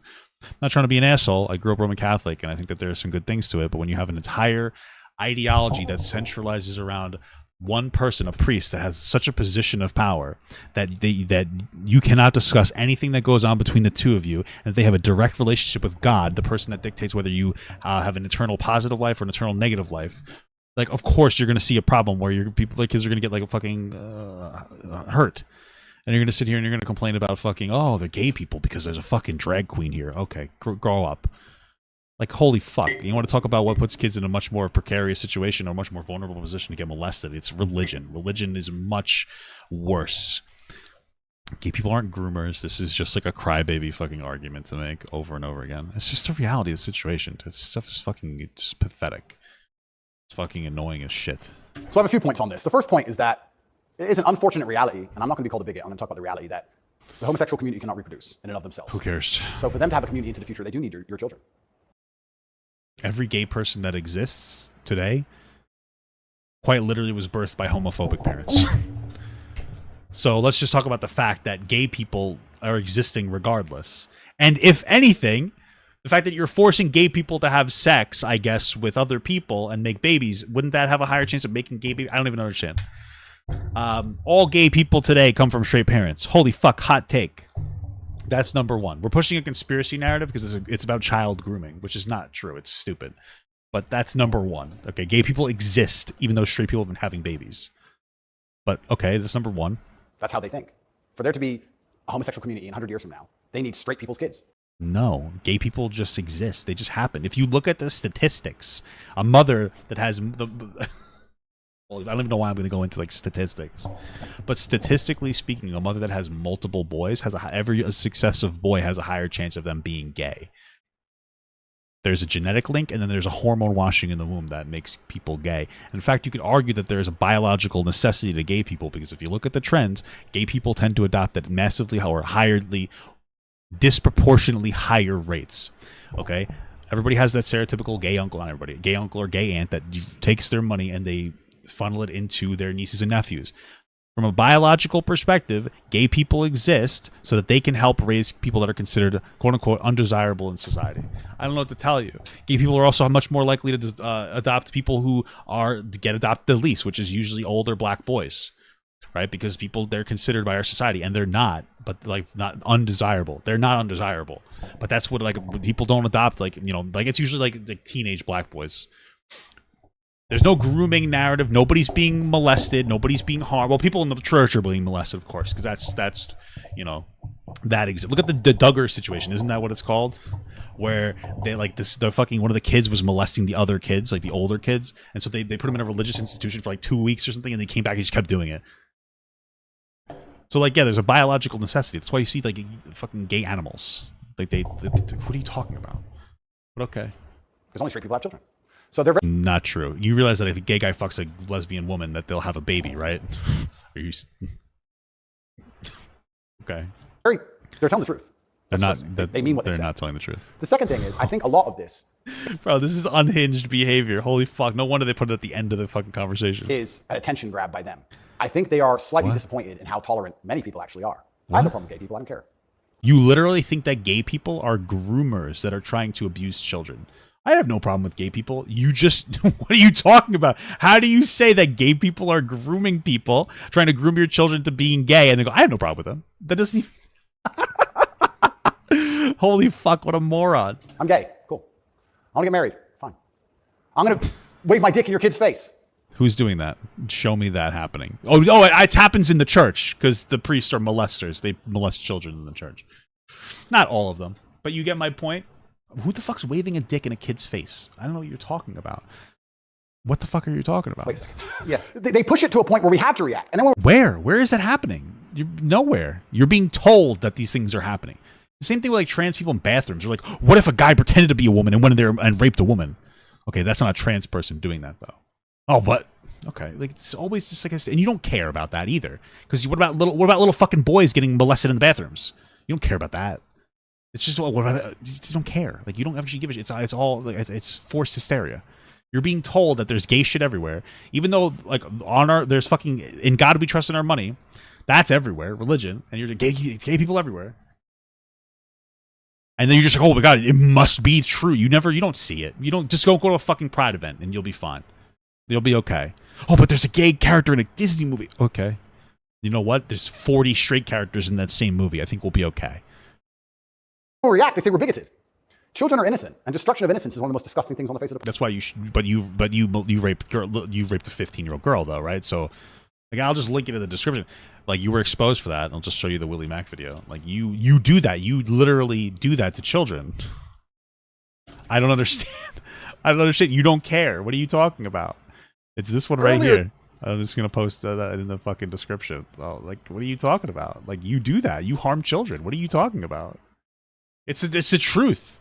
He talks about how his like fucking bottom bitch. He's been talking to her for like 6 years, and she's 21 now, which puts her at like fucking 15 or 14 because she said, but she's basically 21, almost. He doesn't care about children. He doesn't care. It's a virtue signal. He abuses kids. I don't know what to tell you. Planet. It's terrible if a child is killed in the war. It's terrible. No, the priest wouldn't be gay because he molests children. That is a pedophile. Like, it's a stupid thing to think. It's not funny that you think that. You're kind of a moron for that one. I think it's so stupid when people are like, oh, gay people are disproportionately pedophiles because, like, most abusers are men. It's not that they're gay. It's because they're men. Men, look at the statistics, are more violent, and they have a higher chance of sexual and physical violence than anybody else. It has nothing to do with gay people. Being a pedophile has nothing to do with being homosexual. Being gay is you're just gay. Being a pedophile is not the same thing. It's men. Men are you want to talk about it. You want to stop at gay people to make yourself feel like you're shielded. It's men. If you want to play the game that is gay people's problem, it's men. It's a problem of men. It's a male problem. He's effectively admitting it, right? And it's not all men. But if you're going to say it's all gay people with that dumb fucking ideology, like why don't you take it a step further to men? Why do you stop at gay people? This is because you're homophobic and like you can't perceive that. We understand that men are more violent. They commit most of the violent crimes. They commit most of just in general the sexual crimes. It doesn't matter. It's men. It's nothing to do with sex. It's nothing to do with sex. It has nothing to do with gender. Men tend to be very violent, and they need to be educated and socialized to be more civil. That's the reality. That's why there are so many cultures that accepted men going and raping women in other society. He effectively he just admitted it before. He literally admitted it before.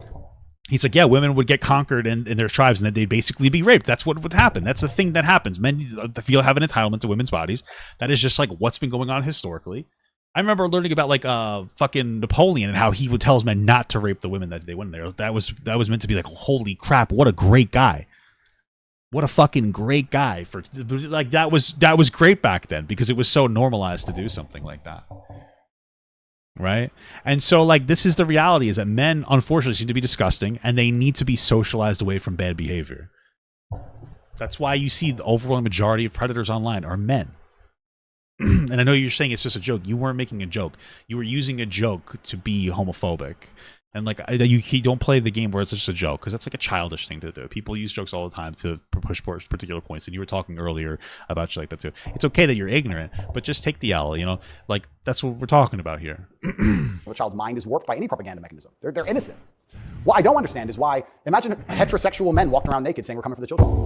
Nobody's doing that. Someone gets shot. Absolutely. So they weren't saying they're coming for children. They were obviously just joking because the entire conservative narrative is that they're grooming children. But okay. Why is it when for good reason? Completely. So as soon as there's a sexual orientation, they're completely protected. And I think that the whole point of having children as a whole is to instill them with your worldview. I know if I have children, I want them to be like me. We just talked about my last name and how I want them to honor me into my post-death. Then you can teach them to sex traffic women themselves too, yeah. Then I want them to be a representation of me. Which means they should believe in my values and my creeds. Why is a group of people in New York walking around telling me what they're going to teach my kids and what my kids should believe? They're not your kids, they're my kids. What are you talking about? You're talking about how you're an influential figure and that you're a positive for all other people's kids. You're literally a big part of your thing is that I'm so positive for young men and boys all over the world.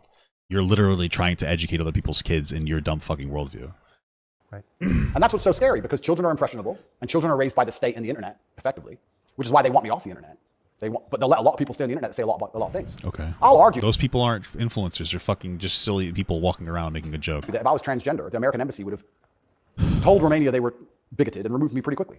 I would genuinely argue that point. They would say, no, what you're doing is abusive to the LGBT community. He must be removed from jail. Of course, immediately. Instead of what they're doing is he's just being abusive to women, so not a big deal, right? immediately. But because I'm straight and heterosexual, it doesn't matter. We're the class that suffers the biggest bigotry that possibly exists in the Western world today. I would What's that, men? actually argue that point. What? But they're saying this to be deliberately provocative. Fuck you So talking deliberately about? trying to upset people. They want to upset you so that when you talk against it, they can call you names and call you a bigot. And also, they mean what they say. You think it's true though. So. And it's truly scary. I have no problem with gay people, but they are grooming your kids. That's what he's saying right now. He's a fucking idiot. I'm obviously a Muslim. I'm Islamic. What most people don't understand about You're not. You weaponize it to try to get rid of any accountability. You literally run a porn. You run a porn business. You're not Islamic. a lot of the Islamic world is that a lot of these things are outlawed, right? But people say, so gay people can't go there. Yes, that's what that means. You can get hurt or killed if you're gay in these countries. If you go to Dubai, you will see gay people. You can, if a guy wants to be gay and do whatever Okay, that's not the only Islamic country. Is that he wants to do with a full-grown man in his own house, I don't care. And you can tell, you might have a waiter who's gay, whatever, etc. The only reason it's outlawed is not to stop a full-grown man meeting a full-grown man and doing what he decides to do. It's outlawed to prevent it bleeding into society and affecting the culture where the children are affected. Okay, so gay people are groomers. So this is his logic. In all these other countries, it's illegal to be gay. They don't care if you're gay. They think it's okay. They just don't want children to get impacted. None of that doesn't make any sense. Nothing you're saying makes any sense. You're trying to make it seem like there's an impact on children. There are gay kids. Kids are fucking born gay. I don't know what to tell you, man. It's just a fact. We're kind of just operating at this point. I don't know what to tell you anymore. It's just like childish behavior. You're justifying being bigoted towards gay people, and those gay people do get arrested for doing gay shit. Like, they shouldn't be. What are you talking about? You're like a child. This is insane. This is fucking insane. You're the stupidest fucking person in the world. No, they don't get oppressed in other countries. Nobody's getting hurt for being gay. Don't worry about the people getting thrown in jail or executed for being gay. That doesn't matter. It's just kid. You don't care. You actively have had sex with a kid, and you tried to hit one up to do webcam work at like 16. Like, you don't care about children. Like, that's just a fact here. I put the link in the description. It's going to be the bottom one in the sources fucking thing. What are you talking about? You don't care about kids. That's why it's outlawed. Okay. And I'm not saying it should be outlawed in America. What You are saying that. I'm saying is, if you're not going to protect the innocence of children Okay. from any ideology, and if the ideology is deliberately targeting children because children are more impressionable, Nobody's deliberately targeting children. more capable of believing in things which simply aren't true, perhaps a man looking like a woman or vice versa, What are you talking about? We're talking about gay people now. then that is a dangerous ideology that should be very closely examined. Well, if you're not going to protect children, or if you're going to encourage women to fight your wars, why have a society in the first place? Well, this is another Isn't the whole point of society to protect women and You know children? what's really interesting? I argued this From once. what? They were talking about how the West is a patriarchy and it's so terrible to be a woman in the West. And I'm like, well, where's better to be a woman then? If it's not the West, please tell me. Pick another country besides America. Sure, it is good to be a woman in the West. Much better than any other country. It doesn't mean that there aren't women's issues. What does that have to do with anything? Where you'd rather be a woman. It's garbage to begin with. But you're saying, America's a patriarchy, and Americans are all misogynistic, and men are so bad, and women have been oppressed since the beginning of time. It's always been a patriarchy. That part is true. So If that's true, why don't women fight our wars? Think about it. We can get the women of our country and the women of another country and let them go die in a ditch. And us men can just sit around being patriarchs. there are women in the military that want to fight in the military. I don't understand your argument. And people like you are trying to not have them do it. Also, one of the reasons why women don't go into the military is because they get raped a lot by the men in the military, and then it gets covered up and suppressed. It's like a real issue in the military as well. Men tend to be more capable for fighting, and women are more capable for taking care of shit at home. And that's changed. Now people just want equal opportunity. You're acting like, I don't know what to tell you. Like, this isn't an argument. Most people don't fight in the military. But okay. Yeah, just have women go fight and die, I guess. Why do we have to go Women shouldn't have access to rights unless they'll go die. die? Why do we have to go get our legs blown off? You don't. People go into the military because they want to, and the draft is gone, so. No, because we're patriarchy. Women can go suffer. Or do Okay. the women get to stay at home and we go suffer? How's that patriarchy? Right? Okay. So that's garbage to begin with. But I think I'm sure the women that are home with just their kids and without their abusive military husband, they're probably doing a lot better than they would if he was home. Unfortunately, the military, being a military officer and a police officer, they make you more abusive. You look at the statistics; they have much higher rates of domestic violence. And I think part of it's an unfortunate thing. Part of it, I think, is because you get reprogrammed when you join some of these facilities and you have other forms of PTSD. But okay, I think genuinely to go back to that point, any ideology which is waking up and saying, why don't you go join the military? Tate? our worldview is so extreme, the only way we can truly ensure it exists into the future is to find the most susceptible people on the planet to program and attack their minds. That's what you're doing, though, with your content. Children. Okay. I think that's a destructive ideology and should be very closely looked at. And it doesn't matter if it's It's just gay people are valid. They're fine. The only reason we talk about gay people so much is because conservatives want to not have any gay conversation ever.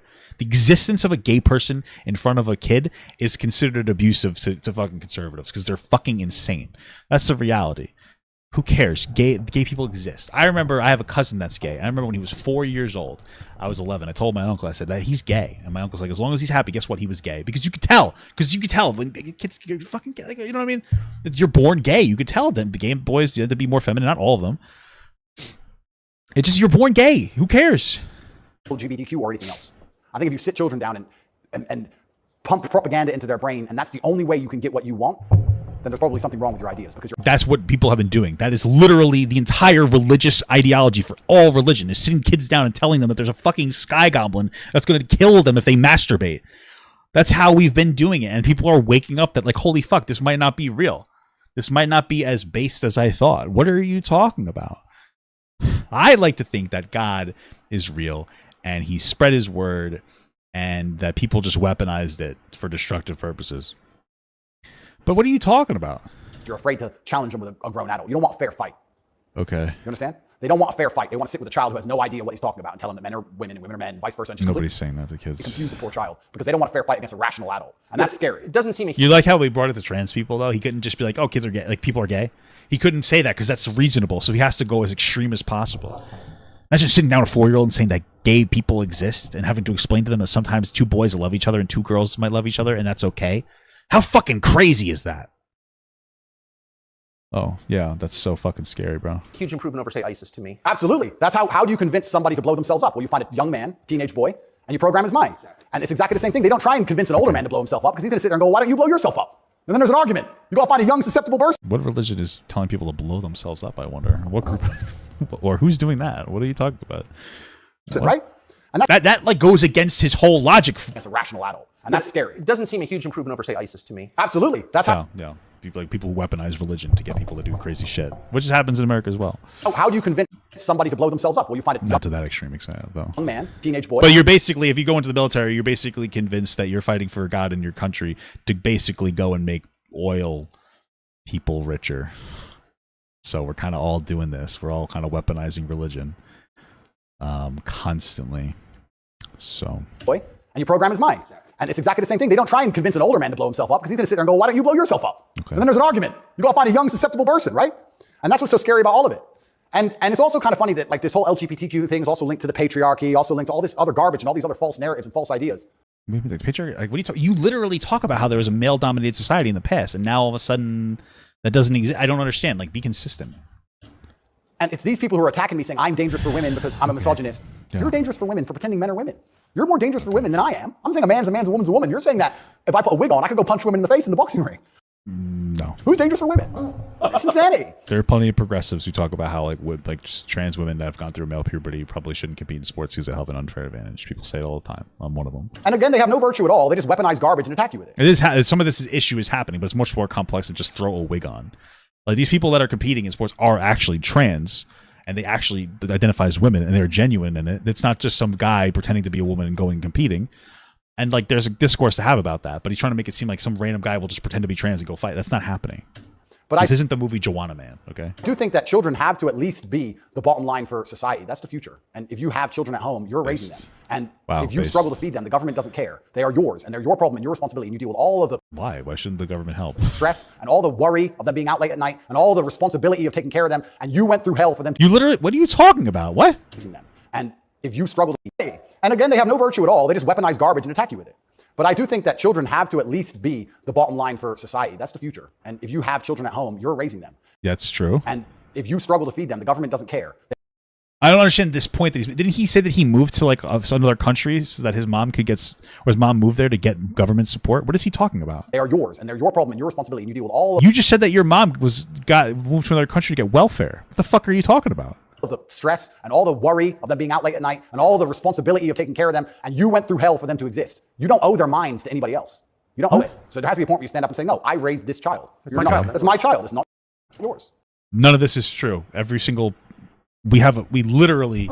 So the traditional conservative family will have priests and nuns raise their kids through religious ideology, and then in schools they will have them raise their kids. If you get a nanny, they're raising your kids. We live in a society. People don't raise their own kids completely exclusively.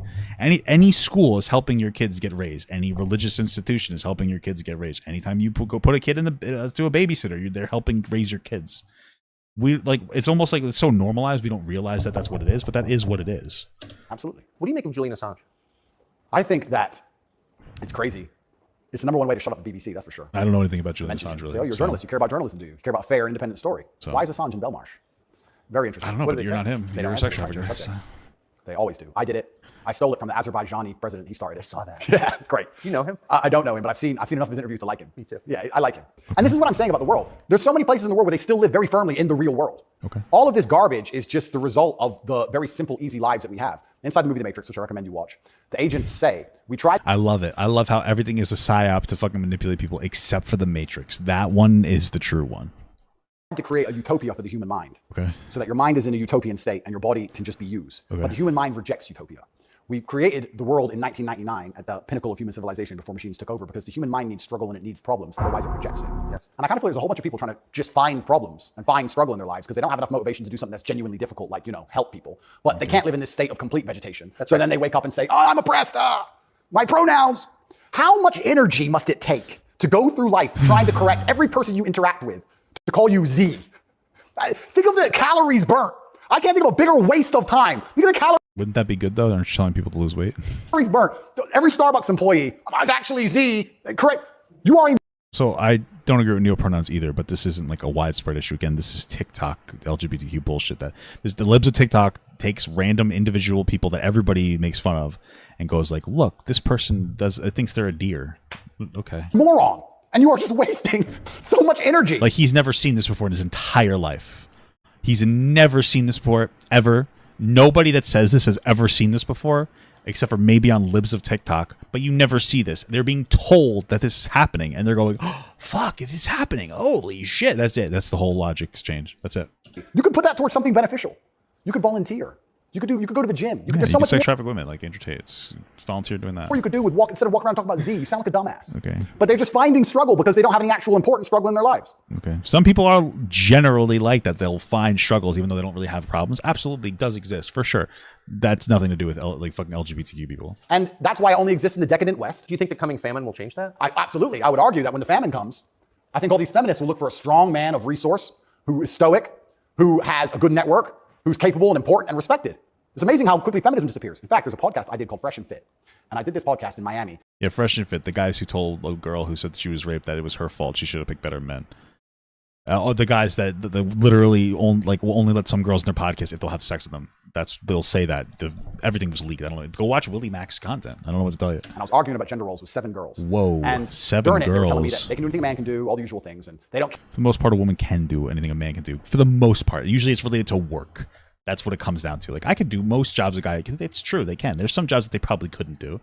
But, like, for the most part, they can. Most men aren't doing jobs that are inaccessible to women. They don't need a man, all this garbage. And some crazy fan knocked on the door for me, and he had a gun. He knocked on the door. The women, how quickly they... None of this is real. I just don't believe it. The Fresh and Fit has been known to set things up. They were supposed to have, like, a fucking... Like, they're supposed to have Ab... They called out, I think, Ab or Preach's wife or something. They thought it was wife. So Preach was like, let's fight. And then they were like, fine, we'll fight. And then they pretended somebody tried to attack them that was they sent on the behalf of Ab and Preach, and so that they can disengage from it. So this just doesn't exist. I became feminist when I had to go to that door. Whoa! You had to go to the door. Fresh and Fit didn't go to the door. Did they become women? Changed. Go. Oh, the feminism's out the window. There's no feminists on the Titanic. There's no feminisms in a famine. There's no feminists at war. Where's the feminists? Go to war. Okay. Right? I remember when Afghanistan, when we did that very well-planned... This story just didn't happen. I don't know what to tell you. Very thorough evacuation of Afghanistan. And all the schools that we opened for women got shut down by the Taliban. And I was having this conversation with someone, and I was saying, okay, well, you're it was Piers Morgan. An Afghan man, right? You've been hired by the Afghan Defense Force, and America's now left. And you have a meager wage, and America's left, and the Taliban are coming. And you're standing outside of the school with your AK, and they're coming with whatever they've got. And you're looking at the school going, do I really want girls to go to school that bad? Not really. Just put it down, you walk off. And this girl's like, yeah, but it's really important. And I'm like, yeah, it is very important. I agree. Women should have education, the right to education. Completely agree. But you're also saying here that men should die for it. It's interesting that the shift is like, oh, why should the man have to die to protect this fundamental freedom of a woman? Instead of criticizing the Taliban, being like, this is wrong. He wouldn't condemn the Taliban. He was pushed on Piers Morgan about this, and he kept just like trying to get away from the conversation. Like, because he doesn't care. He doesn't care if women have education. He's more interested in, men should die for this. there shouldn't be a fight in the fucking first place. But yes, if there is a group of people that are trying to restrict the rights of anybody, then people should go to war for it. I don't know what to tell you. If it was a freedom of a man that was getting contested, you'd be 1,000% on board with like saying that men should go do this. But when it comes to women, you just don't value them enough to say that they deserve to have rights fought for. I can understand not fighting a losing war, but like he literally can't even criticize. He couldn't even in that interview with Piers Morgan criticize the Taliban for restricting the rights of women. He's like, oh yeah, I guess they should have that right, but like I'm not gonna die for women if they're so strong. Why don't they fight? See, it's like he doesn't care. He's not a man. He doesn't live by the ideology that men should protect women, because that would be the protection of women. Which is fine. I'm not saying that shouldn't be the case, but I'm saying that you should give men the respect they deserve for dying for your education. Because it's not the women who are going to defend that female school, it's the men. But there are women that fight in the military too, right? But, okay. So if you're going to shit on men all day long and say we ain't worth anything until the war comes, and then you want us to go die? That's interesting. When the famine comes, the closer reality gets towards baseline survival, the closer we become towards our gender roles, because it's the only way we can be competitive. Who cares? Yeah, that's fine. That might be true, but who cares? We don't live in that society. We live in a society with like fucking computers. The only reason that you're famous is because of computers. Like, yes, we have more access to things that close the gap between the differences of men and women. Why would we not use those tools? What you're saying is that even though we have all these tools that are able to close the gap between men and women, we have guns for safety, we have cars to drive to particular places, we have trunks to put stuff into the back of so people don't have to walk long miles. We have like we have like forklifts to lift things up. You're saying despite the fact that we have all those tools that can help women close the gap and be able to be more competitive in markets with men, we shouldn't use those because biology. What the fuck are you talking about? That just doesn't make any sense. That's like if you have a tool and you just refuse to use it. It's like if you have a flashlight, you refuse to turn it on because you just want to be a fucking real man. Yeah, I'm sick. I have strep throat. I'm not going to go to the doctor and get medication because I'm a real man. I can deal with that. That's the same ideology. If you took 10 men and 10 women and stranded them on a desert island, the men would be men and the women would be women. Because they didn't. Wow, good thing we don't live on a desert island. They would die. That's the bottom line. Whoa. But we don't live there, right? So who cares? And I think that if you look at history, since the dawn of time, wow, men were masculine, and also men, by and large, were generally ruling the society, not in an oppressive. Patriarchy doesn't exist, but men were ruling the society, not oppressively. Even though I admitted before that when men win wars, they take the woman of the other tribes and rape them, but they don't oppress women. Dude, this guy unfolds constantly. Way, but in a protective way, and I think that means that makes society most competitive. And my argument for that is that if you name any society since the dawn of human time, men were protecting women, providing for women, and basically in charge of the society. Yeah, but if I name the most successful society ever, it's America, and they don't do that. So maybe there's something to thinking gay people are valid and being the strongest country in the entire fucking world. These are societies that never met. So it can't be an idea that spread. The Ming dynasty and the Aztecs, they're pretty far away. But that's how society was most effective. And when feminists we literally are more effective now than ever have been before. Argue with me and say, we need a society run by women. So that's never ever happened. And if it has happened, they got destroyed so quickly they never had a history. Okay. You can't even name one. So we need the society that's run by both men and women collectively is the strongest society. That's the society we live in right now. It's a brand new idea, which I'm not saying is a bad idea. I'm saying if it's a brand new idea, you can't tell me it's going to be better because it's never been tried, ever. So we're going to see. But what happens if it doesn't work? We're the most powerful nation on earth. Right? So we're feminizing men and women have more control and more power, which is fantastic. I'm saying this is untested. Who knows where any of this is leading? It's tested every day. We're the strongest country in the fucking world. What are you talking about? And our competitors, America's competitors, are still very firm in their gender roles. And they're weaker than us. Okay. I don't know. What do you mean? What? It's sort of an interesting period of history you're about to enter. It's very interesting. What's your view of tobacco? It's haram. I love tobacco. So my diet is particularly strange, I've been told. What? I live on caffeine and nicotine. So I eat once a day. I eat dinner only. 80% of my calories come from meat. I have 10 cups of coffee a day and 3 or 4 large cigars.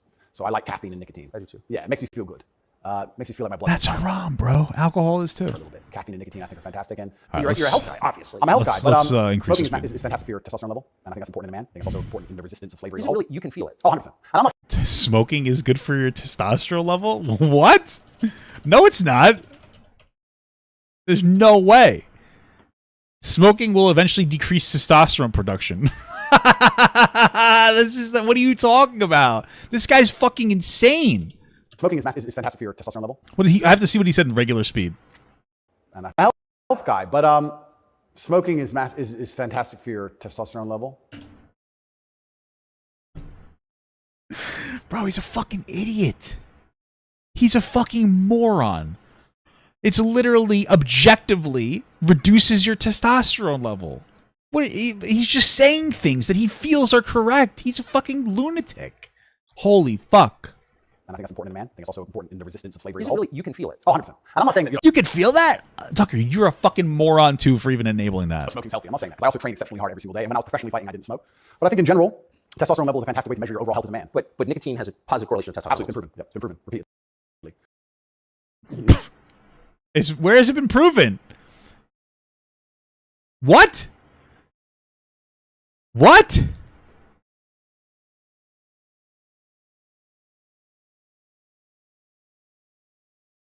I have to look into this. Give me a minute, okay? So that's why I love nicotine so much. And then caffeine, I love to have that little bit of a, not jitter, but I like to feel energetic and I like to be hungry. My optimal state is hungry, but energetic. That's how I get the most done. I don't like eating. If I eat, I feel full, I feel lethargic. I like to be hungry and 1% irritable from my 5th coffee and a bunch of nicotine inside me. That's how I like to perform. So yeah, I think it's a good thing. And it's interesting how focused the people in charge are on nicotine. Because fentanyl becomes really common. 100,000 people die a year from it. Nobody notices, but they're still trying to shut down not just tobacco, but non-tobacco nicotine devices. Yep. Why? That's a really good point. We could argue it's not the testosterone level. I don't know if you ever saw the study which linked people's testosterone level to their ability and capability to disagree with something.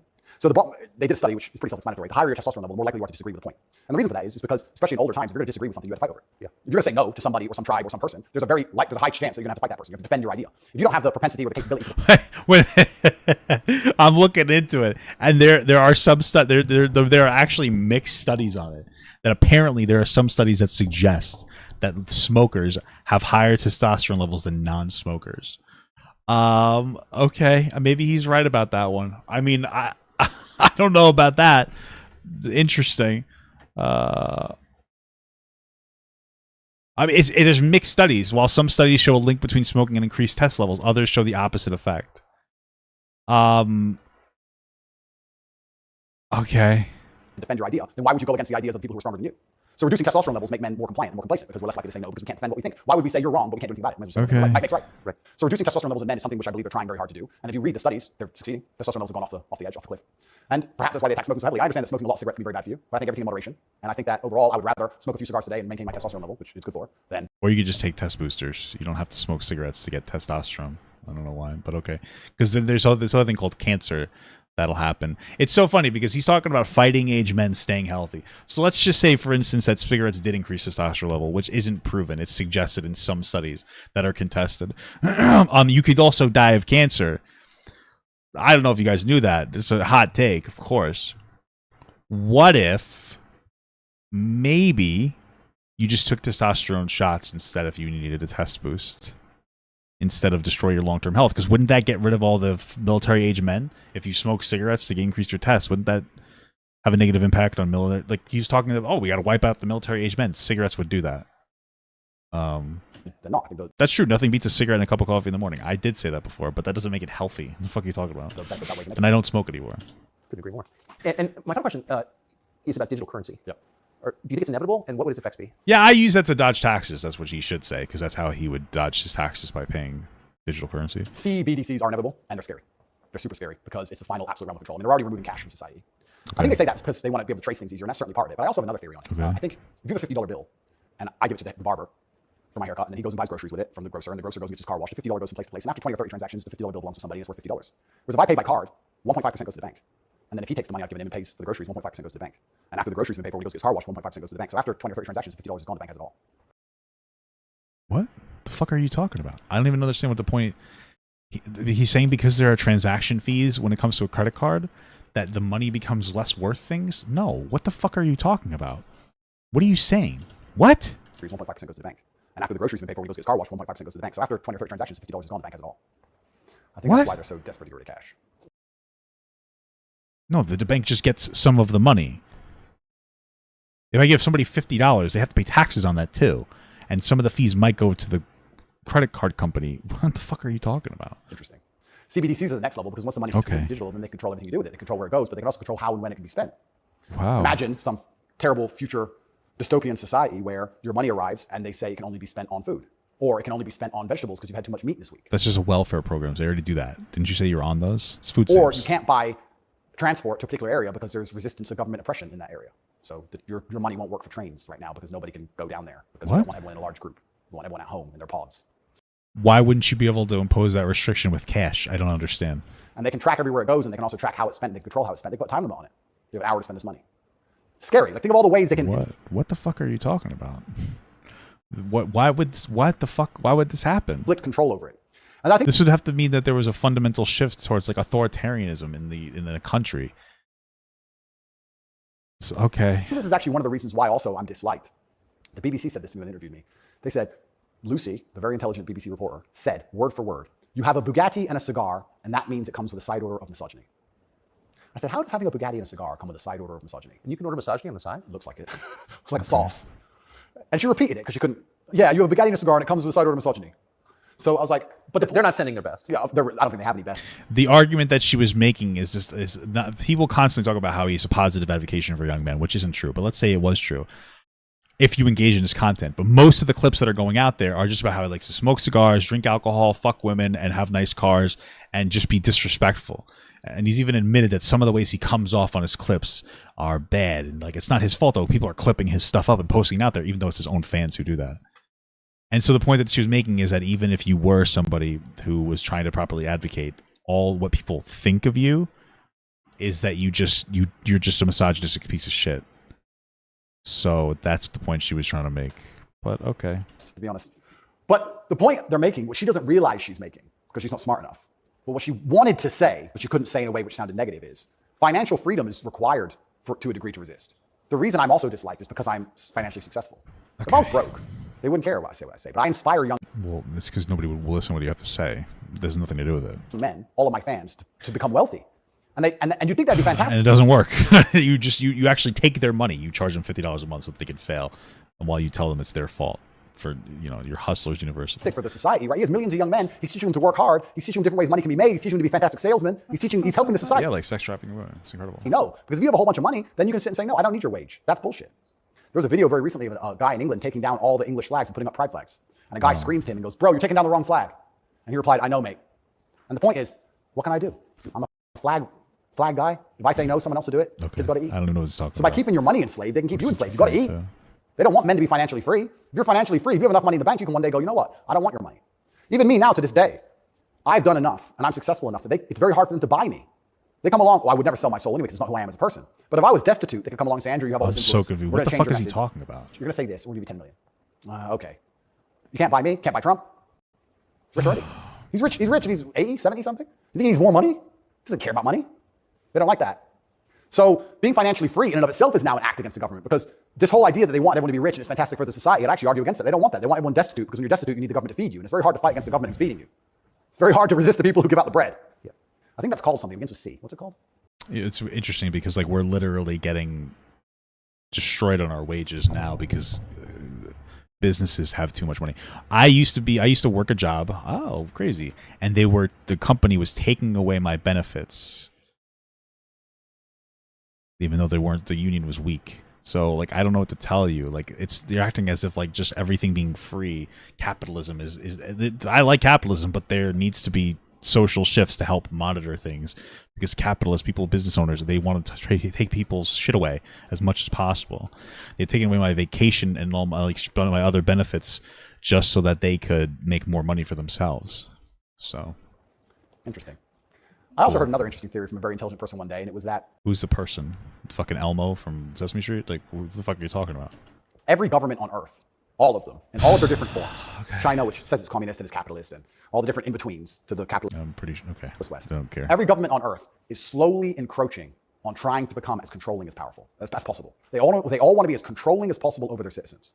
I guess America does we're still the freest country, or one of them. Western countries are still objectively freer. Like, you're forced to work horrible hours in China. It's worse over there. But okay. Communism is the end result of the most control a government can have, effectively, or some version of communism. But every single government on Earth is slowly trying to get there bit by bit. And the most successful countries are like these socialist countries that have social programs like healthcare and, labor laws and minimum wages that are more livable. Like Denmark, shit like that. Okay. The only thing that resists them getting there is the populace and how much the populace will accept.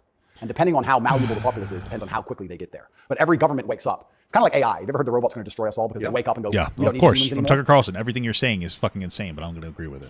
Their end goal is just survival. If a government is the same as an entity, its end goal is more and more control. And that's all they're trying to do every single day with every law they pass. With the climate change law, they don't care about environment. They want more control. Of course. And the more and more. Of course, of course, I'm gonna go home and suck on the fucking car pipe. I'm gonna turn it on and suck on the car pipe because this is not unhealthy for anybody. Like, I understand, like, first of all, statistically, climate change is having a negative impact and increasing the temperature of the world. But dude, intuitively, you don't even have to understand that. You could just go into your fucking car and take a hose, connect it to your exhaust pipe, put it in the car, and turn it on, and you'll go, holy fuck, this is bad for me, because you'll die. It's bad for you. How do we not understand, just from an intuitive perspective, that these things are bad for you? Why do you think that something that, if it's in your body for 5 minutes, will kill you, somehow won't destroy the atmosphere? It doesn't make any sense. It doesn't make sense. We're seeing like toxic rain from pollution that's destroying fucking different habitats and different environmental aspects. We're seeing poor areas that are disproportionately black living around different factories with smog in the air and runoff in the water, having much higher like degrees of like cancer and shit. Like, these things are real. It doesn't make any fucking sense that you're like, climate change is all for fucking control. Dude, that's insane. What are you talking about? I don't understand. It doesn't even make sense. A fucking baby could understand this. You're so fucking conspiracy brained. Like, that's it. Holy fuck. Because the earth doesn't have lungs. You're right. You got me on that. It's like, holy fuck. Jesus Christ. Control they get, the final. I mean, this is the guy that thinks that smoking cigarettes is good for you. So end result, if you give them what they want, is absolute slavery for everybody. Yeah. So you have to be very careful, because that is their ideal government. The ideal government is where everyone complies, everyone obeys, everyone's. Okay.